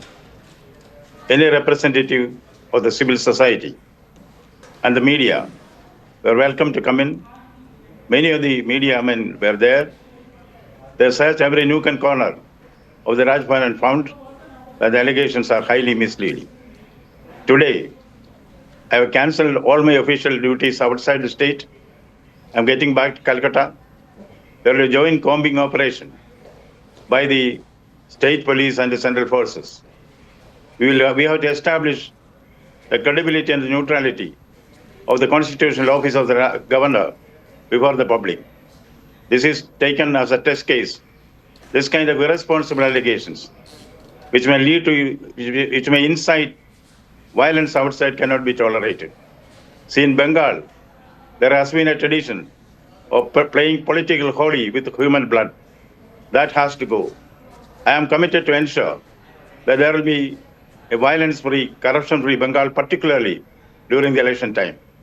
And if once the guilt of the MP is established, strong legal action will be taken. See, criticizing the governor is okay in democracy, but false allegations which may lead to riot outside and also defame the dignity of the office of the governor, which is a constitutional office, cannot be tolerated. Bengal is going to see that they can get away with this kind of allegations anymore. Legal action, strong legal action will be taken, and I have given a decent option to the MP. If he is convinced that he made a mistake, then he has a decent option of apologizing to the people of Bengal. If that is not done, legal action will certainly be taken. And today, after the combing operation, I'll make my mind clear about this and also inform the public about it. Mr. Bose, if I may ask you, Governor Bose, you have thrown your office open to the public. The media is there. Clearly, this is a political allegation. No one in their right mind will say that the Raj Bhavan is being used to store weapons. What sort of legal action are you contemplating against this said MP? And the second part of the question that I asked you earlier, do you believe this is a comment made in isolation or has the political blessings of the Chief Minister? I do not want to bring politics into this at this stage. Every aspect of it will be looked into and appropriate action will be taken. Are you considering some kind of a defamation case against the said MP? I have got legal opinion in the matter. There is violation of the law of the land and also constitutional violations. Certainly, all steps will be taken, including defamation. What would you say to this trend in Bengal, particularly, and this precedes your time, of drawing in authorities in high constitutional office like the governor into this political mudslinging? It's a very ugly situation there. The governor's office should remain neutral and the governor Raj Bhavan should be a no conflict zone. I have been trying to see that this is done so, but whatever is required to ensure that Raj Bhavan is kept out of controversy will be done. Wild allegations will be treated the way it should be. All right, for more on this, we're now being joined live by Pallavi Ghosh as well as Kamalika Sen Gupta. Pallavi, let me just come to you first. You've of course spoken to Kalyan Banerjee as well. These statements, how do you assess the situation right now?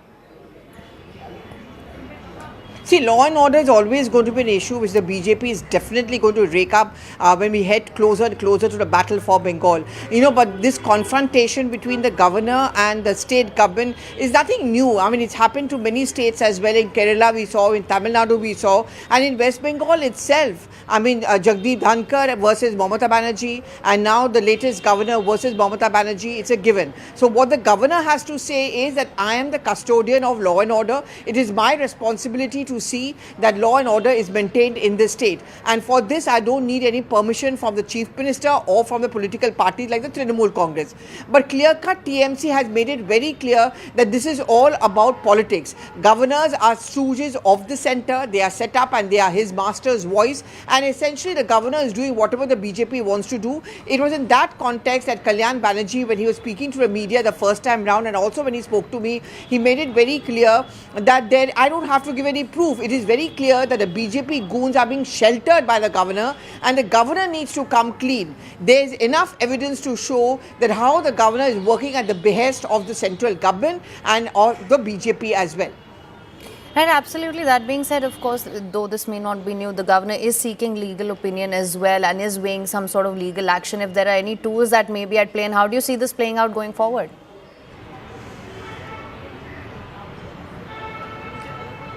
Was that to me, him, or was it to Kamalika? Yes, to you. Okay, so how I see it playing out is that as we head closer and closer to the battle for Bengal in 2026, I don't see any let up in the confrontation. Every time there has been those rape incidents or there has been a chaos or law and order issue, you often see the governor actually fly down to Delhi, but as a governor, he's also expected to give his report to the Home Ministry. And that's the explanation which has always come in from him and from the BJP as well, that you cannot deny the governor's right to express anguish or reaching out to the people of the state. You know, Mamata Banerjee also had a problem when, say, a Jagdeep Dhankar or where the present governor Anandabodh would go out and meet the people, get their opinion, because she said that this is sheer politics. That's what Kalyan Banerjee is also suggesting, that you are sheltering the BJP goons. You also have equipments and arsenal which is carrying on these acts of violence against the Trinamool Congress workers and against the common man. And that is the reason why the BJP has much to answer for. So I don't see any end of this confrontation between the two sides coming. Rather, I would say there's going to be a further build-up as we inch closer and closer to a date of polling in Bengal. All right, Kamalika, let me come to you now. What can you tell us?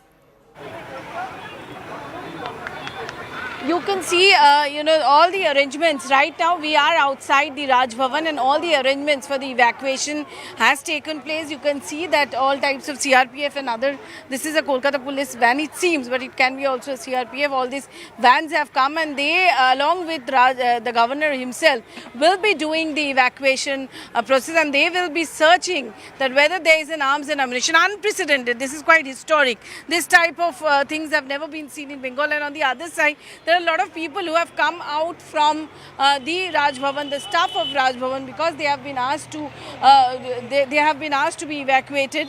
The governor is yet to arrive in Kolkata. He is in Bhubaneswar and he will be landing any moment, and from there he will directly come to Raj Bhavan. And after that, as he pointed out, that Kolkata police, CRPF and all and governor himself, they will do a search operation. This type of incident is really unprecedented, has never happened in Bengal, that in Raj Bhavan such types of searches are being made because of the comment that has come out from MP Kalyan Banerjee. So definitely it's a very big showdown. This is the time the governor is annoyed because he is the constitutional head. Such types of comments cannot come out from an MP. He has also requested the Lok Sabha Speaker to take action, to inquire and then take action against Kalyan Banerjee. So clearly a show day in this Raj Bhavan. As you can see, huge number of television cameras, journalists all are there. What's going to happen inside? That is something which is unprecedented in history. In such a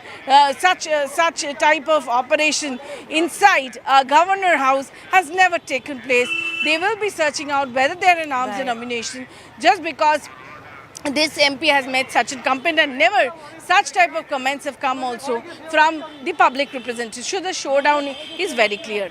Absolutely. Now, as the search gets underway and you've shown us those visuals as well, I just want to once again, for clarity, ask what sort of legal action are we looking at here if that does happen? See, yesterday itself in a note, Raj Bhavan has pointed out that under section BNSS, what are the intimidation, what are the legalities are there, or where it is absolutely illegal. The comments of MP is illegal. Not only that, this may lead to a lot of unrest in this region. That has also been pointed out by the governor. So there are a lot of sections on which cases can be initiated. That has been mentioned by the governor. Now how it goes out, that is to be seen. On the other hand, Kalyan Banerjee has clearly stated that he is ready for any showdown, and he is going to fight out this battle in the court of law. All right, Pallavi, let me just come to you. Of course, once we understand the politics of this, these malicious sort of statements that have been made, which has led to this search that is going to get underway as well, and we're going to see what sort of a decision the governor then takes when it comes to the legal action that he is still weighing. Do you think this is some sort of a manufactured unrest, or is this just par for the course?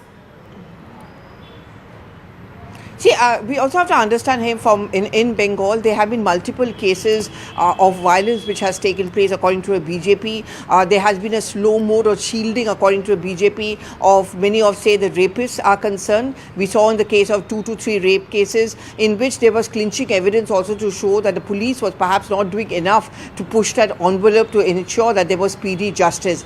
And, you know, it's certainly been every sign of being a violent election. The recent SIR exercise is something which has led to a further confrontation between the Trinamool Congress as well as the BJP.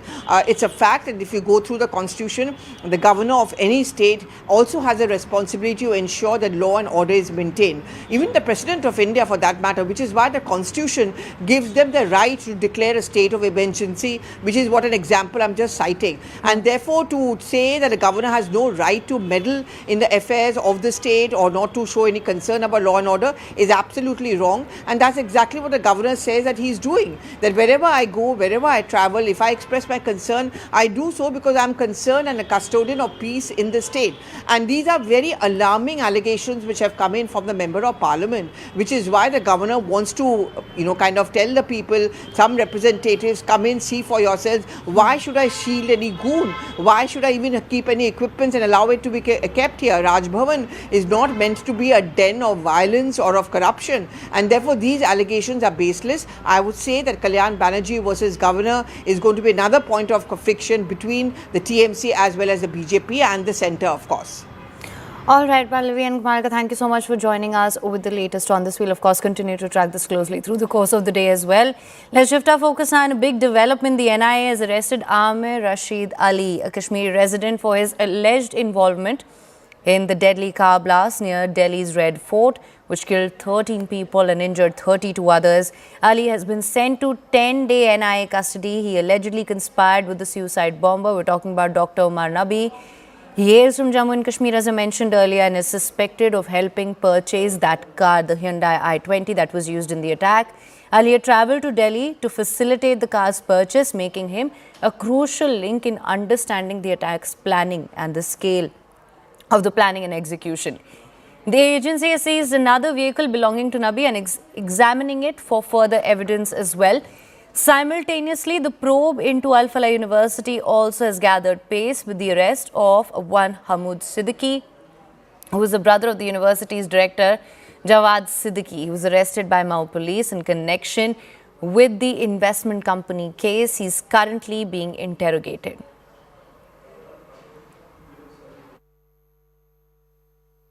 What happened in the court? What were your, submission before the court? Being an remand advocate, I represent the Amir from Pulwama. Okay, ma'am क्या आपकी तरफ से court में कहा गया, किस तरीके की दलील पेश की गई और क्या NIA ने कोर्ट में कहा, ये भी बताइए। NIA ने 10 डेज की रिमांड डिमांड की है कोर्ट से, because investigation is going on. तो आगे फर्दर इन्वेस्टिगेशन के लिए 10 डेज की रिमांड NIA ने मांगी है। मैम क्या NIA ने ये भी कहा कि उन्हें आमिर को कहीं लेकर जाना है, उस गाड़ी के बारे में किस तरीके से बोला गया, और आमिर से आप मिले तो आमिर की किस तरीके की हाव भाव थे, और डिड ही से समथिंग कि उसने ये सब किया है, उसका कोई इन्वॉल्वमेंट है? नहीं, ऐसी कोई बातचीत नहीं हुई, बस गाड़ी के रिगार्डिंग बात हुई थी। He accepted that he is the registered owner of that vehicle. Did he have any remorse about the act that has happened in the national capital? Pardon? उनको किसी तरीके का कोई सांत्वना थी, किस तरीके का अटैक हुआ? नो, उसके चेहरे पर एक भी शिकन नहीं थी। मुझे ऐसा फील ही नहीं हुआ कि वो अक्यूज्ड बनकर किसी मैटर में आया है। ही वॉज वेरी काम, बहुत शांति से खड़ा हुआ था। ऐसी कोई भी मुझे चीज़ उसके अंदर नजर नहीं आई। All right, for more on this, we have Anshul Singh live with us as well. We do know that this is the latest that we're getting right now, NIA 10-day custody that Amir Rashid has been given. He remains a crucial link in this entire nexus. Anshul, what can you tell us? Well, yesterday he was brought to the Patiala House Court for where the NIA had sought further custody into this entire matter. 10-day custody has been granted at this point in time. The NIA in its argument had said that since he is a very important link in this entire matter, the vehicle that was in fact used in the case of blast, that vehicle was registered on the name of Amir himself, and hence it becomes very important for the agency to actually go ahead and interrogate him further to know the exact details and nitty-gritties as to what was the exact reason due to which he had bought the car, why did he pay the entire amount in cash, and what kind of link did he have with Umar, how did Umar actually get his hands on the vehicle. So the first arrest that has been made by the NIA in this entire matter definitely is a big breakthrough by the NIA. Now, as the interrogation will start with the said accused Amir, it remains to be seen what has he to say to the agency, and will the agencies be able to get any way forward in this very difficult investigation that has come up regarding the blast that happened near the Red Fort on the 10th of November. Absolutely. We do know that the car was registered under his name. We're talking about the Hyundai i20 as well. There's another car that was under Dr. Nabi's name, which is also being investigated, and they are looking for more evidentiary support there. When it comes to this particular car and how he came to Delhi to facilitate perhaps this attack, do we have any information on that? Well, his last known location out here in the national capital was in Faridabad itself. That is on the 29th of October. He had bought the car, a CNG i20 vehicle that was eventually used in the blast that happened outside the. This vehicle was a CNG vehicle, CNG operated vehicle. So the agency at this point in time are still trying to figure out his exact involvement in this entire massive nexus that has come to the fore, because remember, the other crucial members of this entire nexus who have been arrested, they are actually doctors. But Amir, at this point in time, the details that have come out, is not a doctor. In fact, he's a plumber and was in Pulwama itself. So what was the exact reason due to which he came to the national capital to Faridabad and then got a vehicle registered on his name? Why were the documents incomplete in that vehicle as well? So all these questions still remain unanswered, and that is what the National Investigating Agency is trying to find out, and hence this 10-day custody has been sought at this point. All right, Anshul, do stay on with us with more information, of course. Meanwhile, the PDP chief Mehbooba Mufti has given a twisted spin to this blast case, saying that the attack reflected the problems of Kashmir. She has blamed the government of creating this poisonous atmosphere that, according to her, has pushed Kashmiri youth off the right path. मैं सिर्फ यही कहना चाहती हूँ मरकजी सरकार से, आपने बहुत तबाही मचाई 2019 के बाद। अगर कोई अखबार वाला कुछ लिखता है तो उसको भी शाम को थाने पे बुलाते हो।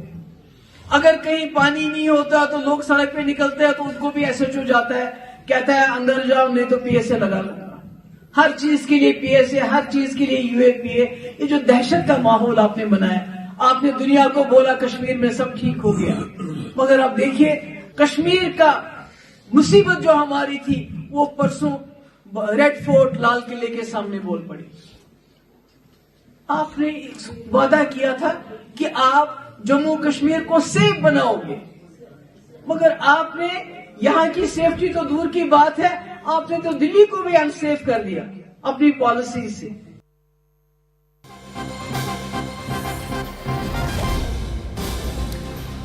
All right, and we are breaking news. Sheikh Hasina found guilty on 3 counts of incitement.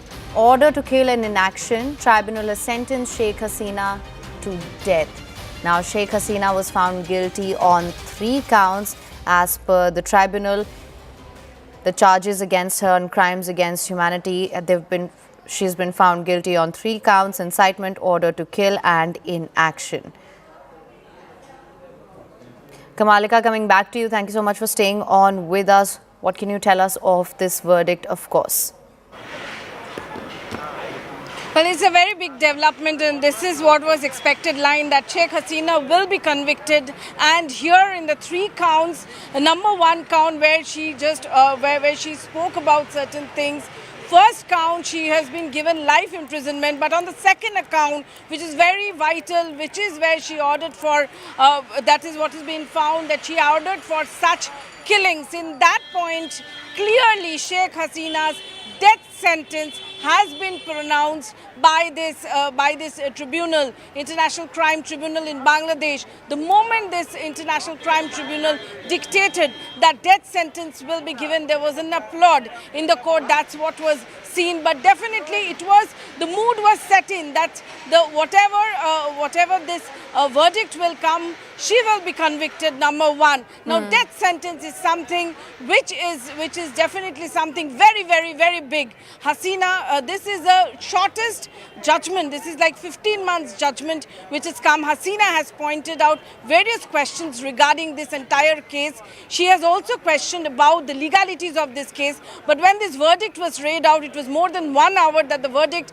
has been read out in this Bangladesh court, International Crime Tribunal court in Bangladesh, where they clearly tried to show both the side. But the fact that they were saying that whatever conversations that came up, whatever phone recordings that came up, all those were actually real and those were not artificial intelligence. So clearly, though Awami League side will be saying, and they are saying, it's absolutely a kangaroo court judgment that has been given by the Bangladesh International Tribunal, Crime Tribunal Court, but it's clear that that this judgment has come. Now we'll have to really see what happens on ground in Bangladesh, because Awami League has already called a lockdown there on one hand. On the other hand, the NCP, the Students League, the students organization who did all that July movements, they are also enrolled in Dhanmandi. There has been a bulldozer from the morning. They want to break the Sheikh Hasina's residence there. So really there's going to be there is going to be a lot of ramification, how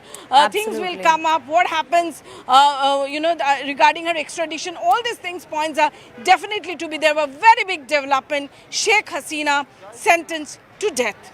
Of course, there's a lot of dread when it comes to seeing what the actual implications of this will be on the ground. Of course, we brought those visuals of the bulldozers earlier to our viewers as well. Now we are waiting to see how Hasina supporters will be responding to this as well. There is a very, very real possibility of unrest, violence. Now that, of course, remains a very real threat as well, Kamalika.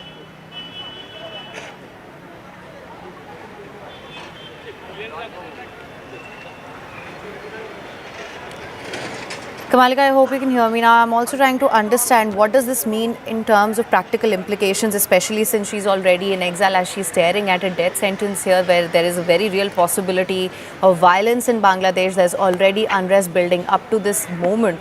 What can you tell us?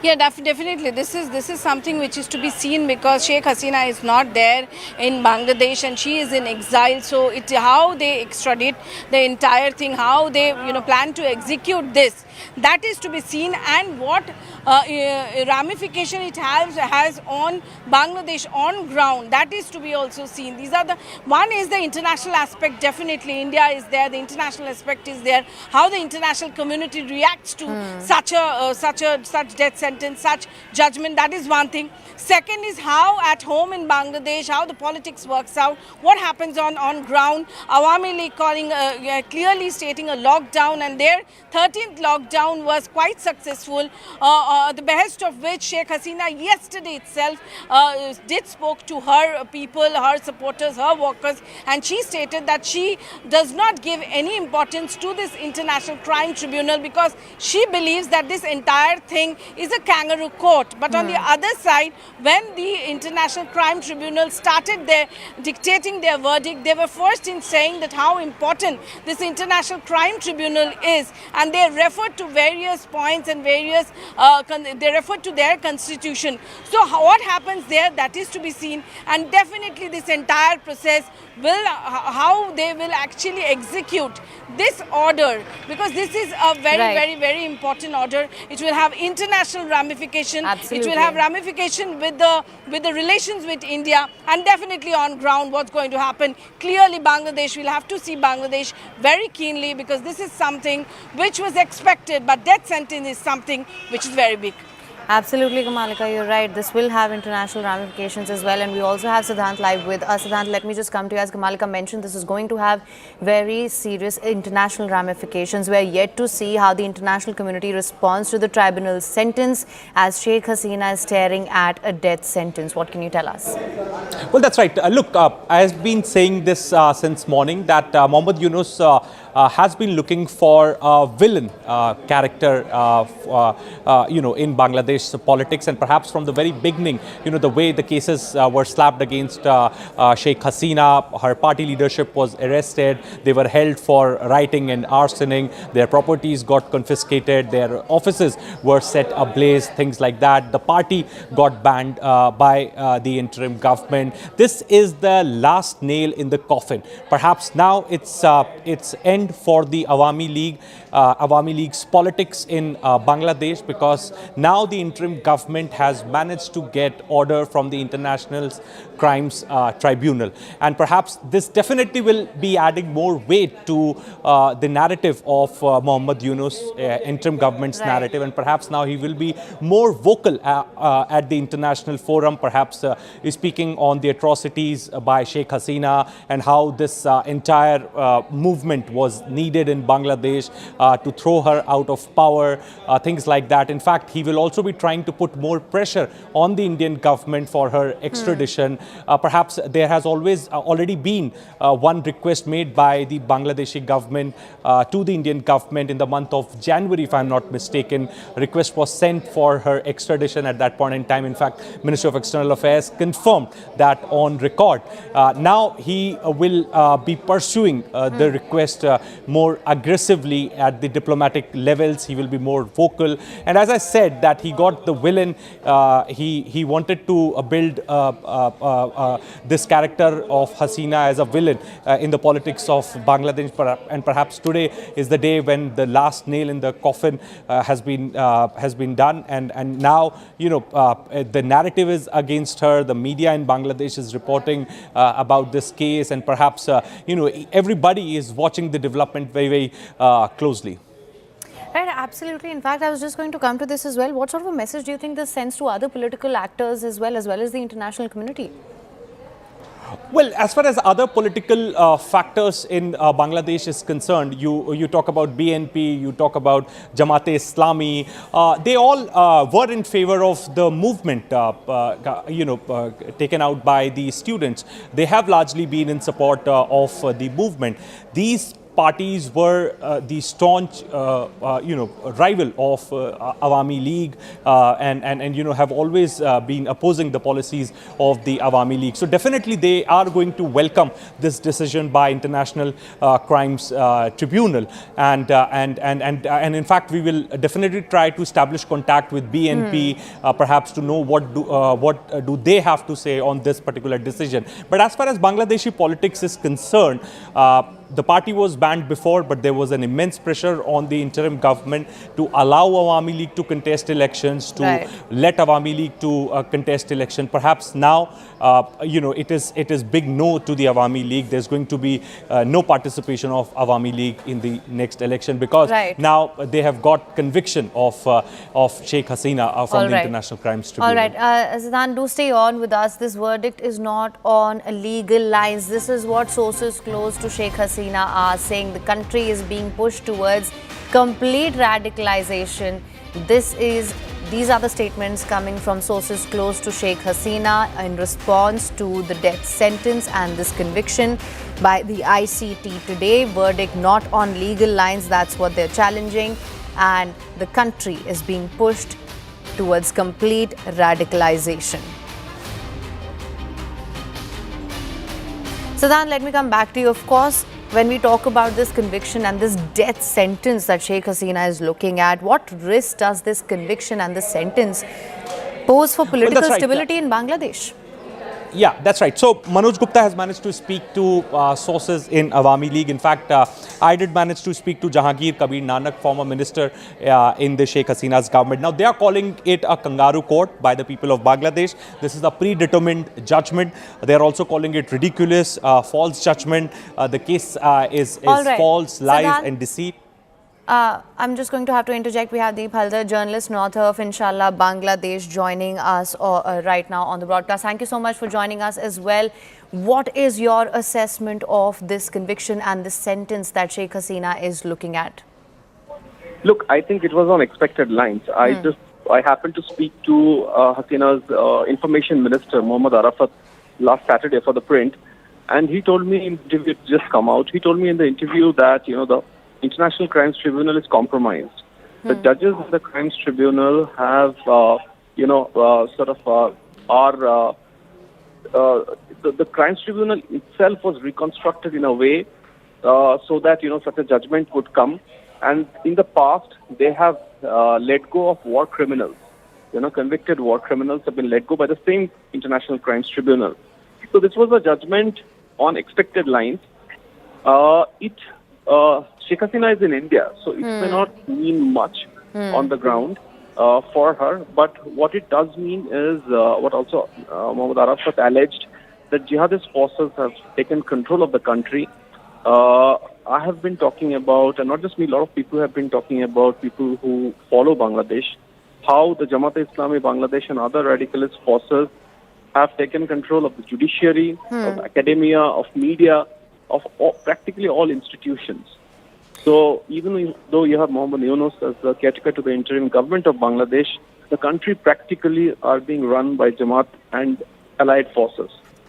So it's just one more, it just goes on to prove yet again how a kind of narrative is being pushed, and prosecuting Sheikh Hasina, giving her a death penalty, is one more instance of that. Right, absolutely. Now, you're also the author of Inshallah Bangladesh. I will come to you on that as well. But just before that, we were discussing this and trying to ascertain as well. And of course, as and when reactions pour in, we will know that as well. How credible is this tribunal and this sentence in the eyes of the international community? Because they have a big role to play here as well.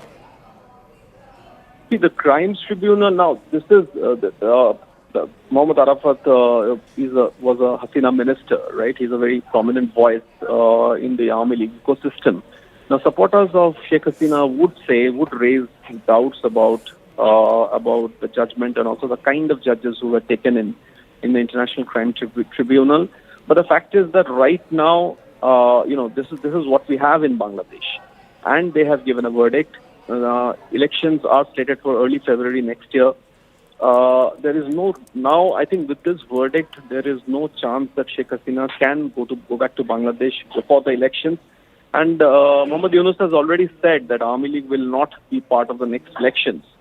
So this just solidifies the point that, there will be if there is an election in February next year, early February next year, it will be without the Awami League, it will be without Sheikh Hasina. Now, how credible it is for everybody to guess. So, people who are opposed to Sheikh Hasina within Bangladesh and outside Bangladesh, there are also some foreign diplomats who have been very vocal about wanting Sheikh Hasina out of Bangladesh and who wants Sheikh Hasina to face trial and to accept the judgment. So, who may have a certain point of view about the judgment, but Awami League is still a very powerful, very potent political force within Bangladesh. So I think to a large section of Bangladeshis still inside Bangladesh, this is a huge shock. Right, let's also now talk about Inshallah Bangladesh, your work, the story of an unfinished revolution. Right. So Inshallah Bangladesh basically maps this period from the downfall of Sheikh Hasina to now. So it basically says what the headline is today. It says that gradually the country was taken over by Jamaat Islami, other forces. How there were a few steps that Mohammed Yunus wanted to take in this period, like bring in various reforms. Most importantly, 433 recommendations by the Women's Reforms Commission. Now, all of it, and most recently, the appointment of music teachers in primary schools in Bangladesh, all such decisions, the government had to go back on because of pressure from fundamentalist forces. So this is a period where, there are ways and ways of looking at this interim period in Bangladesh. But I think one thing that stands out is how the Jamaat Islami Bangladesh has taken control of the narrative of Bangladesh. It's something which our MP, Shashi Tharoor, also mentioned. When the Jamaat student wing, the Chhatra Shibir won the elections in the Dhaka University Students' Union, right? And I think Mr. Shashi Tharoor tweeted at that time that are we looking at a scenario when there is a Jamaat government in Bangladesh and India will have to deal with a Jamaat government in Bangladesh? Right. So I think Inshallah Bangladesh basically tries to map this period and shows the various fault lines in society. Shows the reason why young Bangladesh is so angry with India. Civil society in Bangladesh, even during Hasina's time, was very anti-India, and now it's out in the open. And how how jihadist forces are taking control of the narrative in Bangladesh. All right, thank you so much for that. We're also being joined by Subir Bhaumik, journalist, and Syed Burhan Kabir, journalist from Dhaka, chief editor Bangla Insider. Thank you so much, both of you, for joining us. Mr. Subir, let me just come to you first. How do you assess this conviction and this sentence, and what are the practical implications of this? Well, this was something that was entirely expected. Nobody felt that this will not happen. Everybody knew that she will be found guilty of all the charges that has been brought against her, crimes against humanity, to be precise, but it includes much. And we were expecting this, so nobody's surprised. People may not be amused by the way this judgment has been pronounced or what has led to this judgment, but nobody is surprised. Nobody. Certainly not in the Hasina camp. They were expecting it, which is why her son went to the Reuters, gave an interview to the Reuters yesterday. They also said, that we are expecting this. And Sheikh Hasina, in her various interviews, have been saying that I'm born to die and stuff like that, which means everyone was expecting this. Well, if you are asking the implications, people have no great reason to actually feel very assured about the way this trial has continued, because you have to see, okay, in absentia trials have happened in Bangladesh before, so nobody's surprised by that. But, the state-appointed defense counsel, he got the full body of evidence just 5 weeks ago, and it's such a detailed kind of a thing that he did not have, I'm quite sure, he did not have enough time. But he didn't ask for enough time as well. He didn't ask for extending the time to go through the charges and the way they have been framed. So, there are many people who are no friend of Sheikh Hasina, people like David Bergman, who is a columnist on Bangladesh, have said that this whole trial smacks of grave injustice in many ways, because the state-appointed counsel did not ask for adjournment, didn't ask for time, and the trial went on. Without, there is a strong case for inadequate opportunity of defense. That's purely from the legal point of view. But nobody is surprised. This is a political judgment. This is a political verdict, and nobody is at all surprised by this. The implication. Now, as far as because Boran Bhai will be talking in more details about the judgment and the impact in Bangladesh, I'm quite sure. Let me take it from the Indian point of view. From the Indian point of view, this is a serious matter, because now India is caught between the rock and the hard place. If you send back Sheikh Hasina, you will be throwing a trusted ally to the wolves, because she is definitely going to be hanged.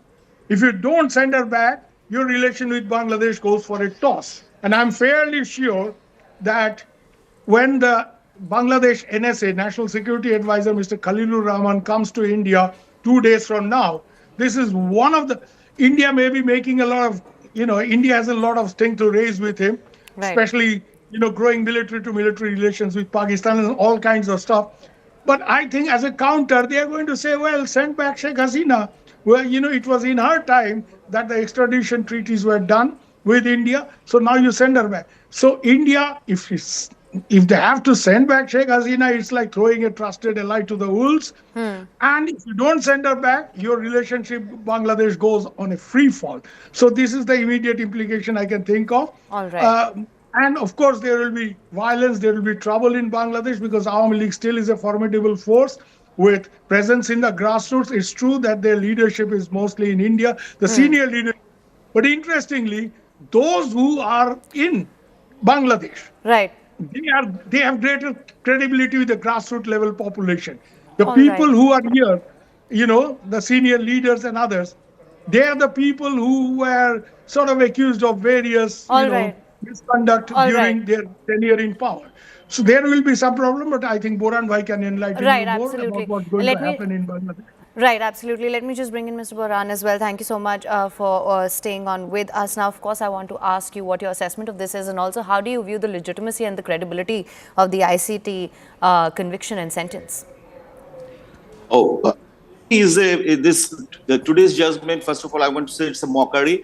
And we all said before that the judgment was premeditated, and everyone, as Dada said, that everyone predicted that this type of judgment and verdict will be come out from this ICT court.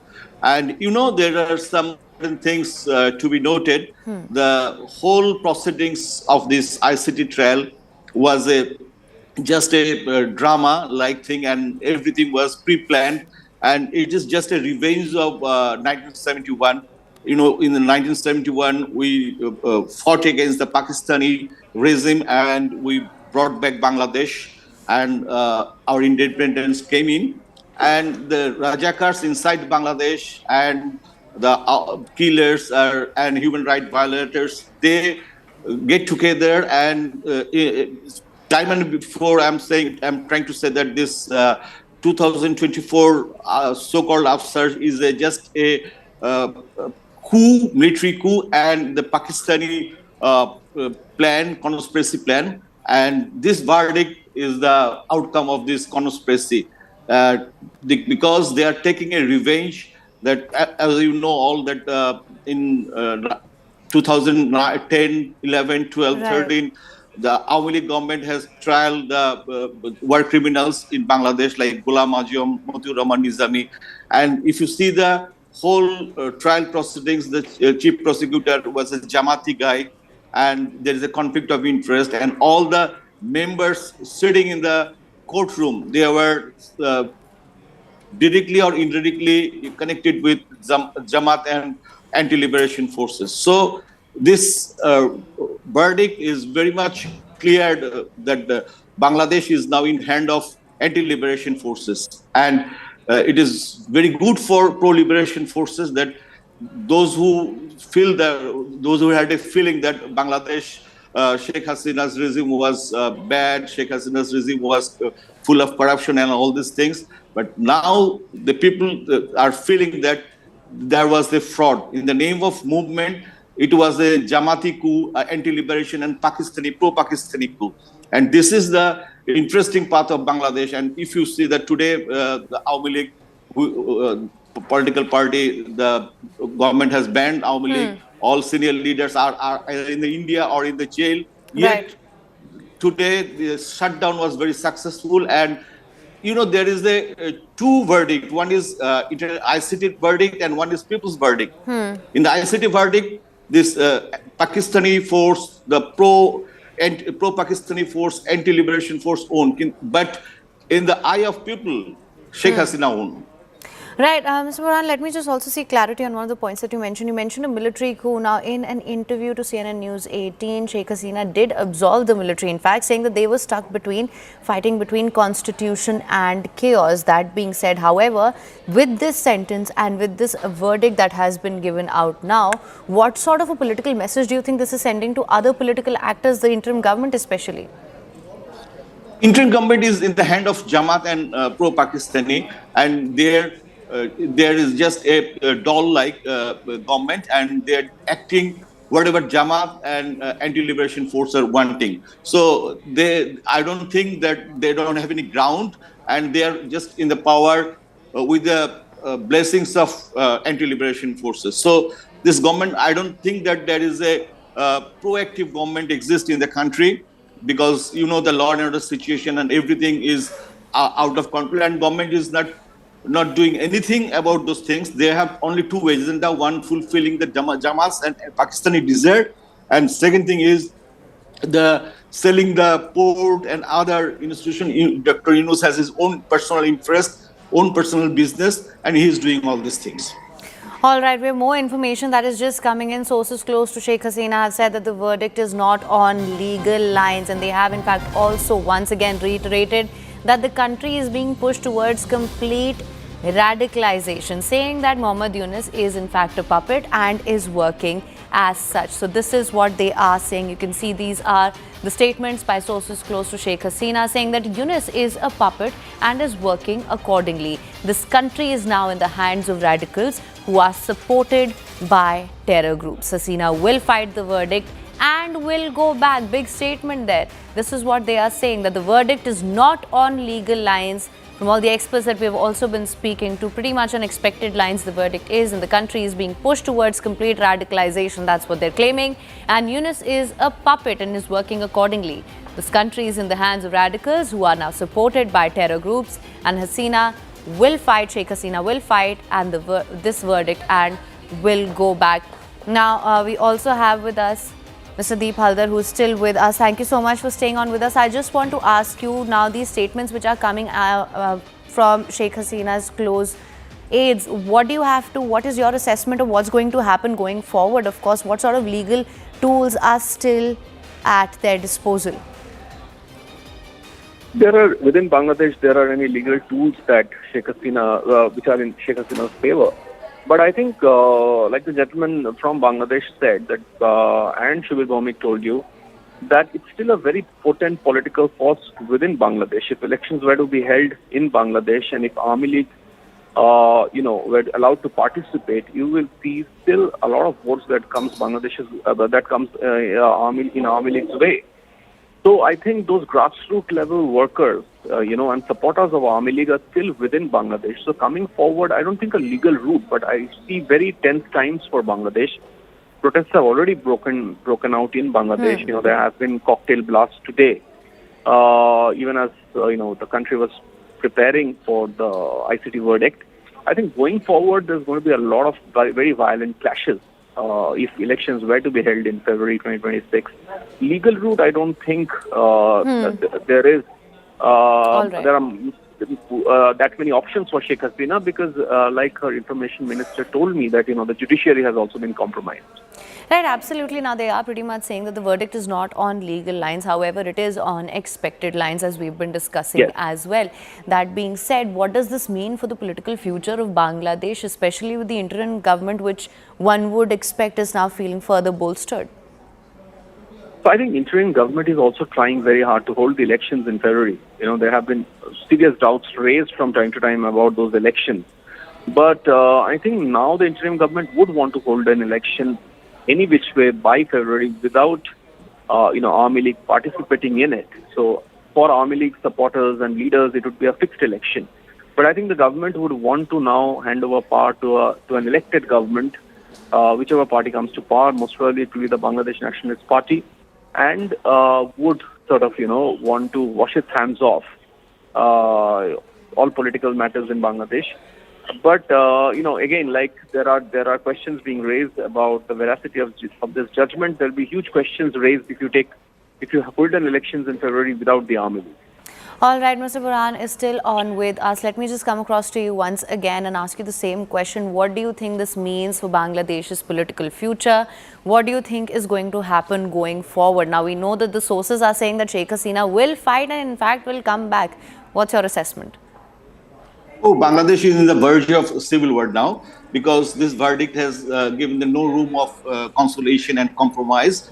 Because even today, when the verdict was given, there's some people they're going to Dhanmondi Bangabandhu Bhavan in road number 32 to block this, and they were arguing that they will make a playground in this historic house.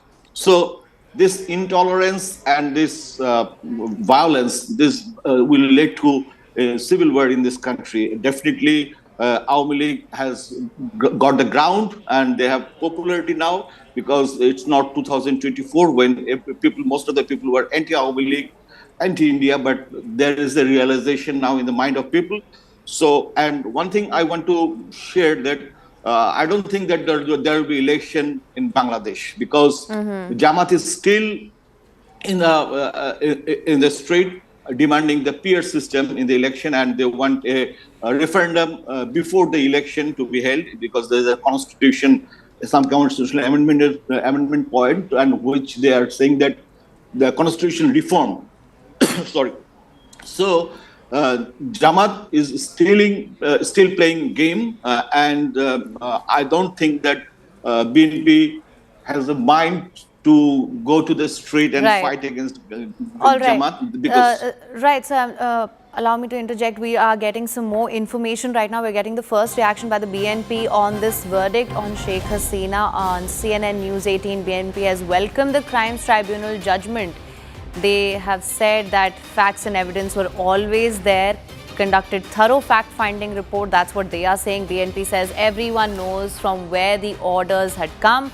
2 months of bloodshed, Bangladesh needed closure. This is what they're saying, BNP closure. Only when victims' families get justice, that's when we get closure. Mohammed Yunus does not need to fabricate anything. These are the statements coming from the BNP. These are first reactions. And they ran a racket. That's what they are saying. Listen to this. Yes. So, the July movement and the last 17 years of oppression and, the crime against humanity that has, took place in Bangladesh. The evidence and the documents and the facts were already there, and we have already seen the fact-finding report done by United Nations a few months ago. Okay. They did a thorough fact-finding report, which was and which they actually made public for the whole world to see, and for what happened in the July-August movement, and who from where the order came from, who was responsible for the killings and the 2 months of just bloodshed that happened. Okay. And also as a political worker, I've seen the suffering of the political leaders, political parties, opposition workers, activists, human rights activists, Okay. journalists, reporters, across the board, all sectors, people from all sectors, whoever tried to raise a voice against, the last regime and their, unlawful activities and policies were Okay. victimized. So I think this judgment that happened today was, the whole country was waiting for it, and me personally, I have always had this view that we are looking towards a new Bangladesh, united Bangladesh. Okay. To have a new Bangladesh or to proceed towards a united Bangladesh, All right, we are now being joined by Mohibul Hasan Chaudhry, former Bangladesh minister as well. Thank you so much for joining us on the broadcast. What's your assessment of this sentence and this verdict? As you know, ousted Bangladesh Prime Minister Sheikh Hasina has been sentenced to death by the ICT. This is the verdict. She was found guilty on charges of crimes against humanity. We also got the first reactions from BNP, Shama Ombed. You just heard that as well, the statements coming from the faction as well, and they did say that all of the evidentiary support was pretty much in place, and this is what is going to give the people of Bangladesh closure. And they did say that Muhammad Yunus does not need to fabricate anything. Also, on the other side, sources close to Sheikh Hasina have said that Muhammad Yunus in fact is a puppet and is only acting as such, and she will be fighting this verdict and will go back. Now, let's just go across to Mr. Mohibul Hasan Chaudhry, former Bangladesh minister. Thank you so much for joining us on CNN News 18. I want to begin by asking you what your assessment of this is, and we've all started getting the reactions which are now pouring in. What is your assessment? See, the trial from the very beginning, we've said it very clearly, it's a complete farce. The tribunal which was constituted to try genocidal officials of Pakistan Army and their collaborators during the time of 1971 is now has been misused by the interim regime. I say misused because the tribunal didn't have the mandate to try any other criminal case but charges of genocide during the time of 1971. This government has brought some amendments into the law for which they actually had no legal authority. The constitution only allows the parliament to pass amendments to laws. They're an interim government. They brought these amendments hastily just to include the riot situation of 2024 and try Sheikh Hasina and the senior leadership of Awami League and convict them before the next election. So it's a plot to exclude Awami League as much as possible from the next upcoming election, which they want to hold in a one-sided manner. So they know that the verdict cannot be executable because she's not in their custody. They know that even the Home Minister is not there. They have already turned the other accused, the Inspector General of Police, into the state's witness. So the whole process was farce. And we of course reject this verdict, the court's authority, and we will continue to protest against this regime. Right, of course, there's also this very big aspect of the international community, especially the government of India. What sort of expectations are there? So could you repeat that question again? I just want to ask you what you think the role of the international community is, specifically India. You see, they are trying to finger point at India for giving our leader shelter. It's not just that India has given our leaders shelter. Many of our colleagues have gone to other countries, France, UK, USA, and many other, Australia, for example, and they have obtained asylum in these countries. So many countries in the world do recognize what is happening in Bangladesh, that the country is in the grip of an extremist group. And there is a wholesale persecution of secular liberal political leaders and activists. So India has given shelter to our leader, but other countries have also opened their door for many of our colleagues. But these lot want to create as much trouble as possible with India because they've already declared that ISI, Pakistan Army's intelligence officials can operate in Bangladesh, which they could not for the last 15 years. Lashkar-e-Taiba and Jaish-e-Mohammed has already declared that their operatives in Bangladesh are very active. In the past, during our time, we have dismantled this terrorist network, the militants, but right now they seem to be in charge. Yesterday, all the extremists had held a protest in Dhaka without any interference from the government.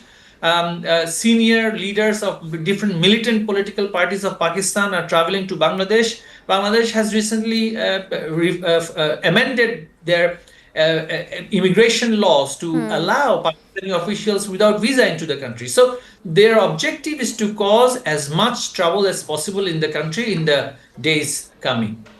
Right, absolutely. Now, of course, we also heard Sheikh Hasina's close aides are saying that she will fight this verdict and then she will go back. From what we are given to understand, there aren't very many legal tools, if at all, at her disposal right now. So what is this fight going to look like for her and what does this mean for Bangladesh's political future?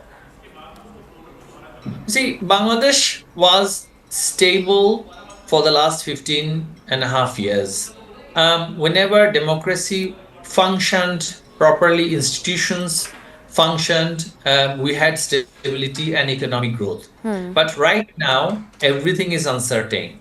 The election is uncertain. They're planning to hold a one-sided election, and they're concerned that our leaders might stand independently in the election, which is why they've targeted the leaders and prepared a list of popular leaders to convict them in the ICT tribunal illegally.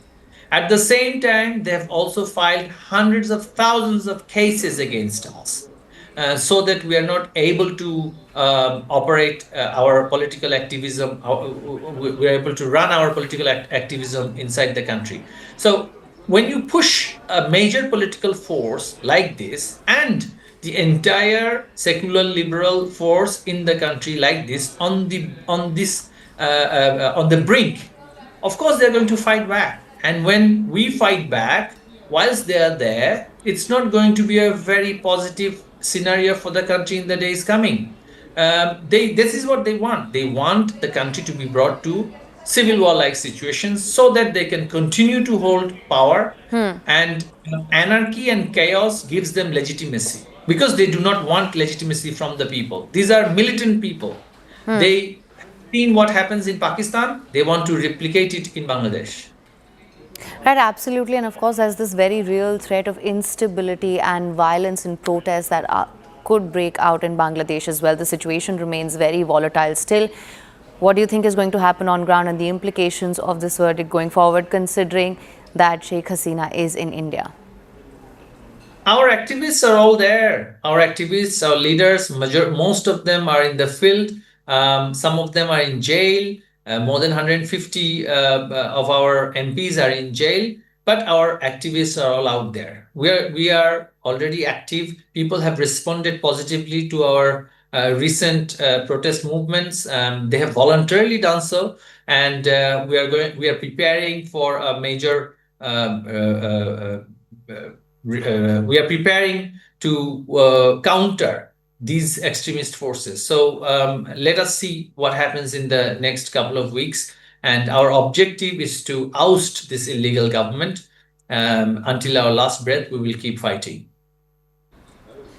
All right, absolutely. Of course, right now the situation still remains very volatile. What do you think are going to be the immediate next steps? Of course, the reactions are slowly pouring in as well. We heard what the BNP members have had to say. Also, they're saying that this is the closure that the people of Bangladesh needed, and there was in fact all the evidentiary support that was required from the word go. So what do you have to say about that? There was no lawyer representing our leader Sheikh Hasina. How can you ever challenge whatever was being presented to the court? And they have submitted some audio clips, no reference to the source of the clips and the context in which such conversation took place. I mean, it was a one-sided trial. Even if we are to consider the court as a legitimate court, forget the legitimacy of it, which is of course very doubtful and totally illegal. The entire process was fraudulent, if I am to say.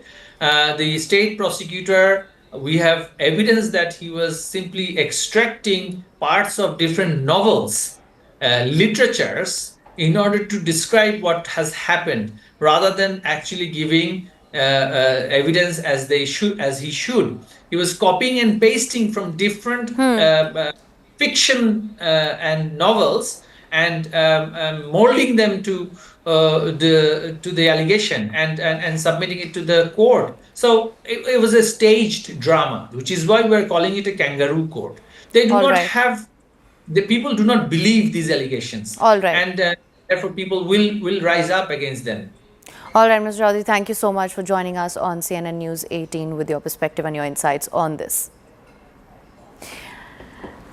And with that, it's over to my colleague Ayushman. It's over to you. Thank you for that, Him. So this is the situation that's unfolding on the ground, ladies and gentlemen. As you can see, Sheikh Hasina's entire camp has said that Bangladesh is suffering under Yunus's chaotic, violent rule after being sentenced to death by the Dhaka court. That is the situation unfolding on the ground. The BNP has reacted, calling it a closure for the people of Pakistan in the wake of the student protest that led to several deaths, as well as the ouster of Sheikh Hasina. But Sheikh Hasina digging in her heels when it comes to countering what the Dhaka court had to say, saying that the verdict is from a kangaroo court. It's a rigged tribunal, unelected government which has no mandate, saying that the marching orders will come in from the Awami League leadership, including her, to fight this verdict and fight those forces which are controlling Bangladesh. She has hit out at the Yunus regime, saying it's backed by terrorists as well as radical elements. And I'm joined by my colleague Siddhant Mishra on the broadcast to decode this further. Siddhant, clearly at the end of the day, Sheikh Hasina is digging in her heels. She's here in India under the shelter of the Indian government.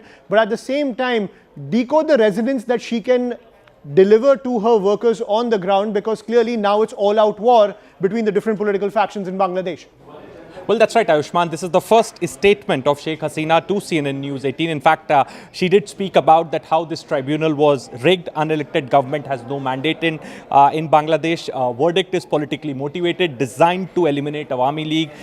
Extremist figures in government wanted death penalty for Hasina. Bangladesh is suffering under Yunus. In fact, she also alleges that ICT created to scapegoat Awami League, not to seek truth. Public services have collapsed under Yunus. Hindus, minorities, women under attack in Yunus regime. Islamist elements inside government undermining secular Bangladesh.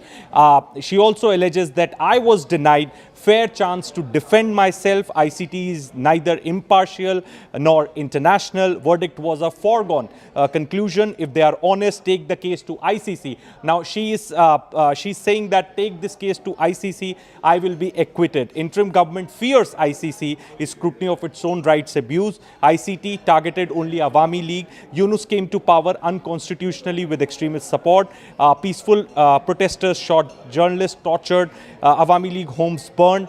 Nationwide crackdown on Awami League workers. I never ordered lethal force. So it's a response coming from Sheikh Hasina. In fact, during the pronouncement of the order, many times it was mentioned by the court that Sheikh Hasina ordered the usage of lethal weapon, and perhaps this is one of the case against her. Now, Sheikh Hasina is saying in her defense that I never ordered lethal force. Evidence was twisted. Student leaders themselves admitted to arson and sabotage. UN report based on coerced anonymous testimony. Key records withheld from UN inspectors. Now, she is alleging that Yunus government withheld the key records with the UN inspectors, because one of the basis of this entire case against Sheikh Hasina is also the UN report, which says that 1,400 people were killed during the July uprising. Now, she also says that that judicial inquiry I set up was shut down by Yunus. Government held data, 834 dead, not 1,400. 52 not killed by gunfire, 19 found alive. My government upheld human rights. GDP grew 450 million lifted from poverty. Yunus has no achievements remotely comparable. Bangladesh's future belongs to its people. Next election must be free, fair and inclusive. So a big message coming from former Prime Minister Sheikh Hasina that next election needs to be free, fair and inclusive. I did not use lethal weapon. The number of deaths have been exaggerated. The exact numbers have been withheld from the UN report. So she's making series of allegations on the Yunus government, Ayushman. Absolutely, not pulling her punches when it comes to hitting out at the Yunus regime inside Bangladesh. I'm also joined by Syed Burhan Kabir, Chief Editor of Bangla Insider. He's joining us live from Dhaka. Thank you, sir, for joining us on the broadcast. My first reaction is that as you have seen Sheikh Hasina's reaction, she is very defiant. She is training her guns at the Yunus regime. What kind of muscle does she still wield inside present-day Bangladesh, and what kind of muscle does the Awami League have as the political tensions are only escalating inside Bangladesh? Okay, it is this question has we have two answers I can give. One is that the workers of Awami League, Awami League is one of the most popular organization in the country, and they have penetration in the grassroots level. The grassroots level workers, they are fighting just after 5th August 2024, but now they are getting ground and they are organizing and they are getting direction from their leaders who are in the hideout. And on the other hand, the last 1.5 years, people are pissed off with this government because law and situation is not proper. There is mob justice everywhere. The fundamentalist forces are attacking every places. The price hike, the economic condition is getting worsened. So people are fed up with this government. So that's why people are feeling that the past government was better, Awami League was better. This type of feelings is coming up from the ordinary people, those who are not involved in any kind of politics. So that's why if we can mix all this the grassroots people, grassroots local Awami League leaders, and the people, ordinary people, those who are fed up with this government, both are getting together. And if these two forces can get together, then there will be inevitably Bangladesh will face a new revolution. Right, and at the same time, as we are talking about the Yunus regime, Mr. Kabir, what kind of diplomatic muscle does the Yunus regime have? Because we've seen a lot of rumblings from within Bangladesh trying to impress upon India that Sheikh Hasina should be extradited back to Bangladesh. Does the Yunus regime have the muscle to create some diplomatic pressure via other nations on India to extradite Bangladesh, given the political tensions on the ground? At the end of the day, for them to get Sheikh Hasina back, try her in court, let's say go through with the death penalty, that will be something that would, if you will, cut the head of the snake. I don't think that the Yunus government has that much international footings, international coverage and international popularity to make a diplomatic campaign to bring back Sheikh Hasina in Bangladesh and execute the trial.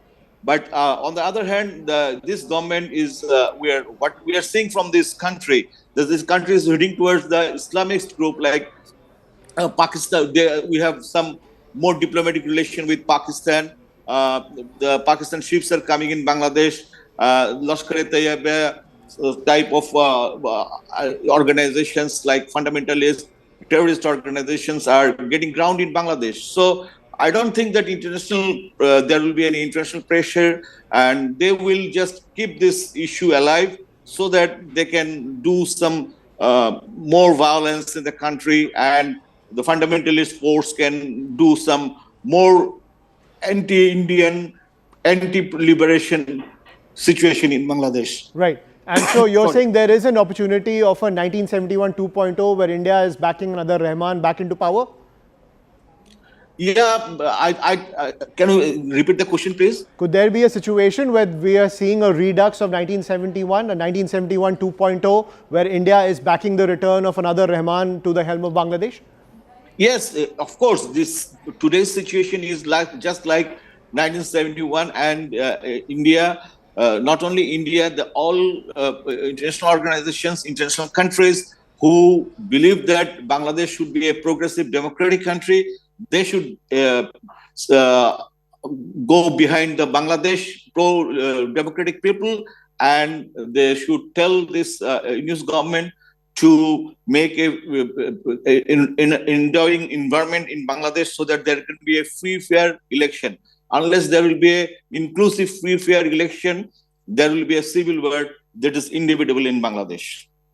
Siddhant, I want to get that perspective from you. Mr. Kabir is pointing out a great political opportunity for Sheikh Hasina to make a return because the Yunus regime is not popular right now in Bangladesh, as well as the rise of the fundamentalist forces that we are seeing inside Bangladesh. So an aggressive Sheikh Hasina, given the circumstances in Bangladesh, is a good diplomatic and a geopolitical opportunity for India. Well, that's right. But India has never thought this way, Ayushman, to be very honest, that India could use Sheikh Hasina as a tool, perhaps to deal with Bangladesh. Never, ever. In fact, time and again, India has assured Bangladesh, in fact, this new government, full support when it comes to the benefit and work together when it comes to the benefit of two people. So with this, logic that India may use Sheikh Hasina as a tool, or perhaps this is a new diplomatic advantage that India has over Bangladesh. I don't think that is the case. All India wants is free, fair and inclusive elections in Bangladesh, and perhaps if Sheikh Hasina is giving interviews to the Indian press or to the international press, if she is speaking, she is issuing statement, perhaps India is a democratic country. India believes in freedom of press. India also believes in free speech. She can do that, and right. Mr. Kabir, if Mr. Kabir is still with us, right, we'll try to get that perspective from Mr. Kabir and Siddhant as well, but that is the situation on the ground. Mr.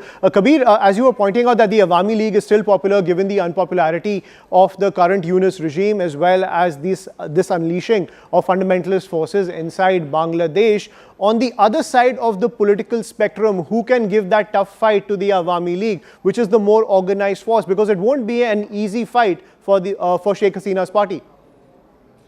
Okay, now after 2024, this Bangladesh has divided into pro-liberation and anti-liberation forces, and BNP was pretend to be the pro-liberation forces, but their acting and their all activities are in favor of anti-liberation forces. So, if there would be an election, inclusive election in the country, there will be a three-party conflict and three-party contest. Like Zamaat has getting momentum, and they have huge fund, and they have huge ammunitions, arms, and they have cadre in their grassroots level. BNP was very much popular, but last 1.5 years, they are decreasing their popularity because of their some unrest in their internal circle, and also BNP has some problem with the people. They are just starting some violence. There's corruptions. So there will be a three-party contest if Awami League would get the equal level playing field, and if there will be a free, fair election in the country. Right, and talking about the geopolitical opportunity, Siddhant, your perspective on this, given the turmoil inside Bangladesh, and especially in the wake of this ruling by the Dhaka court, which has pretty much inflamed the Awami League. We've also seen in the past few weeks how the Yunus regime has warmed itself to Pakistan, warmed itself to China. There is a trifecta, if you will, that has been created in India's neighborhood. Also that greater Bangladesh jibe which came in from the Yunus regime, taking over a huge chunk of the northeast. What kind of opportunities or what kind of analysis is running through the minds of the officials in the NIA right now? Well, look, India is ready to work with any government in Bangladesh for the benefit of the people of two countries. But also the fact is Mohammad Yunus is not an elected leader. He is an interim leader of Bangladesh. In fact, as far as engagements are concerned, Ayushman, then in February there was a visit. Foreign Secretary visited Bangladesh in December. In fact, NSA of Bangladesh is expected to be in India. I think by now he must be in India. He has come here for the Colombo security dialogue. So engagements between the two government is going on. There is no doubt about it. All India wants is free, fair and inclusive elections. India definitely wants to speak and to engage with the elected leader elected by the people of Bangladesh. Perhaps Mohammad Yunus was chosen as the interim leader. All the stakeholders supported him at that point in time. But he has failed miserably when it comes to delivery, Ayushman. All he has been doing is making provocative statements, loose remarks. Perhaps one day he says that we are the guardians of ocean. We will provide access to the northeastern states to the oceans. One day he gives a book to some foreign dignitary where the Indian territory is shown as the Bangladeshi territory. One day he will go to Doha or maybe some West Asian country and say that Indian media does a lot of fake news. India is a factory of fake news, things like that. So such statements from Mohammad Yunus have really been impacting the relationship between India and Bangladesh. There is no doubt about it. And perhaps this is the reason that Indian government time and again, even when the elections were not announced by Mohammad Yunus, have been reminding the Bangladesh government that there is a need for an early election. So definitely India, being a neighbor, being a friendly country, wants stability in Bangladesh, wants Bangladesh to elect a leader with which India can work closely for the benefit of the two people. In fact, yesterday, Ayushman, we reported that how the Pakistani clerics were invited to Dhaka, including Maulana Fazlur Rahman and Aurangzeb. Both of them made provocative speeches at Uddan in Dhaka, the same place which once witnessed the historic speech of Sheikh Mujibur Rahman, the same playground which once saw the surrender of the Pakistani soldiers to the Bangladeshi soldiers. Perhaps on the same place the provocative speeches were made, and these Pakistani clerics, what they demanded, a blasphemy law to be implemented in Bangladesh, or the same model which is existing in Pakistan. So such things have been happening. The extremist forces are mushrooming. The forces like Jamaat-e-Islami, in fact there are other factions also, other groups also, they do their gatherings, they make provocative speeches. And Mohammad Yunus, who was once seen as this modern technocrat, forward-looking person, perhaps has been reduced to being a leader of these extremist forces, because he helps them with space. He allows them to do whatever they want to do, and perhaps that is the reason that he's enjoying power. Right. So this re-Pakistanization of Bangladesh is something that is a huge cause for concern, especially given the fact that fundamentalist forces are mushrooming inside Bangladesh. But at the same time, India hedging its bets on both sides, currently maintaining the line that democracy should thrive in the nation of Bangladesh. Mr. Kabir, when we look at those student protests which erupted in Bangladesh, one thing that was really striking for the people of India was the demolition and the defacing of the statues of Mujibur Rahman, the founder of Bangladesh, the man who used democracy to carve out Bangladesh. Clearly, it was an armed struggle as well. But at the same time, he was the father of Bangladesh. What does, one sec, please hold on with us. We're getting a piece of breaking news. What we are learning is that crores of workers are ready. There will be war again. Our struggle will continue. This is the pitch that's coming in from the Awami League. Awami League declaring all-out war inside Bangladesh, ladies and gentlemen, in the wake of the Dhaka court ruling. What we are learning is that the pitch that's gone from the Awami League to all of its workers on the ground reads, crores of workers are ready. There will be war again. Our struggle will continue. Victory to Bangla. You can see the pitch that they've put on social media, clearly Sheikh Hasina and her entire leadership ready for all-out war inside Bangladesh after the Dhaka court ruling that sentenced her to death for the deaths which took place during the student agitation, which led to the ouster of her regime. So as you can see, the language is only escalating from Sheikh Hasina. She has said there will be war again, our struggle will continue, victory to Bangla. And as my colleague Siddhant as well as Mr. Kabir were pointing out, the mushrooming of fundamentalist forces, the cozying up with Pakistan, the re-Pakistanization, the post-1971 attempt to convert Bangladesh into another version of Pakistan is something the Awami League is now fighting against, especially spurred by this ruling of the court that's come in from Dhaka, which has sentenced Sheikh Hasina as well as her Home Minister to death. And now this is the pitch coming in from the Awami League. They've put this war cry, if you will, on social media, saying crores of workers are ready, there will be war again, our struggle will continue, victory to Bangla. Mr. Kabir, how do you see this statement coming in? It's clearly what we've been discussing, the Awami League ready for all-out war inside Bangladesh, given the fact that this death sentence has only spurred the leaders on the ground.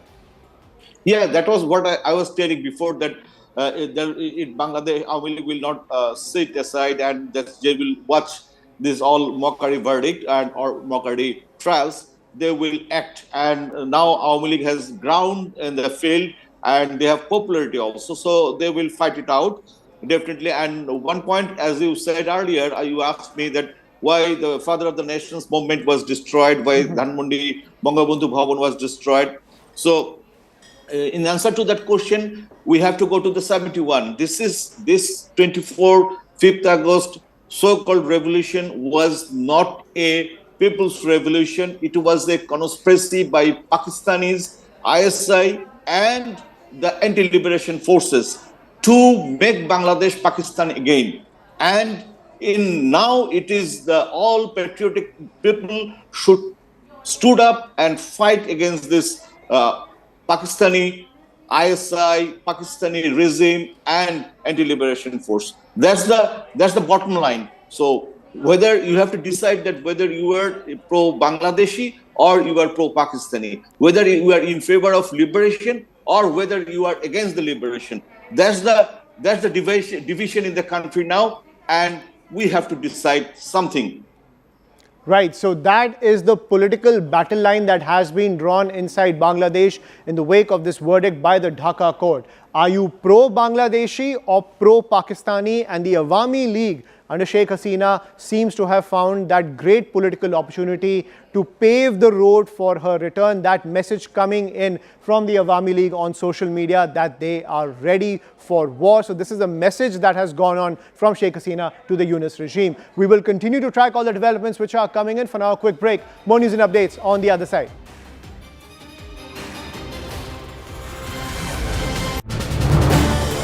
This is News 18 Network.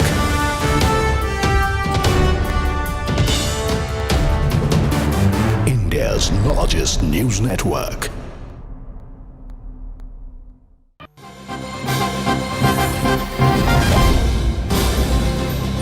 We're now getting you a CNN News 18 exclusive news break. We're learning that the National Security Advisor Ajit Doval has now issued a firm denial after a video of him surfaced online claiming that he'd said that more Hindus are joining the ISIS than Muslims. Doval has now told CNN News 18 that he never made such a statement, calling this viral clip a likely deep fake that was aimed at manipulating public opinion. Doval has also told CNN News 18 that the media tools are now being used to distort national security. So putting everything on record, there is NSA Ajit Doval speaking to CNN News 18 and also talking about how this video that is purportedly attributed to what he'd said, claiming that more Hindus are joining ISIS, is probably a deep fake, and he never said such a thing. My colleague Siddhant is with us on the broadcast. Siddhant, NSA Doval making things clear and also putting into perspective this particular video that's been doing the rounds, possible deep fake. Well, that's right. In fact, NSA Doval has spoken to CNN News 18, and in fact, NSA Doval issues categorical denial flags over this deep fake video getting circulated. In fact, NSA Ajit Doval has clarified that he never made this statement claiming more Hindus are attracted to ISIS than Muslims. He indicated that the circulating clip is likely a deep fake manipulation.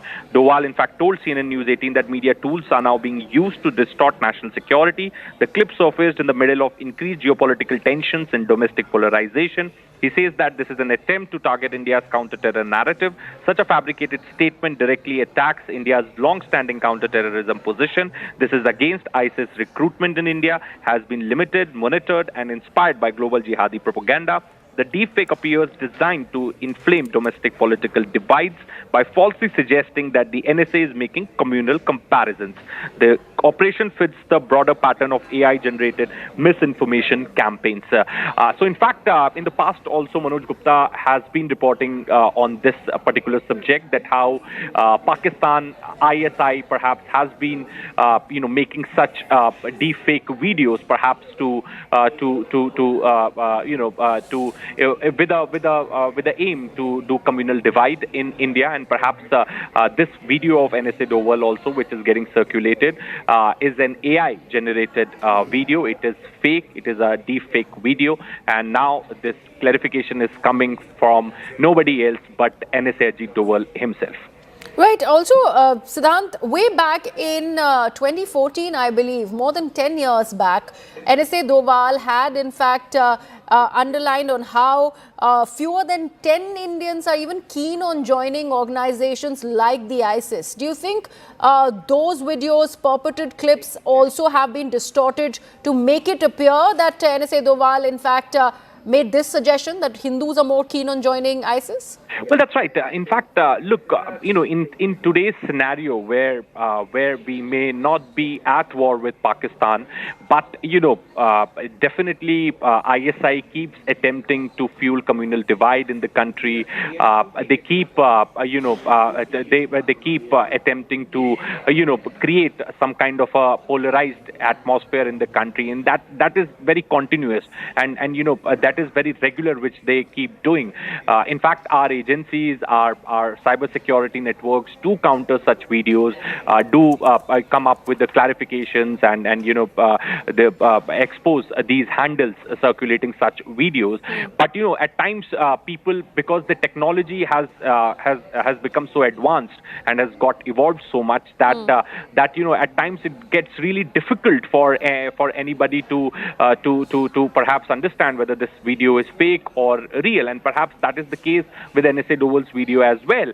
And since it was getting circulated, and in fact now we have this clarification coming from nobody but NSA Doval, and Manoj Gupta has managed to speak to him, and he has the version of the NSA Doval. It's a deep fake video, has been made to fuel communal divide in the country, and perhaps that was the intention. But now the clarification has come, and perhaps definitely the government of India should also be acting against such handles circulating this deep fake video of NSA Doval. Right. Thank you so much for that, Siddhant. We also have Major General KK Sinha, who's joining us on the broadcast. Major General Sinha, this clarification that has come in from the National Security Advisor, Ajit Doval, but the claim that he's making that this video was a deep fake one talks about how these clips are in fact doing the rounds online, the kind of apparatus that is at play to build a narrative of something that was never said. Good morning, Jahan. Yeah, these deepfake videos are basically a media tool now, which is AI generated and try to create, a narrative which is absolutely false. And absolutely, I think, it gives you a chance. I look at it in a two ways. First thing, that you are, the media is exposing that, this is absolutely a narrative someone wants to create it. And especially when the time of reckoning is there for the India, when we are going through a very tough time, what we see, what is happening after the daily blast, the way, getting exposed. So these people, this is one way. And the second thing, it will give you much focus to that narratives can't be, actually you have this much. I think someone from your channel has spoken to, NSA Ajit Doval. In spite of the fact that the people who go for these deep videos, they know that it will get exposed. But they do.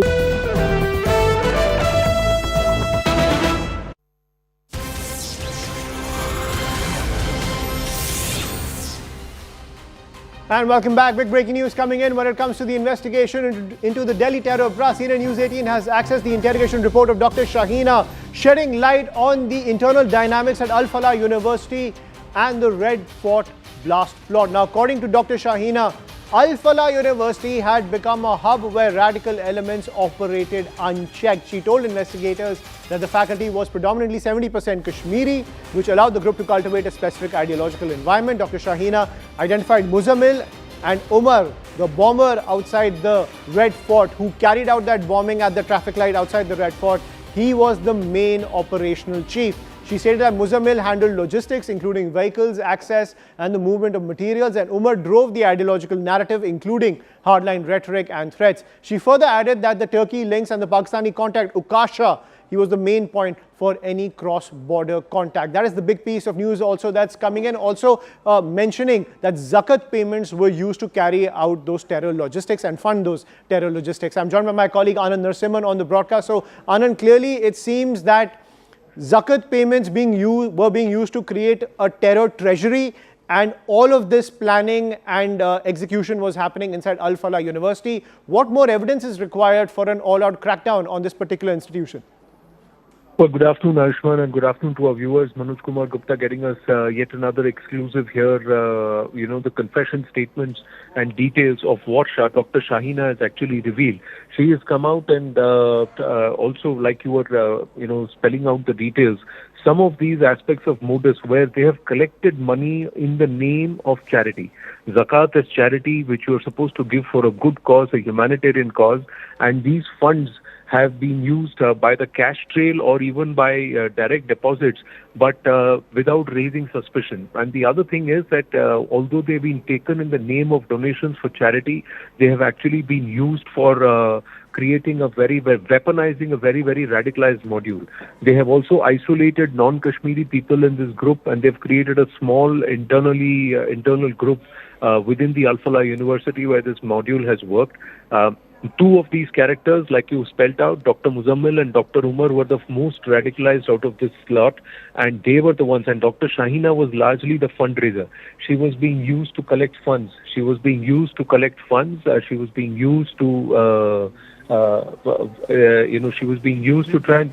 She was being used to try and generate and perhaps present a soft nature.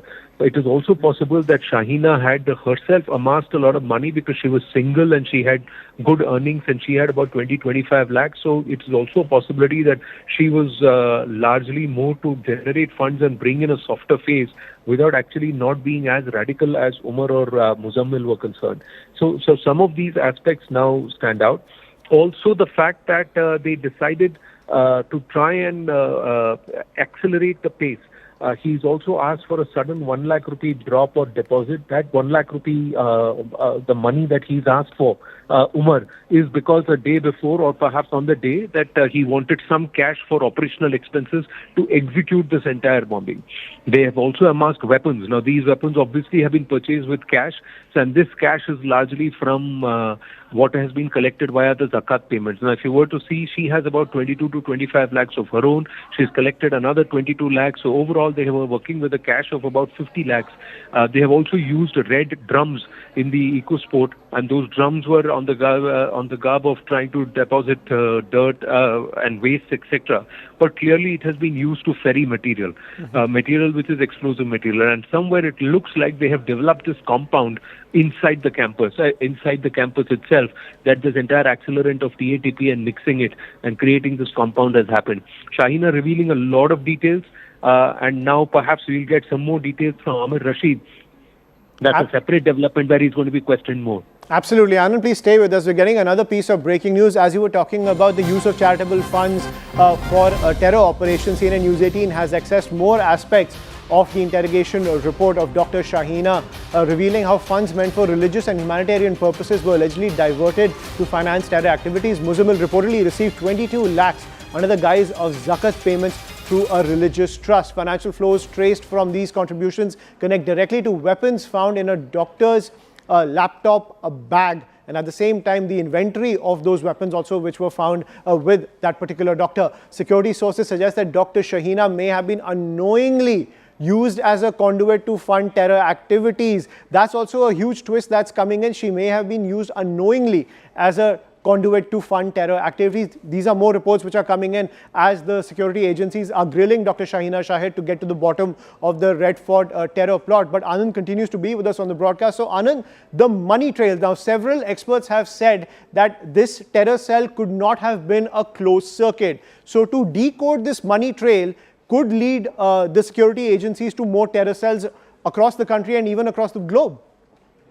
Yes, Ayushman. And Dr. Shahina, is she totally above board? That's also still not sure. Was she aware of a terror plot or of a mass-scale series bombings? We do not know. But clearly the AK-47 and the AK-56, so recovery of firearms, etc., rifles have happened from her vehicle.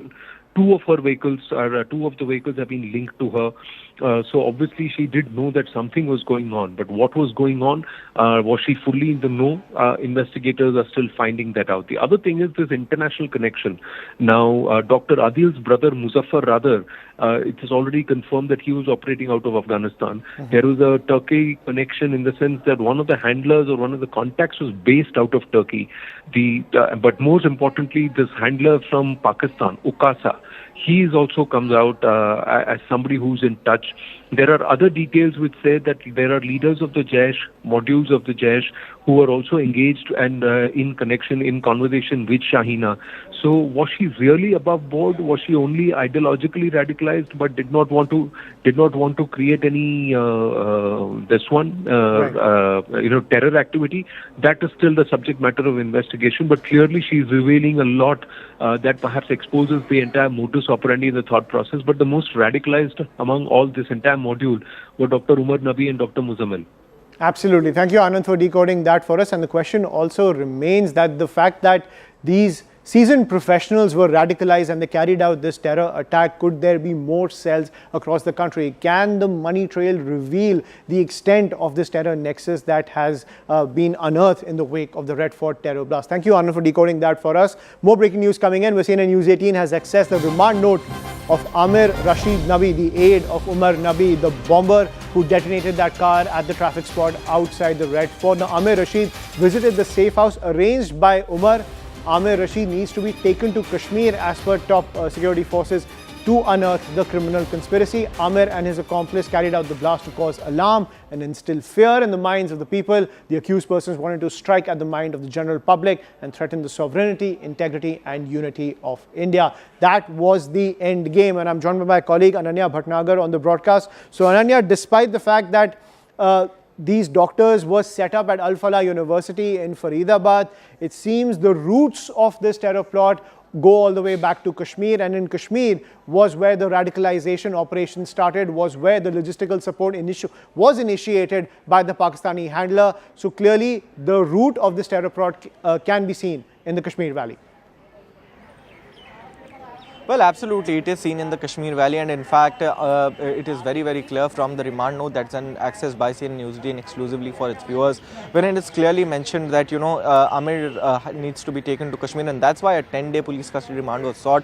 Almost 10 grounds of arrest being submitted by, in fact, the investigators to the court today, and very clearly being said that Amir is not somebody who was, unknown to all of this conspiracy. In fact, he and his accomplices were the ones who had actually carried out this blast, and he was very well known to Umar, who is in fact the deceased in this particular blast, who carried out these particular blasts. And not only that, these people wanted to strike fear in the minds of the people, to attack and hit the sovereignty, integrity and in fact the unity of the country, and that was their clear plan. In fact, and I quote it from the remand note very clearly, that the NIA has gone on to say that these people carried out a precision bombing so as to carry out fear in the mind of the people, and that is exactly what the National Investigation Agency has said in its 5-page remand note that's been accessed exclusively by CNN News18 completely. In fact, copy of this remand note also mentioned that Umar Nabi and Amir were known to each other. Amir was the one who had not only arranged logistical support, was also instrumental in arranging the explosives, and was the one who was the owner of that particular I-20 car that was actually used in that particular blast.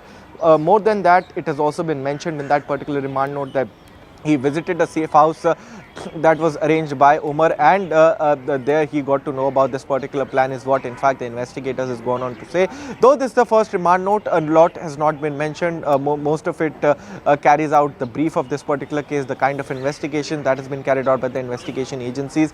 But very clearly, when the next time after these 10 days, when Amir is brought back to the court, we'll get to know more and more and as to what he has said in these 10 days of investigation, and what and whether in fact Amir's disclosures could actually lead to some more arrests taking place, is something that we'll have to wait and watch for. But definitely this was a sinister plot that was hatched, killing more than around 13 people and leaving more than 30 injured. So very clearly this was the plot that the agencies are now unearthing, and very clearly Amir is somebody who remains to be at the central focus, just like the Al-Falah University, which was in fact the command center of this particular module.